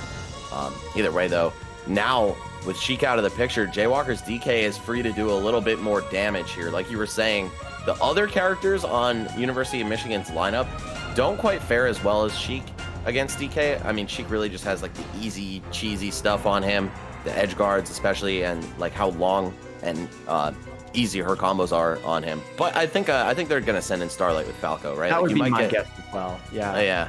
You might get cargoed to hell and potentially 0 to death repeatedly, but you could also just not get touched if you keep the lasers up and your shine pressure and your aerial pressure is on point. Yeah, I would definitely say that DK versus Falco, if you don't make mistakes, it is one of those like theoretical matchups, I think, where you just straight up win. However, like we were saying, you will die if you make a mistake, and it's fairly consistent and it's fairly forgiving, and someone like Jaywalker is gonna convert in those situations. So if I had, like we've already said, if we had to guess, I'd probably say Falco is the best choice. But really, if you're Jaywalker, you're feeling like, you know, I can take any of these guys. I can take multiple stocks. I can turn a losing situation into a winning one with the kind of blink of an eye. So it's not looking too bad for Tamu here. Yeah, they're only 2 stocks down, and they got the biggest threat out of the way, but that is not to diminish the strength of the rest of University of Michigan's roster. So, Mushu, of course, we already saw him put on a great show. Starlight had a stellar opening in the first set that these guys played. And then on the other side of things, I haven't seen TZD play yet. I'm curious as to how the Puff is going to work. I think that's a great character for Cruz as well, similar to Ice Climbers, where you get like powerful counter picks. You get, you know, just the ability to close stocks really fast. And then Air, I saw him briefly against UMD, but not like a full match or anything. So really curious as to how, like, top to bottom these rosters stack up with each other. Yeah, no, I definitely think Puff and Cruz is very, very strong. I used to actually started the game with Puff, and Puff's one of those characters that, like, again, not to use a commentary cliche, but like Rest puts certain stuff always on the table in a way, and it makes you feel like the comeback potential is kind of always there. Like you get a crazy combo into a Rest, all of a sudden the stocks are reset, they're even, and then you get a little Gimp and an edge guard, and bam, the momentum's suddenly in your favor. So a really powerful character generally, but in crews especially, like you were saying, I think just is one of the best characters, without a question. In crews, just a really, really strong character. Yeah, I mean, one of her biggest weaknesses is that lightweight, right? And if you close the game out, you get healed to 0%, like it's all-star mode. So all of a sudden, like, no matter how close they were to closing the door on your stock, as long as you won the match, it's just back to 0, and then you can get another up throw rest, close another one out like it's nothing. Oh man, she's so good in this format. But it does sound like we have Starlight stepping up to the plate. Yeah, one thing just to close out the thoughts about Puff, though, that can be tricky is because, the cliche Puff dies early, it is difficult to get those 4 stocks, those 3 stocks against these players, just because eventually they get enough percent to kind of get an early kill. It does remind me of that, I think it was the Big House crew battle where Hungry Box had just like an insane terror. It was a couple of years ago where he just like played a crew battle against top players, and I think like took something like 12 or 13 stocks. So kind of, if anyone remembers that in the chat, they can mention it. There was some crew battle, I think it was the Big House, where he was just dominant. But yeah, Starlight versus Jaywalker, definitely going to be interesting. Yeah, it really comes down to if Starlight allows Jaywalker to get anywhere near him, right? Because it could go completely off the rails for Falco with one single grab. Jaywalker, one more SD. And, right. Starlight picking Dreamland, a bigger stage, kind of like more room to spam the lasers, platform camp, that kind of thing. But that middle section is basically FD. So if you kind of get in there, you can get a couple cargo throws into the center, into then a chain grab in the middle, and then kind of pull up on the platform and get a kill from there. So I wouldn't say it's the worst stage for DK. Yeah, he's definitely still able to play to his strengths here. And I think the stage being so huge in terms of the blast zones is really good for him. I mean, it's hard to kill this guy just because of the weight he has. Uh-oh, you're done. Wow, 1 stock already gone from Starlight here. And Jaywalker, being the strongest, most likely player on the team, probably their anchor in an ideal situation. The fact that they had to field him early to get rid of heartstrings is actually potentially really scary for the rest of the roster going forward. So he's got to put in overtime here. He only got to take 2 stocks off of Sheik, but now he's got to take, I'd say, at least another 2 just to pull his weight. Oh, for sure. Yeah. No, one thing that I have been seeing him do, and I'm curious to see if Starlight will pick up on this, is he is spamming shield grab a little bit. We've talked about how the grab for DK is so powerful. Really like that slide off back here there. But if he's getting a bit too antsy with it, you can start to change up your shield pressure options to punish that immediate grab and really get a lot off of it if you're clever with it. Yep, and we saw the well-timed slow get-up from Falco, closing the door on that edge hog. But man, 2 stocks taken off Starlight already. It looks like Jaywalker is keeping pace. He has taken 4 for this crew battle. That's really all you can ask of a player on your roster. But it's interesting because like Ali J and Jaywalker, after this last stock, will both be gone for Tamu. Yeah, the Jays, so to speak, will have kind of been tapped out, but there's still, a lot of melee left to be played. The rest of the roster, I imagine, is still quite capable. It is cool to see a DK do this much in a crew battle. Just generally, I think DK kind of a fun character to watch. And, 57%, that's still quite a good amount of room to work with. Managed to get that chip damage without a grab, but just the wrong kind of spacing, and gets clipped by the down air, ending the run earlier than he wanted.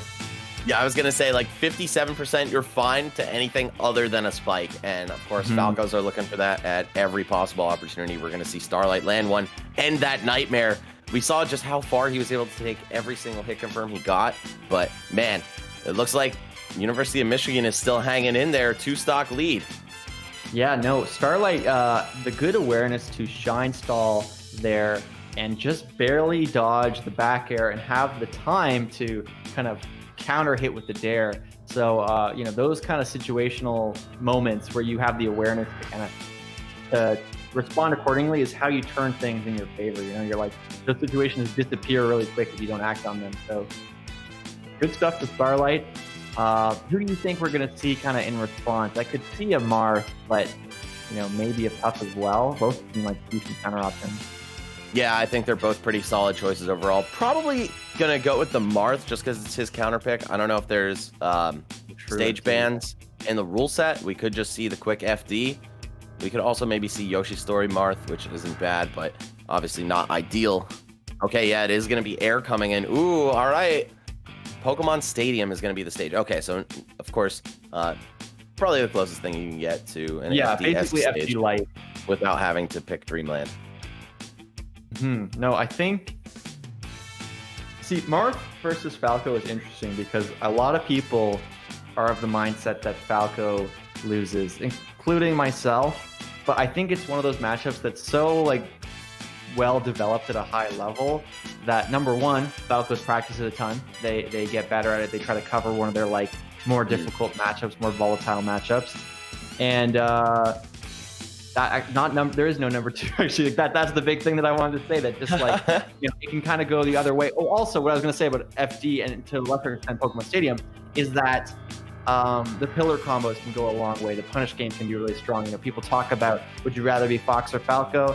I think there's benefits to both, but Falco absolutely has some stuff. So should be interesting. Yep, we'll see exactly how it's going to play out. Of course, gotta have Starlight drop 2 stocks at the start of it, and I think just even though that lead technically doesn't count, right? You're not playing against the timer, it still does kind of send that subtle message that all Smash players can't really avoid. When you see yourself having fewer stocks than the opponent, you're inclined to be the one initiating, approaching, attacking, and that's when things really go off the rails against Marth because he's just so good at shutting approaches down, taking massive punishes off just the easy stuff, like a quick grab. Yeah. No, for sure. I think it's it's really tricky. I think you mentioned that sort of psychological feeling of oh, I'm already down 2 stocks. And then you think, oh, I hope I don't accidentally miss space or run into a attack with an aerial and get CC'd or get grabbed near the edge because it can just be so brutal. Already we're seeing exactly what I'm describing. Oh my God.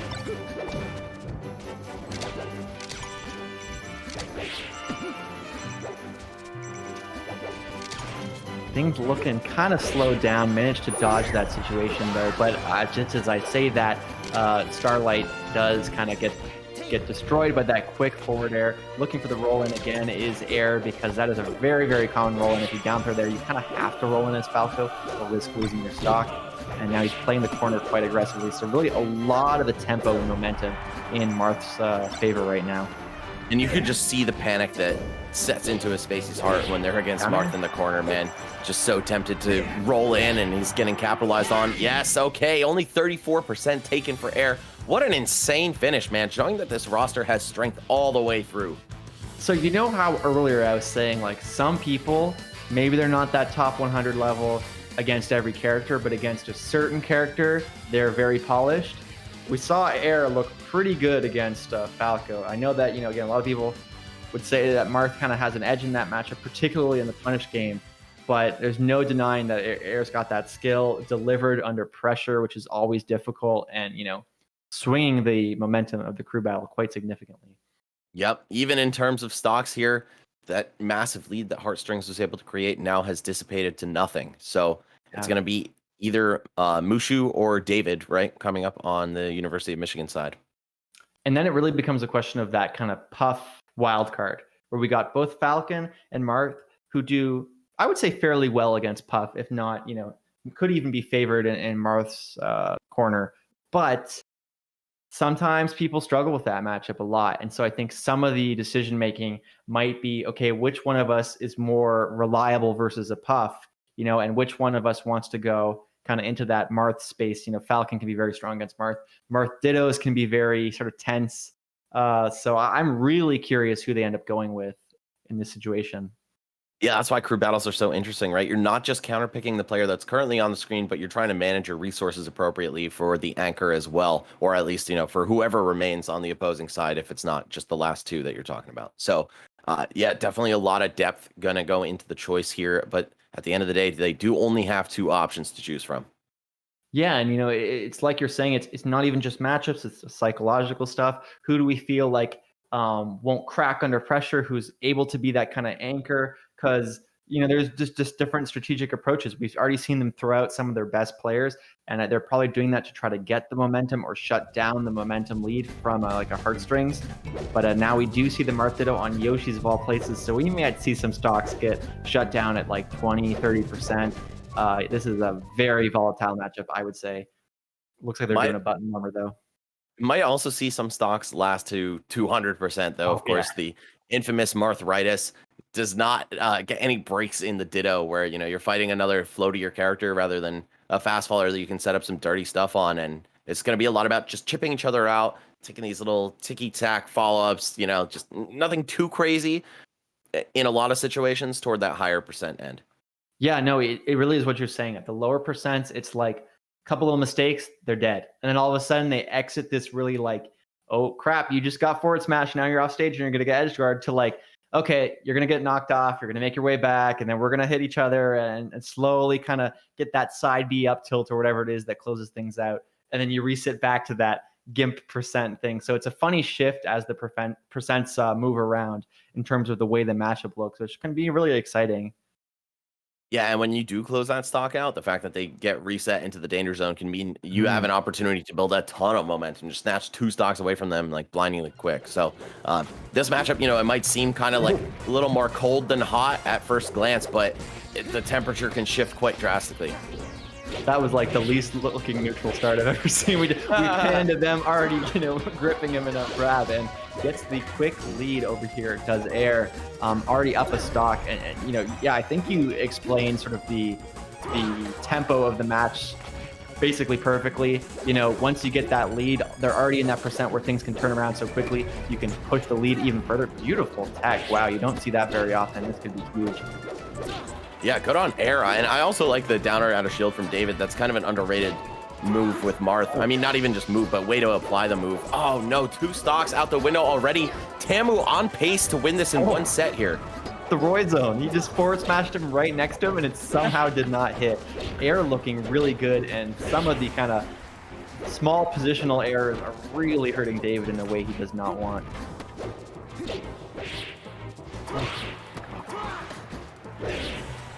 Okay, reaches with the forward air, gets himself back on the stage. You don't want to be on the ledge in this matchup either, man. Like, you could just have that looming threat of an easy bake forward smash waiting for you. Oh, I was just going to say, and it happened so quick, one of the things that makes Marth so deadly is, he has this insane range, and that range is so powerful when he's invincible. When he comes down and he's just untouchable for a few seconds, it is scary because it feels like there's nowhere where you can go to be safe. And in that span of time talking about it, Air just bopped him like that. That was rough. Holy crap. Crazy that his name is Air because he wouldn't let my man's breathe. That was ridiculous.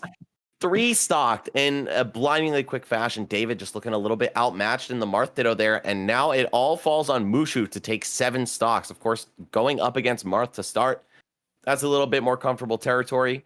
Falcon quite good in that matchup, but then he's going to have to fight 4 Puff stocks and just have to not get rested, not get edge guarded. So many dirty little tricks that Puff can pull on Falcon, despite, kind of being outmatched in terms of range, mobility, power, etc.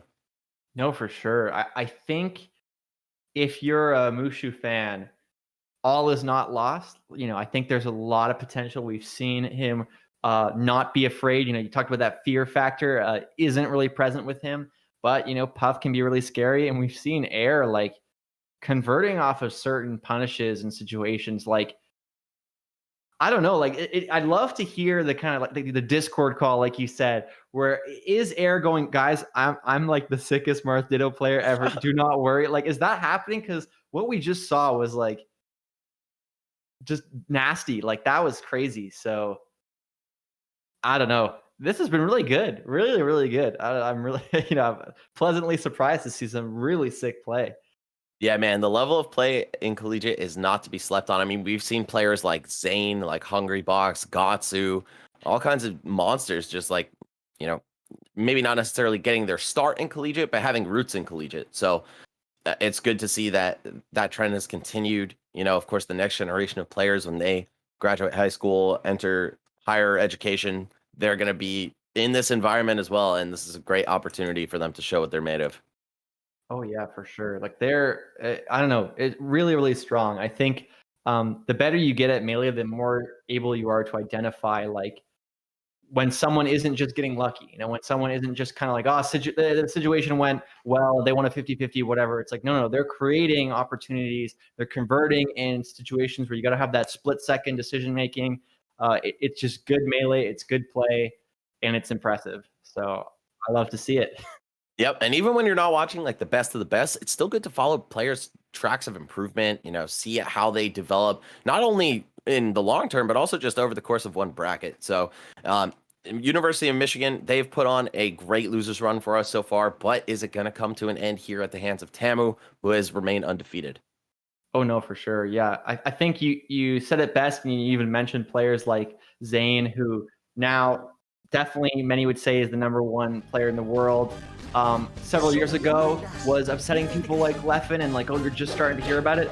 Maybe, Mushu, Air, these guys are going to be people where if you're watching, you're going to hear an upset about them and you're going to be like, yo, I knew they had some stuff because you were checking this broadcast out. So I, for one, am going to be checking out these players way more often if I see them in the bracket. This is very impressive. Yeah, exactly, man. A great way to stay plugged in with some of the rising stars is to track the Collegiate. All right, whoa, Air, big forward smash. Falcon, of course, a little bit of meat on his bones. He's going to survive that. And the next forward smash attempt as well. Uh-oh, jumpless. Yeah, there we go. Might be the stock. Oh, get up attack for a little extra flair. Yeah, and that get up attack, sometimes, I'm not sure if it was in the situation, can kind of create a situation where I think the ECB box for Marth makes it so that you can't like get back on the stage because he's like too fat. Mewtwo King did a video on it a long time ago where doing the get up attack is just slightly better than the roll in certain situations. But I actually did not know that, but it makes total sense. I see M2K particularly do a lot of that. yeah, like it's like it just creates a space where they kind of can't get back where they otherwise would. But just as we say that, Mushu hitting a very solid niche should be able to close out this stock right there, and keeping it fairly respectable after Air was like starting quite dominantly. Ooh, just as I say that. Oh, okay. If he can get rid of Air right now without losing this stock, which is very possible, then I'm liking University of Michigan's odds of bringing this one back and resetting grand finals. Unfortunately, though, he is going to die on his second stock here. It's going to be 2-4 at best, unless Air even takes another one.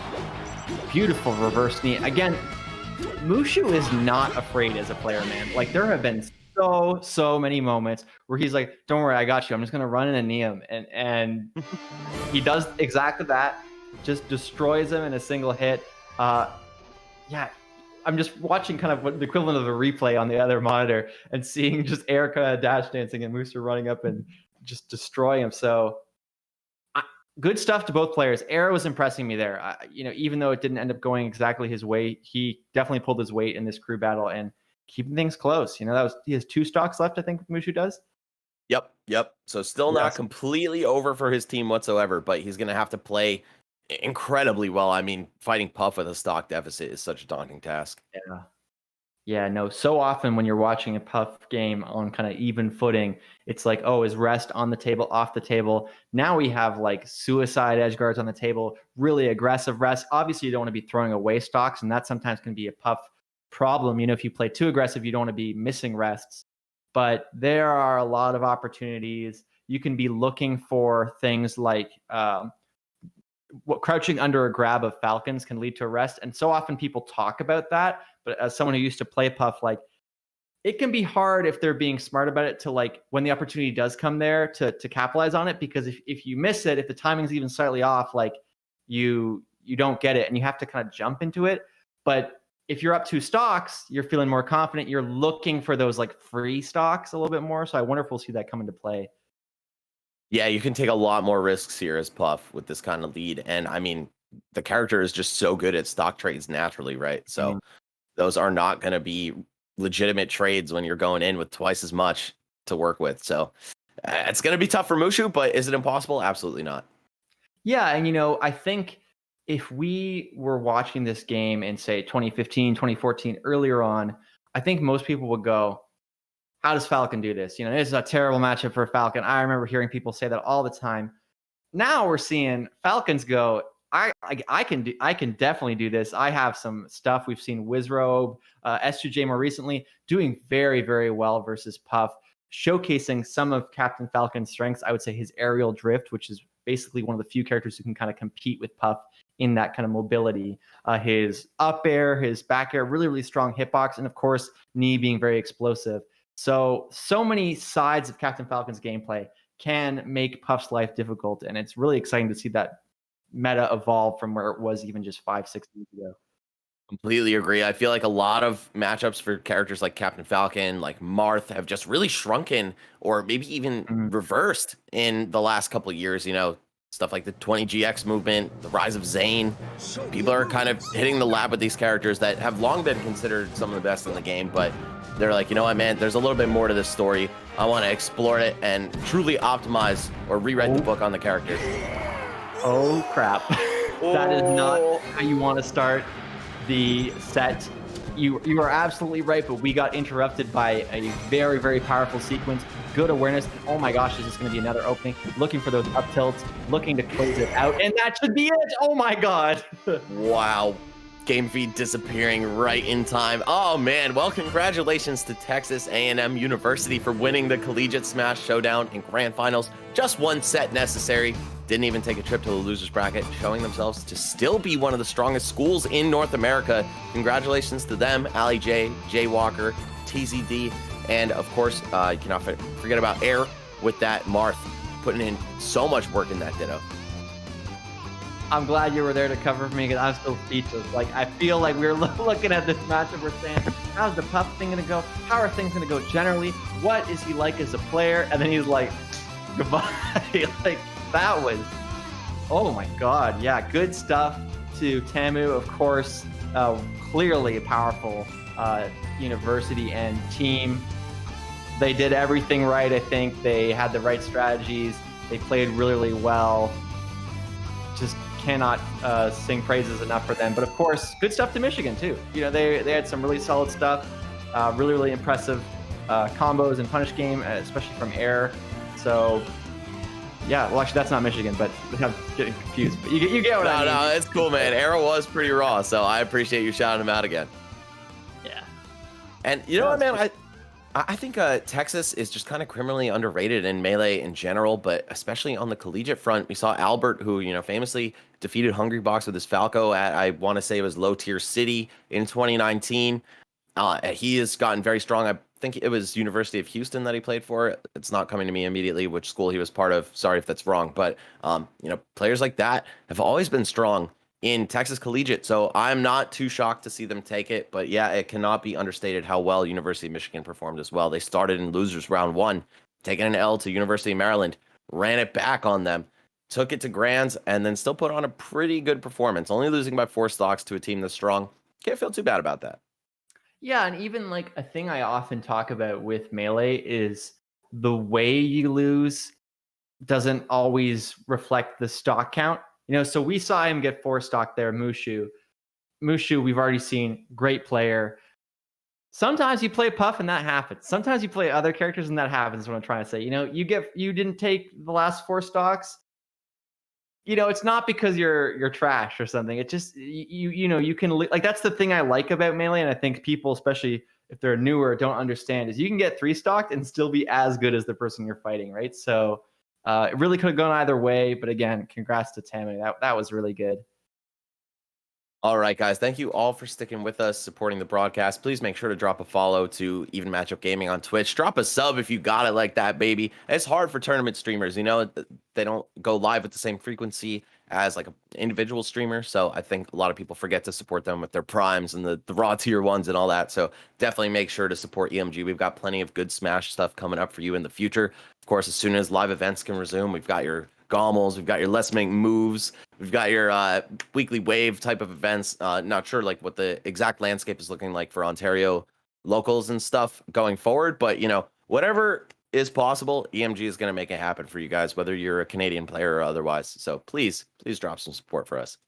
And you know, if you can't afford to sub right now, if you don't have a Twitch Prime or whatever available, tweet out, talk about it, you know, on social media, say EMG and the Collegiate Smash Showdown was sick. You should definitely check this out. Hit the follow. Like, there are other ways to support that do so much to grow kind of the scene and grow EMG in particular. So, Mac's absolutely right. Make sure to subscribe. That helps so much. But, just get the word out. That can really help too.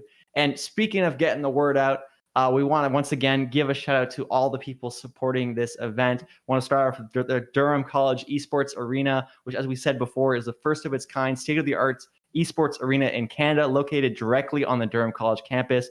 As many of you guys know, Durham College is a leader within Canada in the esports industry, and they focus on 3 pillars, which are engagements through the esports arena, academics through its esports business management graduate certificate program, and athletics through its 7 varsity esports teams. Yeah, that's 7 teams for a college with Rocket League, League of Legends, Overwatch, Hearthstone, CSGO, Valorant, and Smash, which I love to see Smash, like I said, among many other huge esport titles.